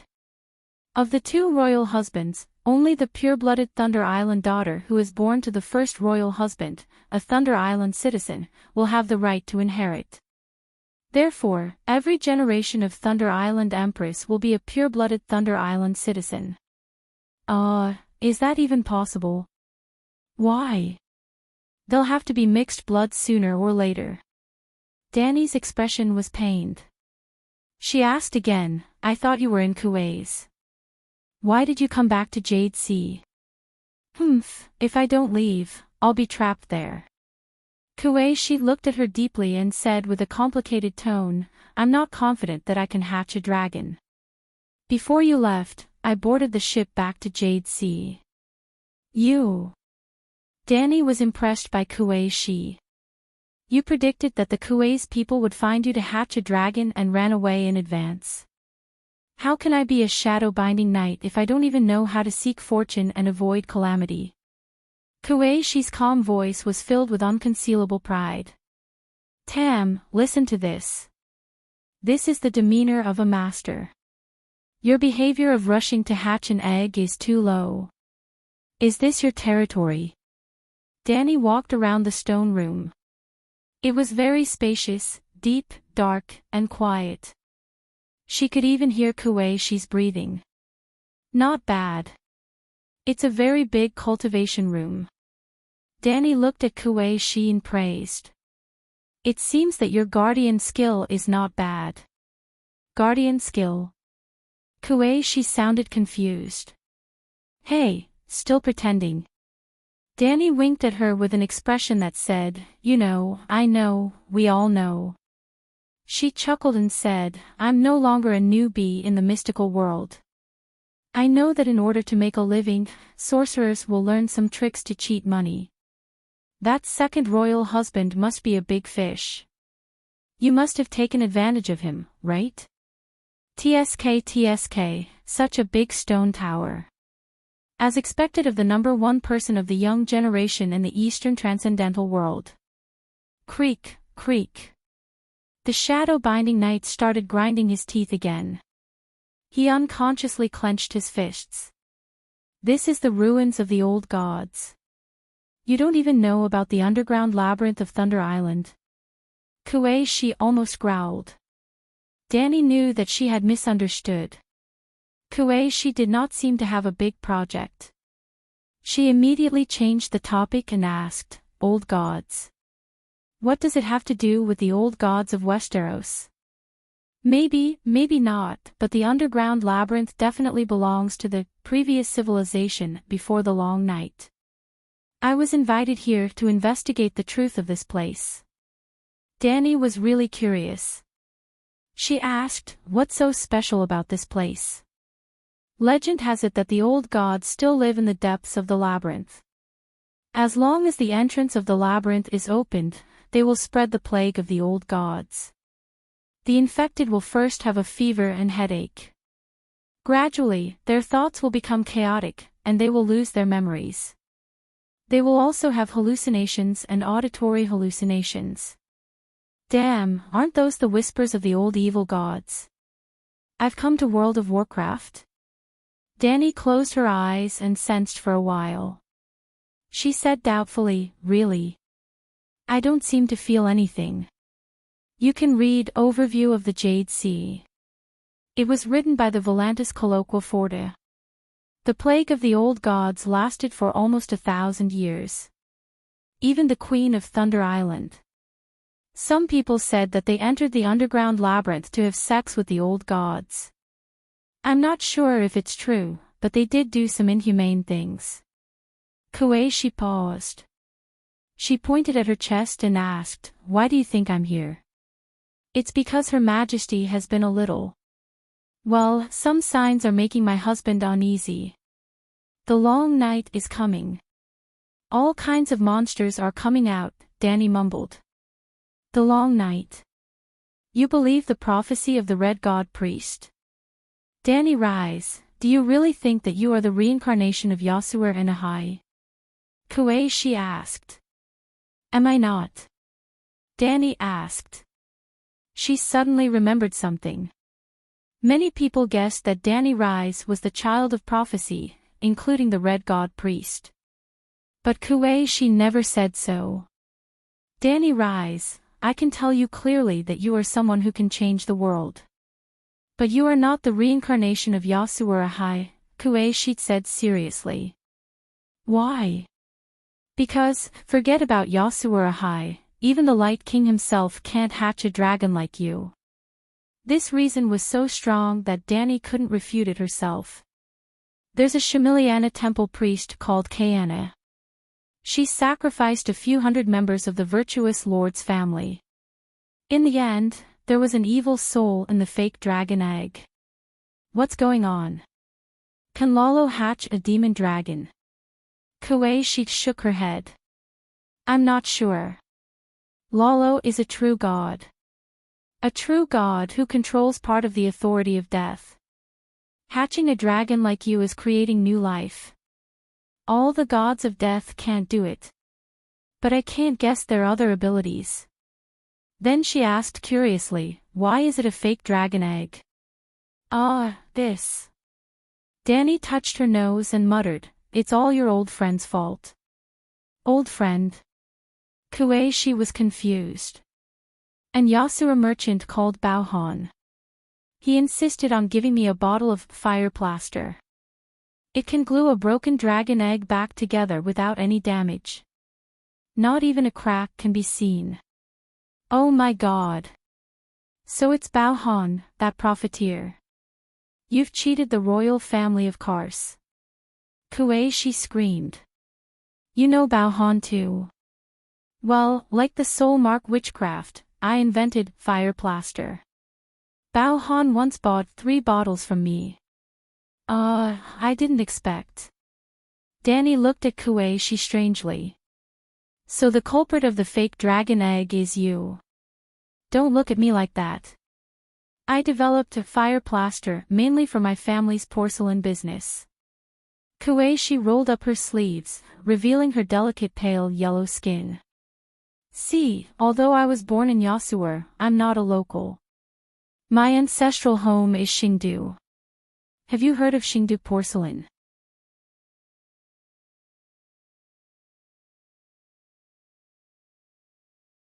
Chapter 232. The next morning, the sky was blue, and the sun lazily looked at the noisy city below. The warm sea breeze rippled along the green honey wine river and entered Riverside Street from Whispering Bay. The stone road was crowded with people. Danny and Whitebeard rode on horses and slowly moved along with the crowd. Danny's black hair was tied into a valiant ponytail. She was wearing a capable scarlet leather armor, leather pants, and high boots. Her limbs were slender and her body was straight. A long sword hung on her waist and a pure white cloak hung down, covering the horse's buttocks. Her willowy eyebrows had been deliberately trimmed into sharp, thick, black, sword-like eyebrows. Together with the confident and proud expression on her face and the slightly upturned lips, she had lost the last trace of childishness of a 16-year-old girl. She had completely become a valiant and confident female swordsman. When the mercenaries and knights passed by, they would often peek at her, look at her openly, or whistle and throw flirtatious glances at her. She was very eye-catching. Baristan had also changed his appearance. His long white hair was shaved off, and he was bald. His lips and beard were dyed dirty gold. When he was young, he had black beard and hair. The ends of his eyebrows drooped down, making him look more decadent. In fact, 80% of his acquaintances could not recognize him with the messy beard on his face. For example, when he was in Cours, Jorah Mormont did not recognize him. The old knight's cheeks were smooth and tidy, and he was meticulously groomed. He was an old handsome man. Even if there was no terrifying difference between Jack and the water gun man, it was at least the difference between the Wolf of Wall Street and the Hunter of the Wild. The old knight was always wearing a helmet. Even if he did not pull down the visor, it was difficult to recognize his appearance. Anyway, after walking around the street, the White Knight saw at least 20 acquaintances, but none of them looked at him. At most, they gave him an indifferent glance because of the heroic female knight next to him. Were there so many people in the old town in the past? Danny asked. Although the Honeywine River tournament would not officially begin until 2 days later, from Rose Avenue to the streets and alleys of the old town, one could see knights and free riders, bards playing harps or beating leather drums, carriages loaded with hops, ham, large rings of butter, and buckets of honey.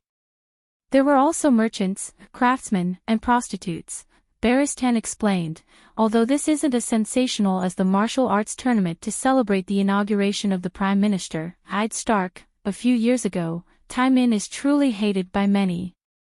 Other than the local knights of Riverbend, many nobles from Dorne, the Land of Storm, and the port of Lannister have also come.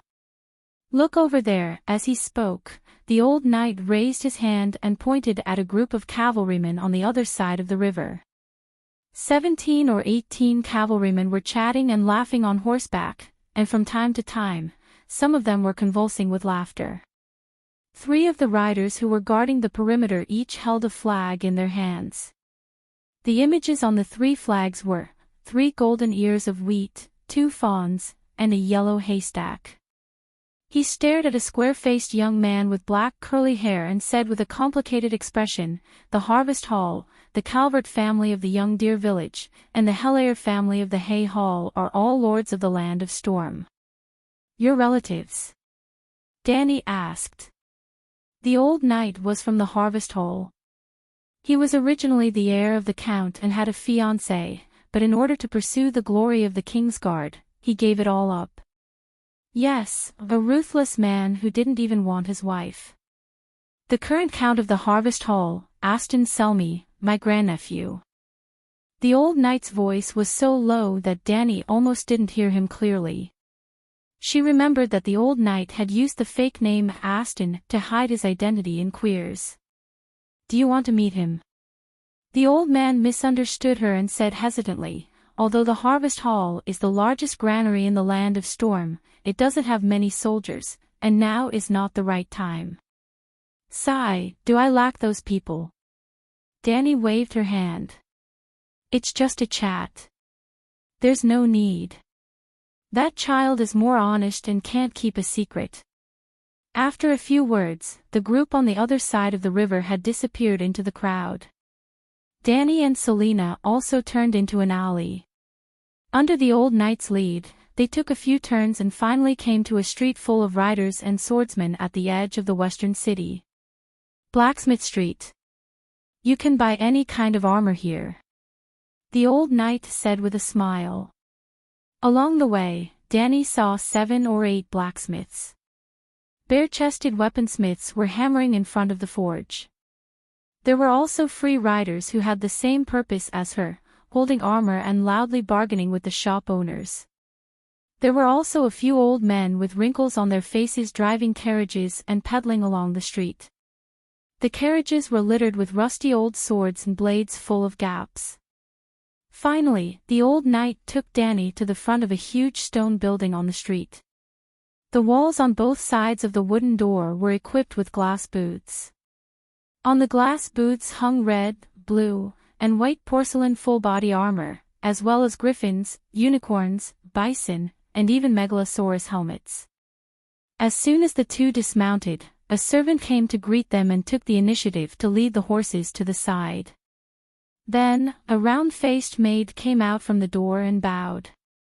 "What do you need?" "Swords, shields, armor, mail, and leather armor. We have them all in our shop." "I want a full-body armor," Danny said.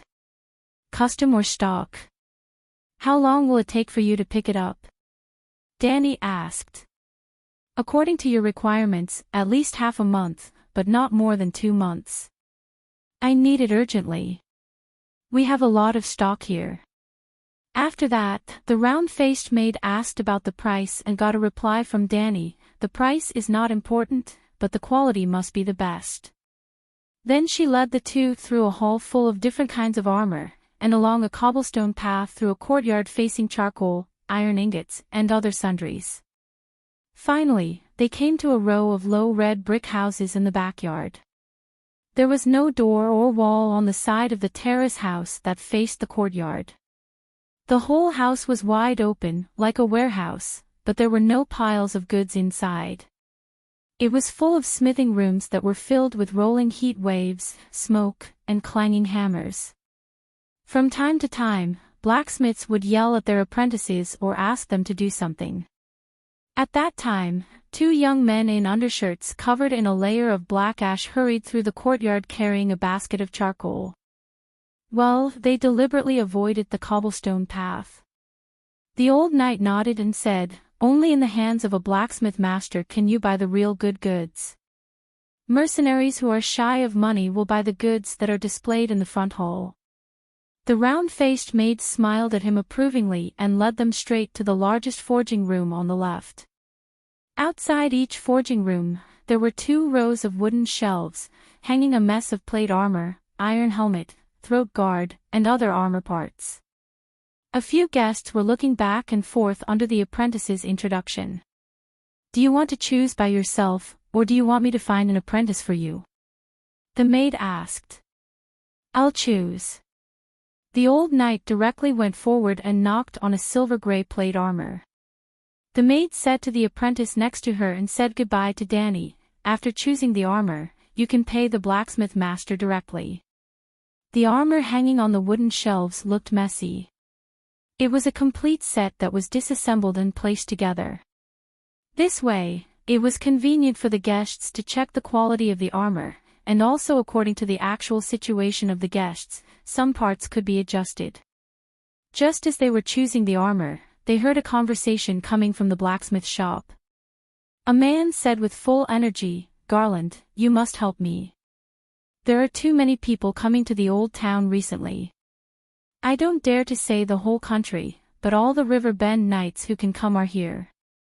But every time a knight comes, there will be 2 free riders, 3 craftsmen, 6 soldiers, a dozen businessmen, 2 dozen prostitutes, and as for thieves, there are so many that I don't even dare to guess. With so many people, things are starting to get troublesome. This morning, a drunkard was found drowned in the Honeywine River. Can't be sure if it was an accident or a homicide.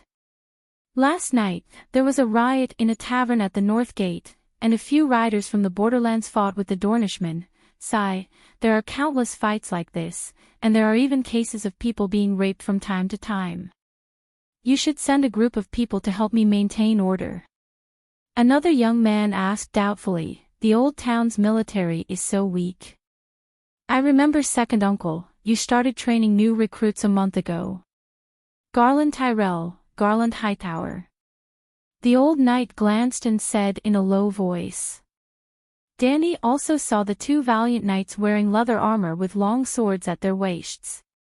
One of them was a middle-aged man in his early 30s with the White Tower emblem on his chest, and the other was a young man in his early 20s with two large golden roses on his chest. Yes, Garland was Jorah Mormont's second uncle. The old man of the old town, Leighton Hightower, had many children. He had 6 daughters and 4 sons. Linny's was the youngest daughter, and Henry Foley, whom Rhys met, was the youngest son. It was not difficult to understand why Jorah could eat swan meat. There were too many children in the family, and Earl Leighton was already very satisfied to find a powerful earl as his son-in-law. Although his second daughter was married to Duke Hightower, that son-in-law had the good reputation of being the most mediocre general in the world of power. He was known as the inflatable fish in the pugilistic world, and the old man could not be proud of it. Garland said helplessly, "Didn't you notice when you came? The wheat in the field is ripe, and the soldiers I recruited have to put down their spears and pick up their sickles to harvest the crops. Tywin is invading the river, and you're letting those farmers go home." Garland said in disbelief. You didn't receive any messenger crows from the City of Learning?" Garland was stunned and said, "Half a month ago, the City of Learning sent white messenger crows to all the lords in the country to pass on the news of the arrival of winter. In other words, we'll officially enter winter next year." Garland shook her head disapprovingly and said, "So what if it's winter? Our river bend is not the north, and we can at least harvest 2 more batches of wheat. The next year will be snow, and the 4th year may be the wrong spring, and we can plant and harvest crops again. For thousands of years, we Southerners have spent the winter like this, and we don't need to hoard food to delay the war." 7 layers of hell. Danny shouted very fashionably, and could not help but take a few steps forward and exclaim, "You mean that River Bend, the granary of the 7 kingdoms, has no food?" Garland's eyes flashed with surprise at first, but soon he frowned and asked, "Who are you, eavesdropping on our conversation? Such a loud voice, you can ask the guests nearby." Danny pointed at a swordsman in chainmail who was picking out iron armor. "Who didn't hear your conversation?" Chainmail waved his hand and shouted, "You woman, don't slander me, I didn't hear Earl Garland and Sir Garland talking." Danny's mouth twitched a few times. "I was standing next to Sir Garland, and my voice was not loud. Aren't you burying your head in the sand?"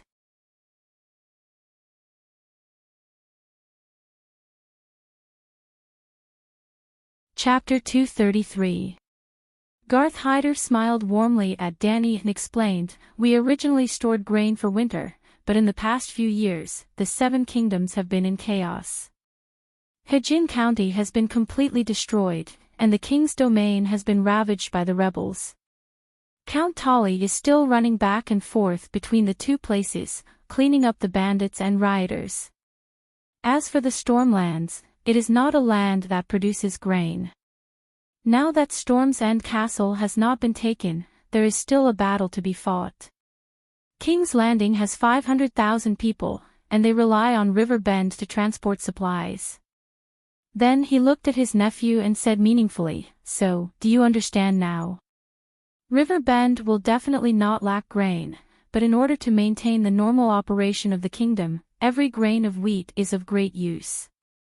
First ensure that the old town is not harassed by Tywin. King's Landing." Garth understood that his uncle was hinting that grain was the bargaining chip for the High Court to participate in the King's Landing power game. He smiled bitterly and sighed, saying, "Lannister himself is not in a hurry, why should we worry? It is already difficult to take care of River Bend. How long is the estimated length of winter given by the City of Knowledge?" Danny asked. "About 3 years. Garth looked at her and asked curiously, "Miss, you don't look like a local, right? Why do you care?" "Oh, a normal person would care about this, right?" "Oh, that's right." Garth was startled at first, then said admiringly, "The ladies of the Lord's house only care about whether there is a banquet tonight, which famous bard in the city." "You are very different." Danny did not appreciate it and said with a cold smile, "If you allow women to participate in the tournament, and allow women to participate in politics, they will naturally not only care about the flowers under the moonlight." Garth glanced at the long sword at her waist and smiled faintly. "Queen Regent Cersei is also a woman, but I think, what she has done in King's Landing now, even her father, Duke Tywin, cannot stand it, right? Alright, let's not talk about this nonsense. Let me ask you, how many years will the grain in River Bend last?" Silence filled the area as soon as she said that. The two lords looked at this arrogant and bossy girl with strange eyes. "You are..." Danny also realized that these two fellows were not her underlings for the time being. She smiled sheepishly and said, "Sorry, it's a matter of life and death, so I was a little anxious. I heard that this winter is unusual. There is also a red god temple in the dock area. Haven't you heard the priests mention the prophecy of the long night? The second long night. The prophecy of the reincarnation of Yasuer and Ahai. You don't believe me?"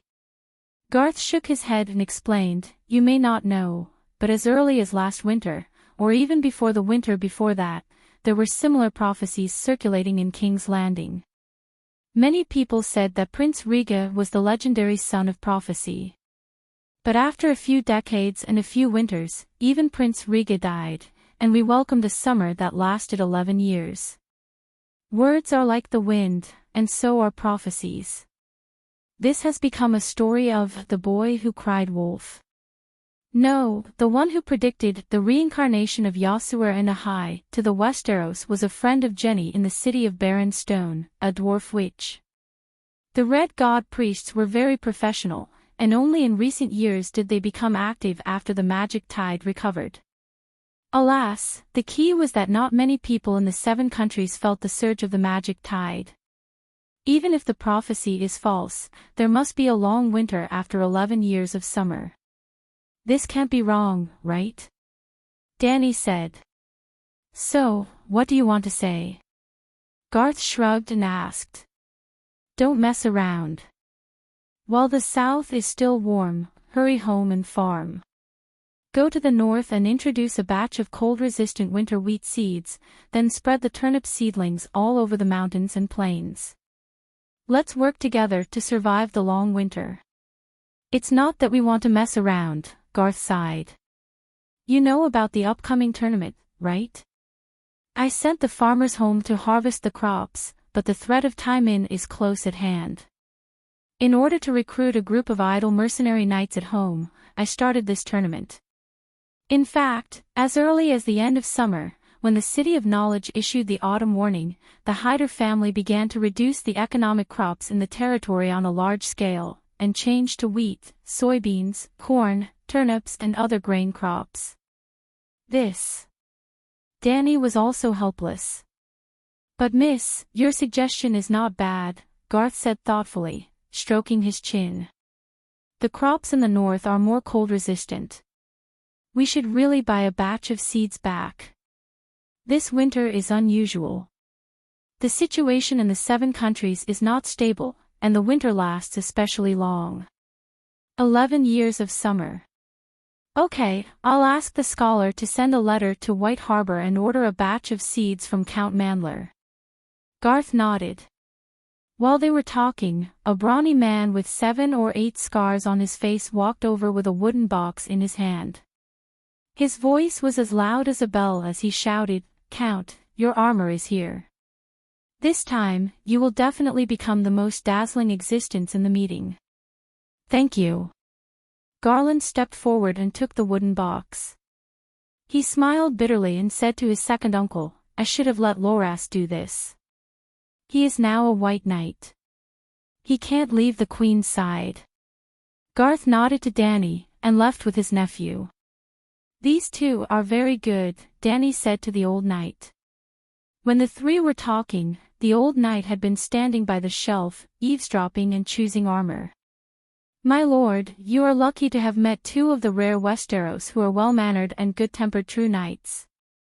If it were anyone else, unless you reveal your identity, it would cause unnecessary disputes even if you don't get whipped.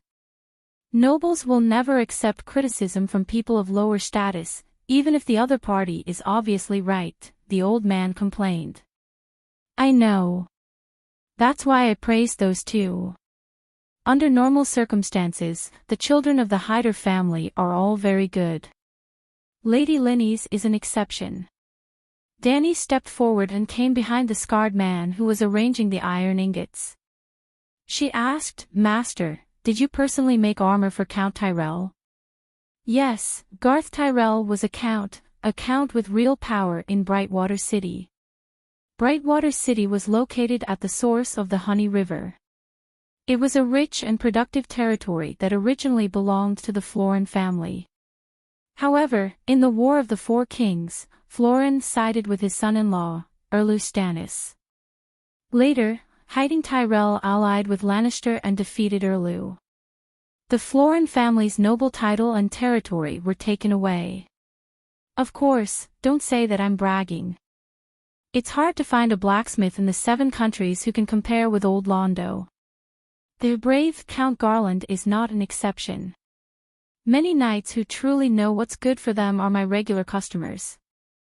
For example, everyone knows that the Knight of Flowers, now known as the Kingsguard, went to King's Landing to participate in the tournament a few years ago. He specially came to me to make a set of bright silver armor that was as bright as a white star. The scarred man said proudly. "Do you have any armor that suits me?" Danny asked. "You're not satisfied with the ones outside? I want something better. Do you have it?" "Of course." Old Londo nodded and asked, "You want it today?" "Yes." The blacksmith frowned and looked at Danny. He said, "Fortunately, your figure is about the same as the slender youth. There's no need to make a special breastplate." "You damn old man, what nonsense are you talking about?" Danny glared at him and asked, "I won't buy it if it's not comfortable. Connor, bring me that medium-sized blue glaze armor." Old Londo ordered the apprentice who was adding charcoal to the stove. Then he turned around and explained to Danny, 32 pounds, made of fine iron. It can definitely be worn on the battlefield. It's a bit light. Isn't the plate armor too thin? Whitebeard said. It's definitely not thin. You'll understand when you see it. Indeed, it was a set of fake full-body armor with smooth blue glaze inlaid on the chest. The breastplate was of normal thickness, but it could only protect the chest and waist.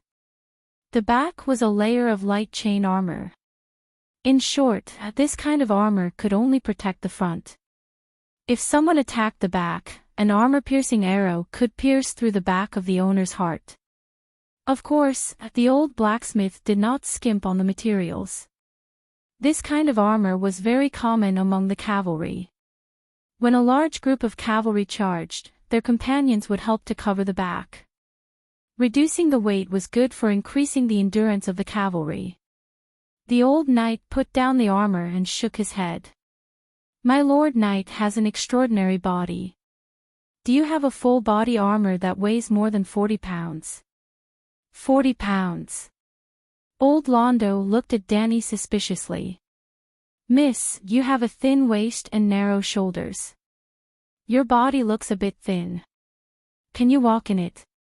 Do you have it? Let's try it and we'll know. Danny said. Yes, we do. But the armor is neither bleached nor inlaid with colored glaze. The old blacksmith patted the white knight's chest and said with a look of disgust. It's almost the same as this old man's. It's black. Except for the unique helmet, the other parts are too mediocre. Scrap metal. Danny's mouth twitched. She said directly, "Let me see. I'm a real knight. I only care about the defense. I don't care about the style." After a while, two apprentices carried a wooden box over. When they opened it, Danny frowned. She picked up the iron helmet and asked the old man, "Is this the unique helmet you mentioned?" The blacksmith said seriously, "Look at it. Ferocious fangs, scarlet crystal goggles, and a twisted expression. Such a realistic wild boar helmet. I'm sure children on the street will cry when they see it." Baristan lowered his head and looked at the breastplate. To his surprise, he found that it was heavy and had a cold gleam on its surface. It should be a high-grade product made with the best iron and the best quenching techniques. He could not help but ask in surprise, "Who ordered this? The quality is good. The price must be high. But I don't remember any wild boar nobles near the old town." "Hey, old man, you have a good eye." The blacksmith looked at him in confusion but found that he had no recollection of it. "This armor is called King's Howl. You know how King Robert died, right? After drinking Cersei's spiked wine, he was dizzy and his little Gigi was crushed by a wild boar. You're brave. How dare you make this armor to mock the king?" Danny said in a strange tone. "It's not that I'm brave. The person who asked me to make it was brave. He's just a kid from a big noble family. But before I could inlay the glaze, his father came to me. He didn't even pay the deposit." The old blacksmith sighed. With Baristan's help, Danny tried it on and found that it fit. She said, "This King's Howl is good. How much is it?" 2 gold royals. "It's cheap." 2 gold royals were not expensive. Danny paid the money happily. After that, the two went to another blacksmith's shop to sell a sturdy helmet. Danny wanted to keep a low profile. She wanted to be a mysterious knight. She did not want to scare children. Before lunch, the two returned to the quill. Danny was surprised to see 2 familiar faces.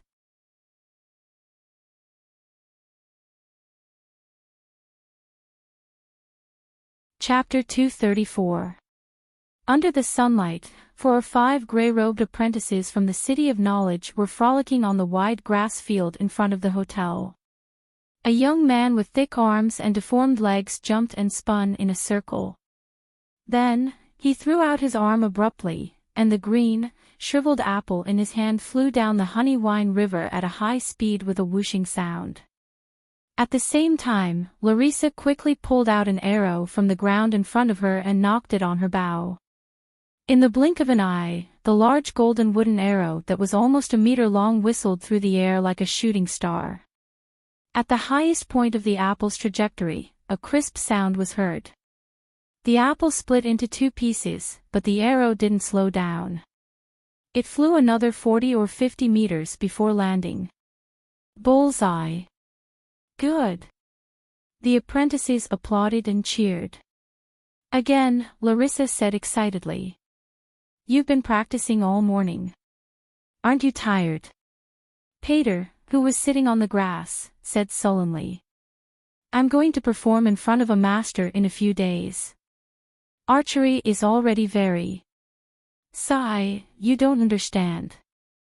Larissa shook her head and urged her partner to continue throwing apples.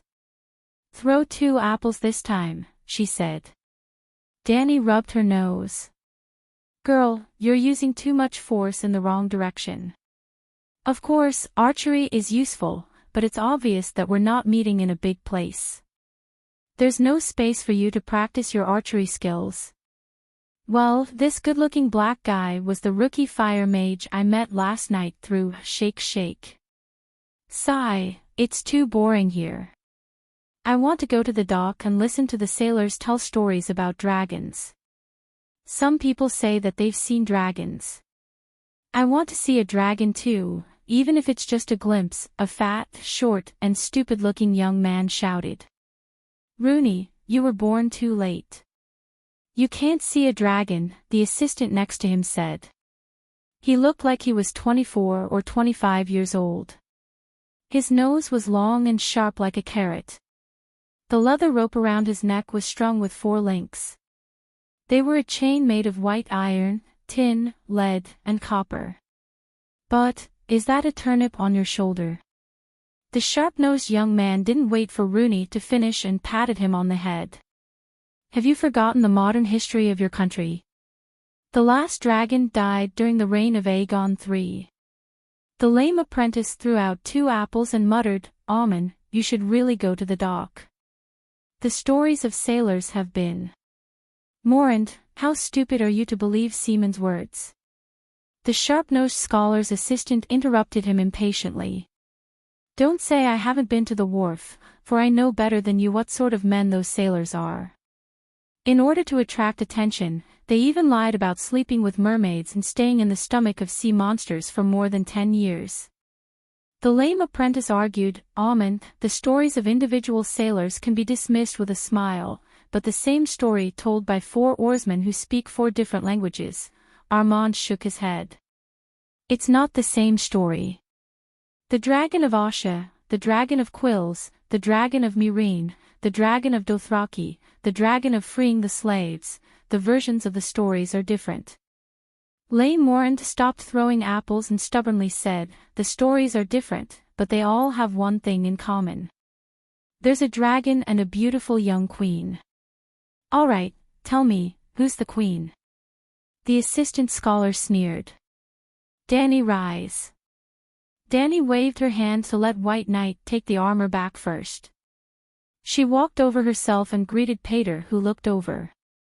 Then she smiled at the sharp-nosed assistant scholar and said, "The old town school city is nothing more than this." Almond was furious, but when he met Dany's smiling purple eyes, he couldn't bring himself to curse. He could only mutter, "My lady, the city of knowledge is the most prosperous academic center in the world. There's a wealth of knowledge and wisdom here. You can't insult it." "A frog in a well," Dany said lightly.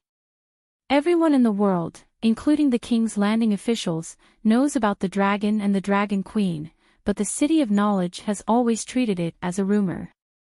Dragons have been extinct for a long time," Amon emphasized with a red face. "Do you know about the Allied Army?"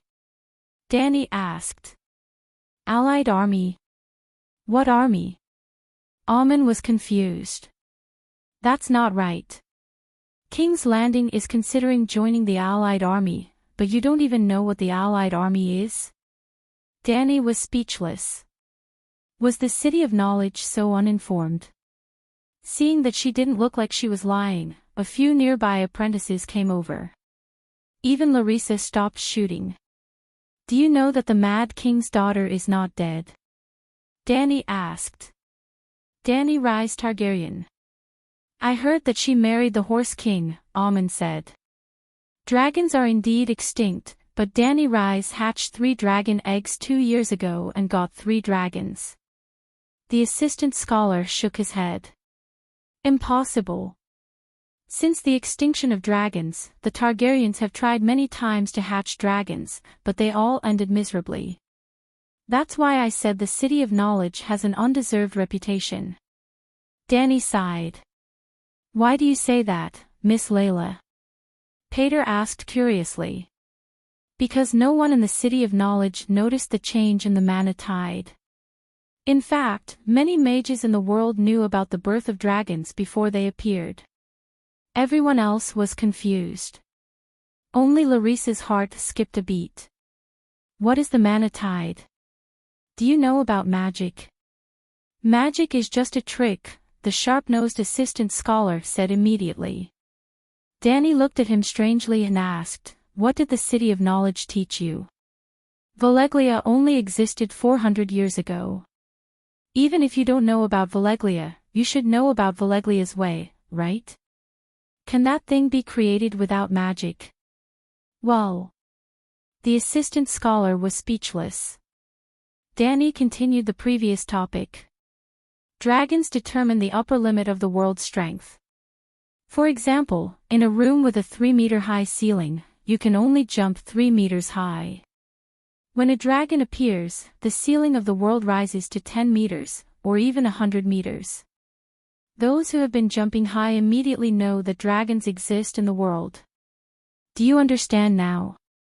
Occult professionals are people who jump high. Larissa understood. But the City of Knowledge also has professors who have mastered occultism. I saw the Veleglia's steel chain on their necklaces, the lame apprentice said, puzzled. Danny shrugged. So, I think the scholars of the City of Knowledge don't live up to their name. This is a common thing in the continent of Ursos. Everyone with a little bit of status knows about it. Miss, we don't understand what you're talking about. Please be kind and tell us about the story of the dragon and the dragon queen. The silly Rooney shouted. Okay, Danny Lilith hatched 3 dragons near the Dothraki Sea. After that, she was invited to Queers, burned the Wizard's Hall of Immortality, and ferried to Astapor in Slaver's Bay. She conquered the city and freed the slaves. Half a year later, she conquered Yuan-Kai and Meereen and restored all the slaves to freedom. She became the Queen of Slaver's Bay. But the world's maritime trade is mostly supported by the slave trade. The Dragon Queen's actions made Queers, Volantis, Reese, Tarosai, Jade Sea, and the slavers unite to form the largest army in 1,000 years. I heard that even the Westeros received the invitation, and the King's Landing did not refuse. She concluded. Look, how big of an event is this? 80% of the world's people know about it, but the City of Knowledge is not even sure if there are dragons. Even the stubborn Oman had to believe it. This was too big a matter, and lies could be easily exposed. I have to tell the professors, he said nervously. Don't go.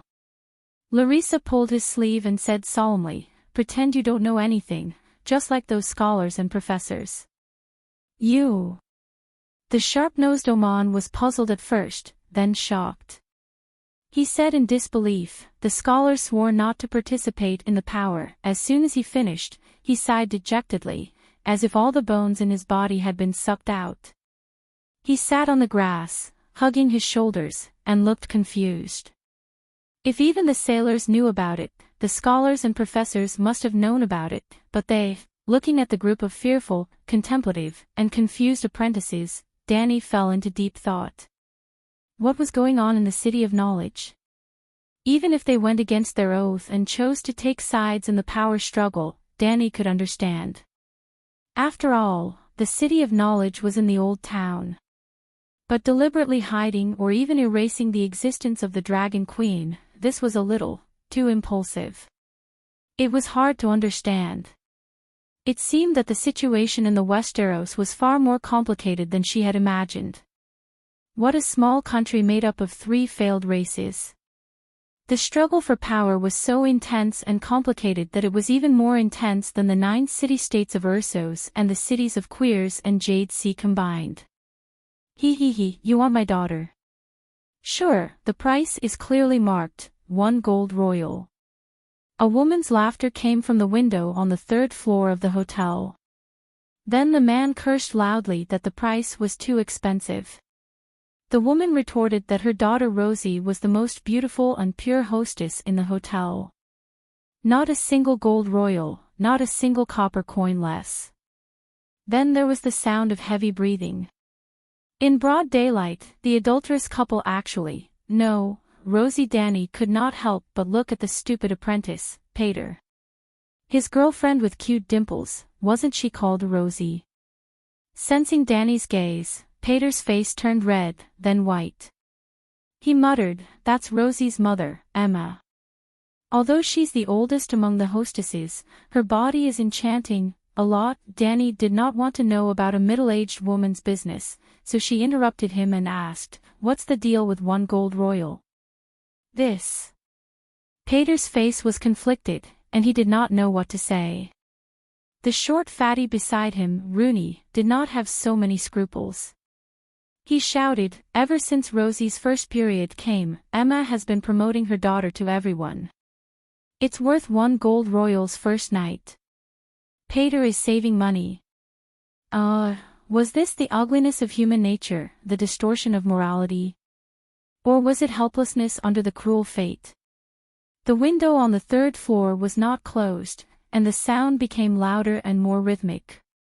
The apprentices were a little restless, and Danny could not stay any longer. She waved at Pater and walked towards the hotel lobby. You're saving money. But even if you have 1 gold royal, what can you do? I think you really like her. Danny asked. I want to elope with Rosie, but I'm scared. Right now, I just want to save up enough gold royals so that Emma won't sell Rosie. For some reason, Pater told the secret in his heart to a female knight whom he had just met twice. Even his friends didn't know about his plan. Maybe it was because her eyes were full of sincere sympathy.